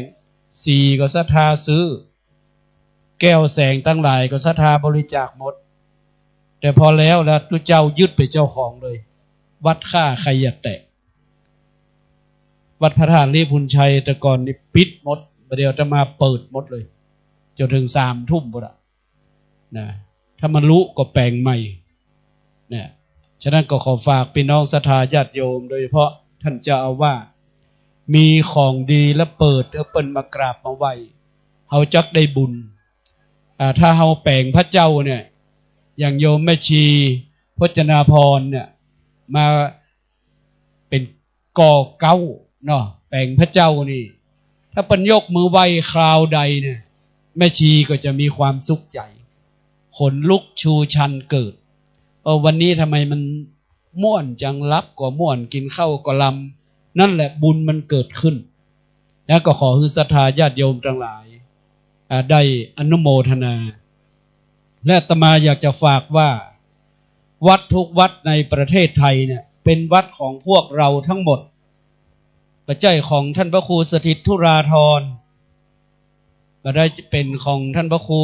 ปลัดกะดร.เนาะปัจจัยเป็นของศรัทธาวัดสักยอมนะวัดสักยอมได้ก็เฝ้าบ่ได้สมมุติว่าถ้าเป็นวัดร้างต้องตกเป็นของราชการเปิ้นฮือสำนักพุทธมาดูแลปัจจัยพวกกำนันพ่อหลวงสจสสมาดูแลปัจจัยฉะนั้นญาติโยมทำบุญวัดไหนก็ขอให้ยกมือ10 นิ้วอันนี้วัดเฮาเลยอย่างญาติโยมทั้งหลายไปวัดหลวงละปูนเนี่ยไปงานสลากก็ดีงานโคมแสนดวงก็ดีไปวัดเฮานั่นน่ะวัดส่วนรวมทั้งนั้นหรือคนต่างประเทศเพิ่นมาแอววัดอรุณวัดโพก็วัดของพวกเรานี่แหละญาติโยมสาธุชนทั้งหลายโดยเฉพาะสจอย่างก็ดีถ้าเกี่ยวกับวัดก็ขอให้ช่วยหน่อยแปลงยังก็คือมันปันแล้วนะรัฐบาลมาช่วยศรัทธาก็ช่วยกันคนเดียวบ่ได้งบประมาณกับ3 ล้านเนี่ยได้งบประมาณก็บ่ได้สักตัวศรัทธาช่วยกันหมดผิดระเบียบแต่เอาไปแอวพัทยาบ่ผิดอาตมาว่าคือตังละปูนพุ่นน่ะจะเอาวัดสัก10,000ส่งน้ำธาตุบ่ฮือผิดระเบียบเอาไปแอวพัทยาบ่ผิดว่ะเนี่ยเขาฝากไว้ตัวเนี่ยถ้าบ่มีเจ้าพุทธบ่มีคนไทยเฮาช่วยกันบ้านเมืองเฮาจะเจริญถึงขนาดนี้แต่บัดเดี๋ยวนี้คณะข้าราชการผู้บริหารเปิ้นมีธรรมะเพราะว่าพระพุทธเจ้าพระเจ้าอยู่หัวของเฮานี่เปิ้นสืบสานและต่อยอดเปิ้นปฏิบัติ บริหารประเทศชาติบ้านเมืองโดยทศพิธราชธรรมเปิ้นเฮียนเผ่าบาลีปุ๊ศรัทธาญาติโยมเปิ้นเฮียนเผ่าบาลีปฏิบัติธรรมเปิ้นชอบปฏิบัติธรรมฉะนั้นตู้หลวงวัดเฮานี่เข้าทางของพระเจ้าอยู่หัวละเนี่ยถ้ามีรายงานปฏิบัติธรรมนี่ถือว่าใจได้ฉะนั้นก็ขออนุโมทนากับเจ้าอาวาสโดยศรัทธาญาติโยมโดยเฉพาะในที่นี้มีท่านในอำเภอเป็นตนเป็นประธานท่านสสสจกำนันผู้ใหญ่บ้านและญาติโยมที่คือการอุปถัมภ์มาโดยตลอดได้โยมมาอย่างที่ลูกกรุงเทพมาที่บริจาค700,000ประเทศตาลตนอื่นตาเนื้อตุลุงโอภาสปุ่นมรณภาพไปแล้วเปิ้นเกยมาหากันนะฉะนั้นมันลืมกันมาได้ศรัทธาญาติโยมฉะนั้นในนามของคณะสงฆ์ทั้งหมดทั้งมวลนี่ก็ขอขอบคุณและอนุโมทนาก็ขออ้างเอาคุณพระศรีรัตนตรัยคือพระพุทธเจ้าพระธรรมพระสงฆ์บุญกุศลที่ท่านทั้งหลายได้กระทำมาได้แต่ต้นจนถึงกาลบัดนี้จุงมารวมลงก็เป็นบาเป็นเตจาเป็นพระวะปัจจัยดลบันดาลประทานพรที่ท่านทั้งหลายได้อยู่ร่มเย็นเป็นสุขเจริญในธรรมขององค์สมเด็จพระสัมมาสัมพุทธเจ้าเจริญด้วยอายุวันนะสุขะพละปฏิภาณธนสารสมบัติธรรมสารสมบัติโดยทั่วกันทุกท่านเถิดสาธุปันปอนเมืองพร้อมกันเนอะว่าพร้อมกันเลยเนอะ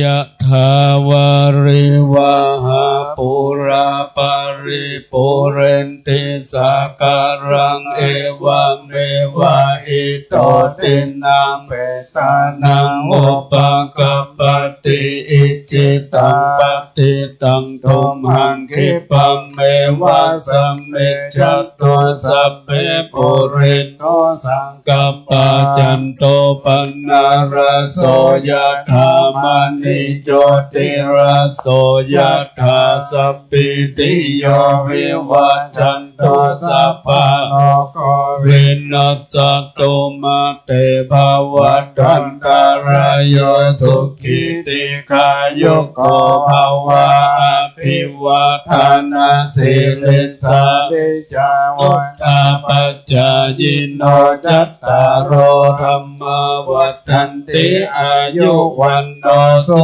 ขังพ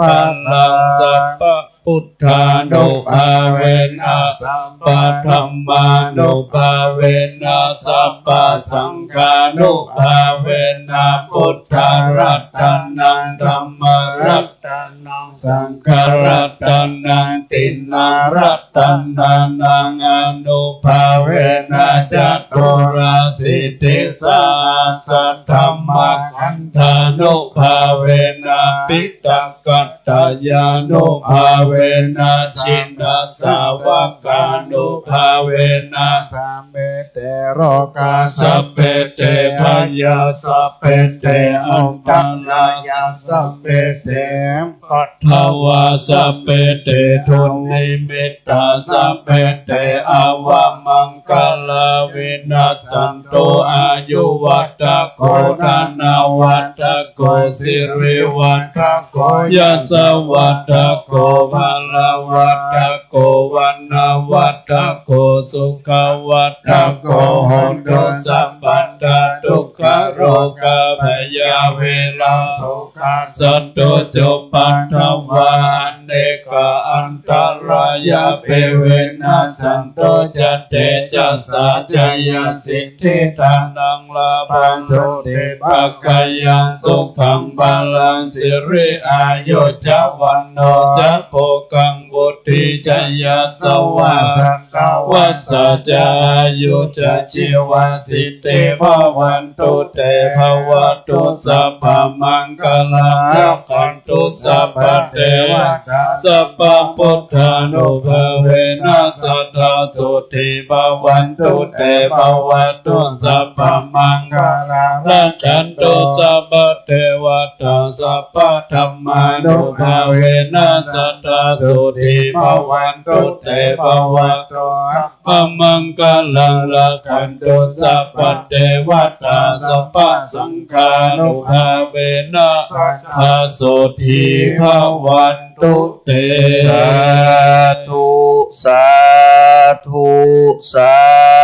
ธุ จากนี้ไปตั้งจิตตั้งใจกล่าวคำปฏิทานแผ่เมตตาเป็นคำพื้นเมืองเนอว่าด้วยกันดังๆนะครับอิตังตานากัมมังนิปานาปัจจัญโยโหตุโนนิจังอิตังศีลกัมมังปัจจัญโยโหตุโนนิจังอิตังภาวนากัมมังนิปปานาปัจจัญโยโหตุโนจังยังกินเจกุสลังกัตตพังกัมมังสัพเพหิอัมเหหิกะตังปุญญังโนสุนันโตพนโตเยเตวะอัสสมิงทานเนอาทิคาตาทิกายุกาสตาโหนโตภาสัตตานังสุขีอัตตานังปาริหารันโตมาตาปิตาสุขิตาโหนโตทุกขาปะมุจจันโตยาตากาโสกิตาโหนโตทุกขาปะมุจจันโตสัพเพอัญญาตากาโสกิตาโหนโตทุกขาปะมุจจันโตปิสาสัพเพยัคขาสัพเพเปตาสุขิตาโหนโตทุกขาปะมุจจันโตสัพเพนักขัตตาสุขิตาปะมุจจันโตสัพเพเตวาสุขิตาโหนโตทุกขาปะมุจจันโตสัพเพลิโยปัจจายาสุขิตาโหนโตจันโตสัพพะสัมปติโยสัมมิจันโตโววันตามิพุทธังสัพพังเมโตสังฆัมมะทะเมพันเตธัมมังสัพพังเมโตสังฆัมมะทะเมพันเตวันตามิสังฆังสัพพังเมโตสังฆัมมะทะเมพันเตคโรโอปัญจหัจจาริเยสัพพะเมโตสังฆัมมะทะเมพันเตวันทามิคัมมัฏฐานังสัพพะเมโตสังฆัมมะทะเมพันเตวันทามิอาราเมสิมายาสัพพะเมโตสังฆัมมะทะเมพันเตวันทามิเจติยังปัฏฐาเนโสปฏิทิตาสลิลัตตาตุมหาโพธิพุทธรูปังสักกัลลังสัทธาเทวโลเกพรหมโลเกจัมพูติเปลังกาติเปสลิลัตตาตุโยเกสัทธาตุโยระอันสัตตุโยเจติยังกันทะกุติจตุราสีติสหัสเสธัมมังคันเทตาเจติยังอาหาวันตามิสัพพะโสกราบต่อไปหันหน้าวันตาลูกเหมือนแถมคำเนอะวันตามิพันเตสัพพังอาปาราทังคัมมาทะเมพันเตมยาการตังบุญญาสามินาอนุโมติตาพังสามินากะตังบุญยังไมหันตาทัพพังสาธุสาธุอนุโมทามิต่อไปขอขมาวันตาน้อยหลวงพ่อพระครูนะครับวรธรรมาภิรมย์ที่ปรึกษาเจ้าคณะตำบลเมืองยองนะครับวัดศรีบุญยูนะครับวัดศรีบุญยูเมืองอินเนาะเมืองยองแต่วัดละปูนนะครับ89 ปีละปวดนะครับพี่น้องเขาจะได้ไหว้สาครูบาวันตามิพันเต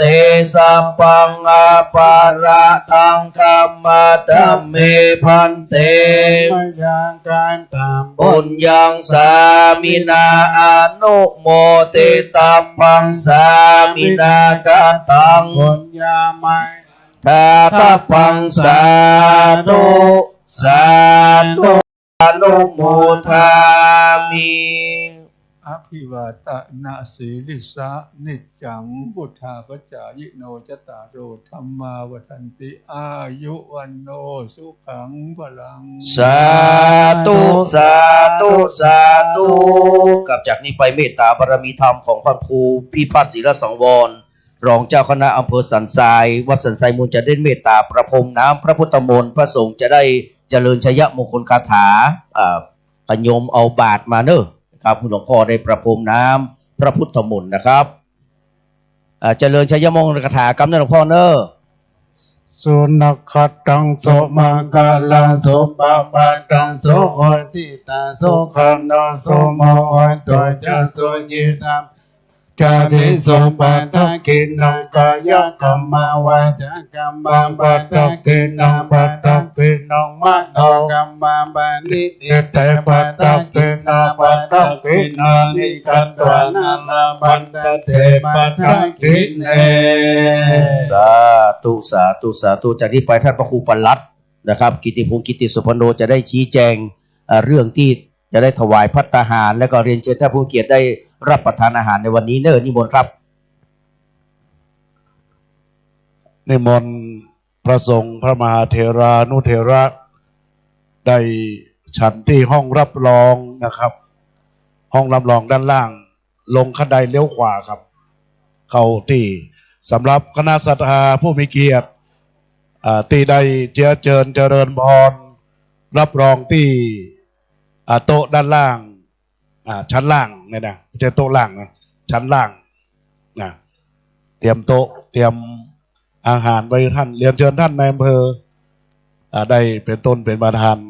ในส่วนของคารวะท่านสสเนอะกินข้าวตอนสักยอมก่อนจะได้บอกกล่าวบอกบุญในอนาคตอยู่ประชุมสภาอย่างเรา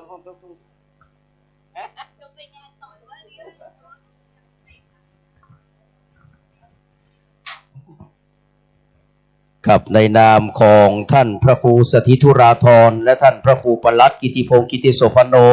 คณะสงฆ์วัดสันขยอมและก็พี่น้องคณะศรัทธาวัดสันขยอมนะครับกราบนมัสการขอบพระคุณเมตตาปรมีธรรมในท่านพระคุณเจ้าพระมหาเถรานุเถระนะครับทุกๆรูปอันมีพระเดชพระคุณหลวงพ่อพระเทพนะครับรัตนานายกเป็นต้นเป็นประธานเนอะแล้วก็คณะของแม่ชีนะครับพจนาพรวิศีโพรพัฒน์นะครับเชิญด้านล่างรับประทานอาหารนะครับกับขอบคุณอนุโมทนากับท่านในอำเภอนะครับท่านสสท่านสจและท่านผู้มีเกียรติที่เคารพรักทุกท่านเจ้าภาพสังฆทานเจ้าภาพจตุปัจจัยทายธรรมเจ้าภาพผ้าป่าทุกคนทุกท่านนะครับที่ได้มาร่วมงานในวันนี้นะครับขอให้ประสบแต่สัพพสิริสวัสดิ์พิพัฒนมงคลอุดมพูนผลประกายจตุรพิธพรชัยทั้ง4ประการอายุวันนะสุขะภระปฏิภาณธนสารสมบัติยิ่งยืนนานเจโตปณิธานการงานการเงินการดำเนินชีวิตนะครับการประกอบธุรกิจต่างๆนานานะครับความจนอย่าได้ความไข่อย่าเห็นความลำเค็ญอย่ามีนะครับขอให้ได้ร่ำรวยเป็นเศรษฐีกระหบดีนะครับมนตรีพญานะครับคนพาลอย่าได้ประสบให้พบแต่คนที่มีปัญญานะครับเกิดชาตินี้หรือว่าชาติหน้าให้กับพบพระพุทธศาสนาของพระศรีอริยเมตไตรทุกครั้งทุกเมื่อขออนุโมทนาสาธุนะครับขอบพระคุณอนุโมทนาเด้อนะครับ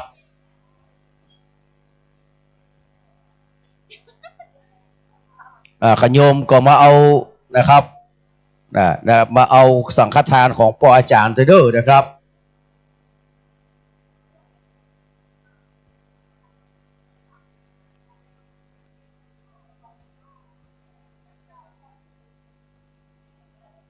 กับนิมนต์พระสงฆ์ของเจ้าได้ฉันภัตตาหารเพลนะครับพร้อมกับพี่น้องศรัทธาท่านผู้มีเกียรติเนอะทุกคนทุกท่านนะครับส่วนท่านที่จะถวายเนี่ยก็รอสักคำเนอะรอท่านพระคุณเจ้าได้ฉันภัตตาหารเพลเรียบร้อยก่อนนะครับครับรอสักคำเนอะครับเป็นช่วงเวลาเพลพอดีนะครับ